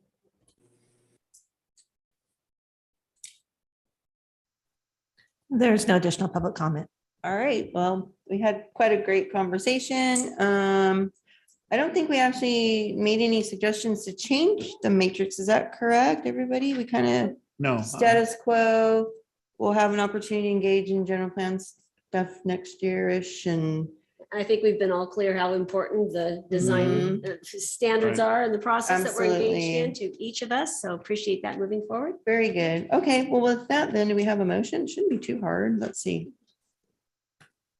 Endorse the final matrix. Okay, so I'm going to move to direct staff to endorse the final matrix that prioritizes the county initiated land use and housing projects with the recommendations, the direction we're given as an additive in terms of things to bring back through our budgetary planning cycle, through our CAO and stuff, and ultimately to be looked at in September. And then there's other visits of things that have to be done as well. So as we get closer to those. Do we need more of a list though, or is that good enough? I don't like it when it's vague sometimes, because what we think we said and what staff picked up on. Let's ask concerns Kim me. how she documented it. Yeah. Let's see. Yeah, let's see what Kim has. Okay. Uh-oh. Or Rob, did you keep a list? Maybe, Kim or has Brett? nothing. I'm sorry, I was just referring to Supervisor Heidel's motion. I don't know that we need a list, but I- why don't you rephrase Wait, Supervisor Heidel's Hold, motion? hold the phone. I think staff may have picked up on a list. Were you guys kind of keeping track of what we So were? as I understand it, Okay, one here. would be that we would expect to see maybe some potential lists of things to consider moving forward that the board Right. members might provide us. Two, that we look to provide in August, I believe, the CAO's office with some understanding of what the costs of some of the outlier, tier 3 projects would be as far as costs, both for just, potential consultants, but also staffing and what would be required. Those are the sort of the outside of the matrix things that I had on the list. And then the matrix is basically status quo. Yeah. Correct. Which Okay. I believe So- that was consistent with Supervisor Heidel's Yeah, I motion. should endorse the but I final wanted to see how matrix Kim with item 3 here read it. without modification, with the additional direction to staff, which I think we've just clarified. So- Okay, does that help, Kim? Do you want to tell us what? So basically Supervisor Heidel's motion would be to approve the item as presented by staff, provide additional direction to staff to explore a potential list to consider, explore a potential list and return to the board to be considered. And 2, in August of 2022, prepare a memo to the CAO of the cost of the tier 3 projects to be separated out individually. Does that work? Yes. Very So- good. So Rob Peters, one more time, just to be clear, we're talking about both the cost of doing the project and the potential resources needed Yes. staffing wise. Total cost, consultant, staff, the whole thing. And I want to clarify the second part of the motion. When you're talking about a list, are you talking about having supervisor inputs given to our staff prior to the general plan review? Is that what you were talking about? What list? We talked about 2 things that we had lists on, right? One was the general plan and the other was the zoning ordinance. So how we facilitate that in terms of discussions with the CAO and with staff was suggested we do that individually at some point with staff members. Okay. Because we all kind of have our own list as a collective and submitting those. So those are the personal lists that the supervisors have to submit to staff for consideration in those 2 primary categories, which is the general plan and then also the zoning. ordinance. I just wanted to clarify, and that's on Yeah. us each Yes. individually to engage Right, with staff. right. And this is Rob Okay. again. I think the intent of that was to see what could or couldn't be done with the 5-year review and what would Right. need to be done thereafter. Just wanted to clarify that. Exactly. So Yeah. I think it's on us as supervisors to present to staff our list when they come and ask for it and stuff, and that'll be collected and they can wade through it and Okay. find synergy and find things that just are, something that the board needs to discuss further maybe. And agendize it as such. If we find that there's a disparate opinion on certain things, then That sounds good. The collection process is what we're trying to get to. Collect the lists and see what we come up with. Okay. Got it. I'll Thank second you for that. Okay. All right, all in favor, say aye. Aye. Thank you. It passes Thanks, everybody. unanimously. Thank you so much. Good Appreciate it. conversation. Appreciate everything you guys do. This is so important and we're trying so hard to be supportive. So thank you, thank you, thank you. Very good. All right. Let's see, what do we have? Choose from a couple closed sessions, right? County council, will we be reporting out, do you think? No, I don't anticipate a report out. No report out. So then we'll go ahead. Who wants to do them from? Let's I'll keep them start. kind of I'll start. short. I'll Let's see if we start. can do I have short. no to and froms because I've been babysitting 2 toddler grandchildren for the last week. So I Wow, have there you How's go. that? That's so There must be fun. a lot you can talk about. I'm gonna pick them up right now and for 2 more days, but then I'm done. So Oh, good for you. Had a wonderful That's really time. That's fun. good. That's fun. Thank you, CJ. Supervisor Trimby, you got anything? Yeah, okay. It can be Anyway, short. okay, make it, well, kind of short anyway. But anyway, attended Shingle Springs Chamber luncheon on Wednesday. And then John and I, we had a LAFCO meeting. We decided on a new commissioner that's going to run LAFCO, which I think turned out pretty well. The alternate public member. Yes. Right.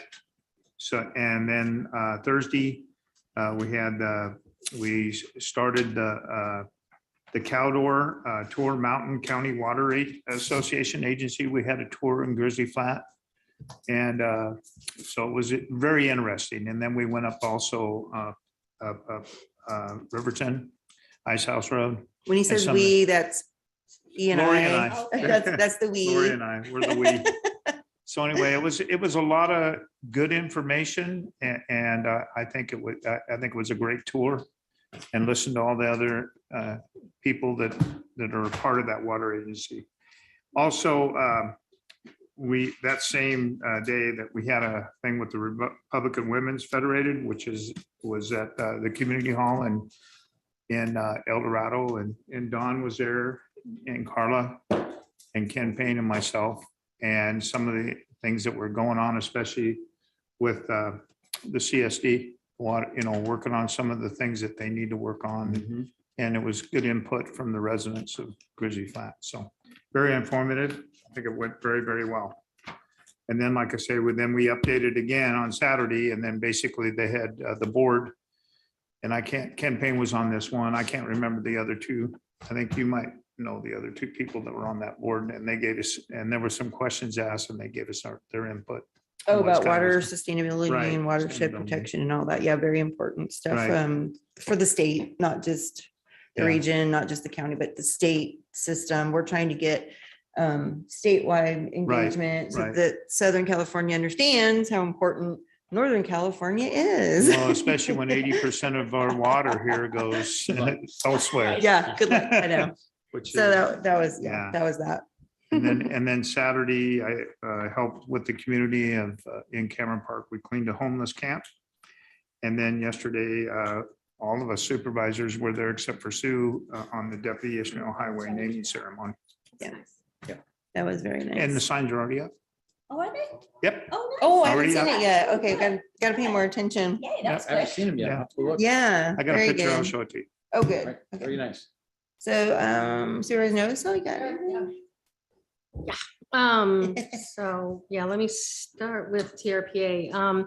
So last week we had a TRPA meeting. We started with the Meeks Bay tour because Meeks Bay is being completely redone. They took out a marina there that was causing all kinds of issues, bad things in the water, getting pretty icky and going out to the lakes. So they're completely taking that out, getting rid of the lagoon that goes into it and making it into a natural marsh.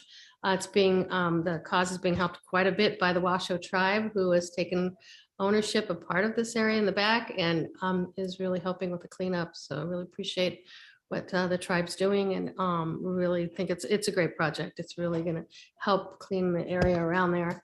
And for doing so, the marina boats that were in there, some of them are going to have the ability to have moorings other places and there is an issue with fire our Fall Leaf Lake Fire Department's looking for a spot, and they're looking all over the lake for areas to put boats in for fire management, being that if we ever get a big fire, that's just a natural to have the fire boats out there. So maybe in the future sometime listen for fire boat funding. It's not just us, it's all around the lake. They're trying to find a system for that.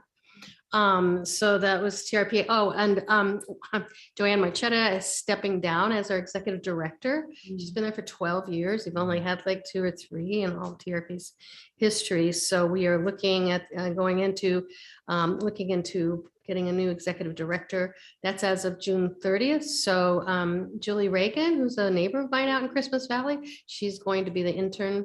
Oh no, sorry, she's not, because she's actually applying for the job. So our intern is our legal counsel.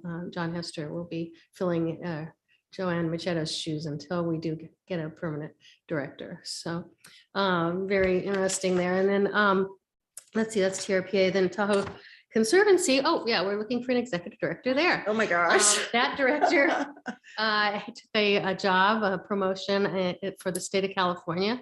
So we did interviews this week. So I haven't had much sleep. Did a day of interviews and decided on a candidate. And now there's a negotiation going, but I'm very excited about that. I think it's going to be a really good hire for us. And then Tahoe Prosperity Center had their Envision Tahoe. They asked us electeds to come on board yesterday. It was probably during the Ishmael thing. But we had a meeting to talk about Envision Tahoe, which is an economic growth strategy that they're coming up with, talking about housing and transit as the number 1 and number 2 goals. Looking at where we can go to get employers help for employee housing and responsible tourism, talk about our over tourism issues that we have. A lot of that is that tourists need to take responsibility for the environment and for our communities and keep them clean. And so a lot of work on that, but they're looking at funding $80 million in TOT to help in a certain way. So it's all very interesting. That'll be coming up to us later, I imagine. City of South Lake Tahoe just enacted they're asking November, our voters to enact a new tax for cannabis. Right now, they have a 6%. It's a kind of a fund that they use right now, a fee that gets about $400,000 so far they've had in these fees, and it goes to nonprofits. So it's nice. And so they're going to try to take that fee and substitute it with an actual tax on cannabis. So they're hoping that passes in November.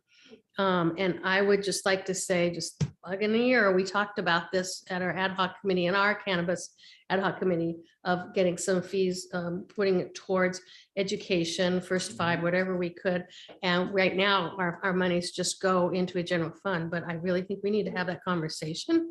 So perhaps in the September, I think I've talked to Don about this, is in September, we can have that conversation about this, rather than having it just go into our fund, is can we get it specifically going into issues of child education, whatever we need on drugs and all that. I think it would be an important conversation. So anyhow, if you want, it was in the Tahoe Tribune the other day about what city's doing. I think it's a really good idea. And then Human Rights Commission, we had our meeting. John was there yesterday, and good meeting. We talked about National Immigration Heritage Month, the Juneteenth Day, Pride Month. We were also talking about the forum and the good and bad, and I think overall was very well brought in, and that people really enjoyed it. And then we were talking about our goals for next year, and we're going to start working on strategic plans and goals and things like that, and head that way. So overall, it was good meeting. And then I did want to announce, this is very exciting. Lake Tahoe Community College, one of our only 2 community colleges in our county, just got word yesterday they are receiving $39.4 million to build a one-of-a-kind 100-bed facility on-campus dorm. That's fantastic. Wow. For the students, That's they're great. very Wow. excited. And Moves that's, it beyond the commuter college That's element. yes. That's fantastic. yes, so Yes. we are Yeah. thrilled, and our office, I wrote a letter asking our congressman for this, so we're very excited to help support this cause. They are hoping to break ground 2023 in the summer, very aggressive, and to start no later with residing these students by 2025, 26. That's great. So, yeah, great news, and yeah, I just wanted to make sure I shared that. That's it. Thank you. Nice. Mhm. Did I forget Supervisor Hydal? Did I get you yet? No. Yeah. I haven't done you yet. I've got a couple. I'm not going to be repetitious here, but Wednesday, the 22nd, Lori and I, as representative, the primary and the alternate representatives of Pioneer, had a discussion with Sam Kang, associated with Pioneer, and Greg Stanton to really talk about what Pioneer sees as the future relative to biomass and what the county is doing to help facilitate some initial projects and look longer stream. The bottom line that came out of that, my takeaway was we need to really look at legislative change with a number of different things. And Sam's on top of that, trying to promote it. Because right now the CPUC has restricted things to the point we can't accomplish the objectives we want to accomplish in total without some revisions. So I know that the Association of organizations that are providing this are all lined up to try to support some kind of legislative action, but I would hope at some point RCRC, CSAC, and Sam said he would look into that, look at what their level of support might be, because I think the more presence we can have with the legislature, identifying things that need to change at the CPUC level, the more success and the more opportunity we're going to have. So I think that's the significant takeaway from that discussion.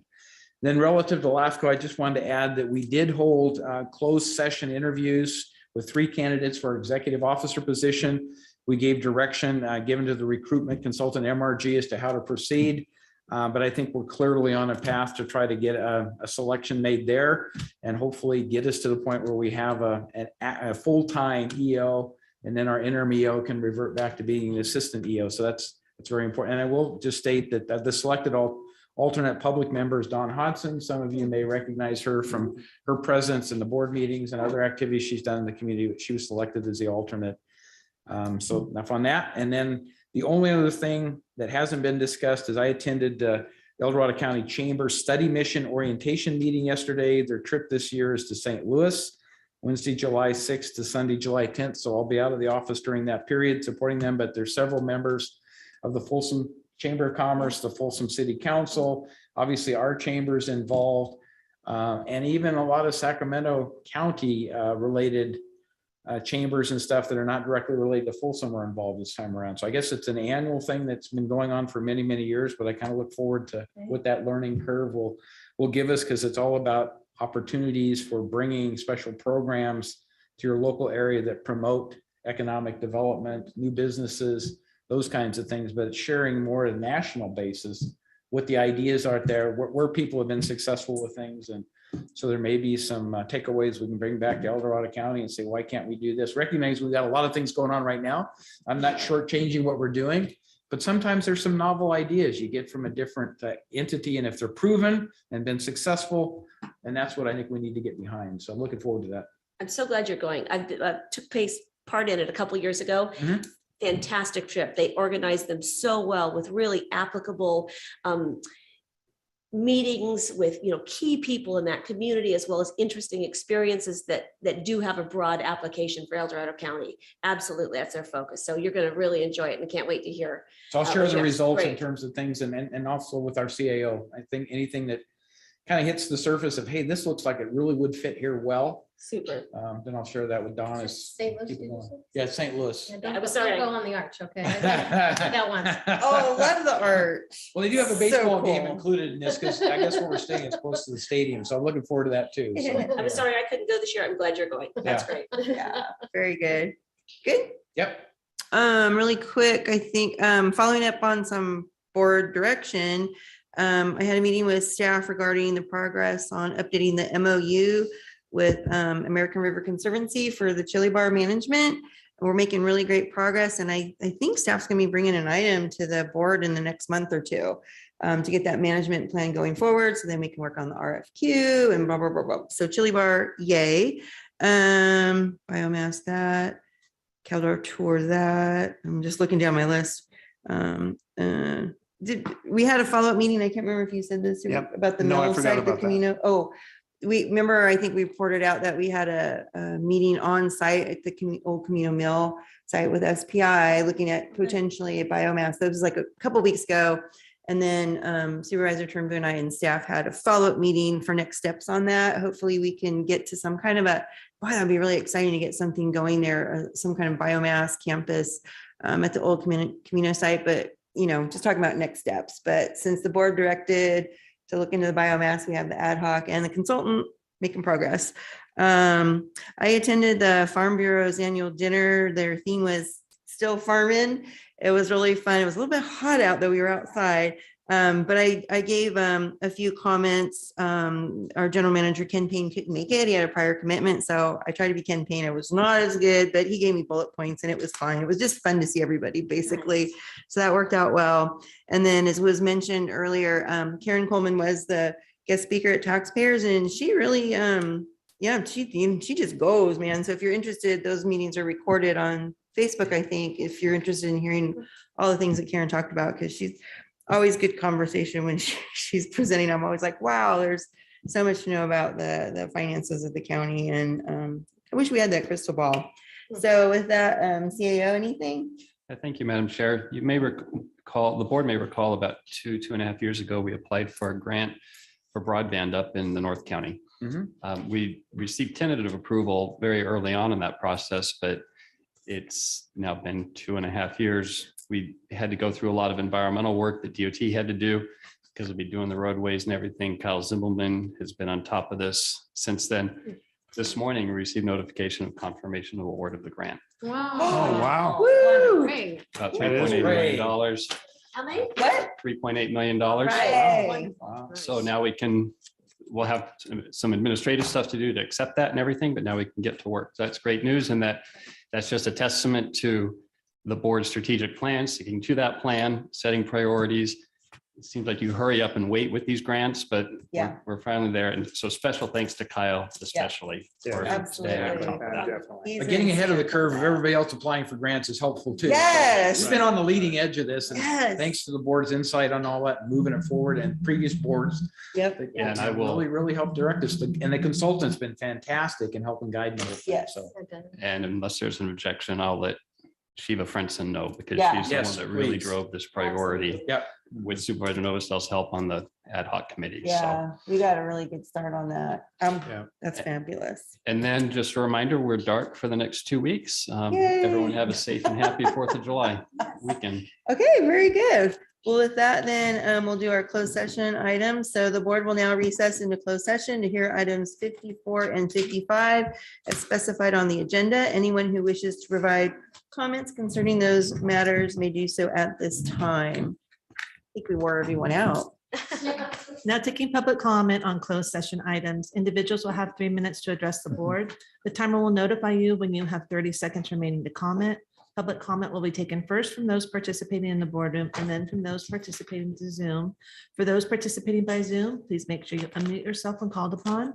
If you're joining the meeting by phone, press *9 to indicate a desire to comment. If you're joining by Zoom, press the raise hand button. Please voluntarily state your name for the record. Seeing no public comment from the boardroom, now taking public comment from Zoom participants. There's no public comment. All right, with that, we'll go into closed session and we wish everyone a really safe and sane 4th of July. So good meeting.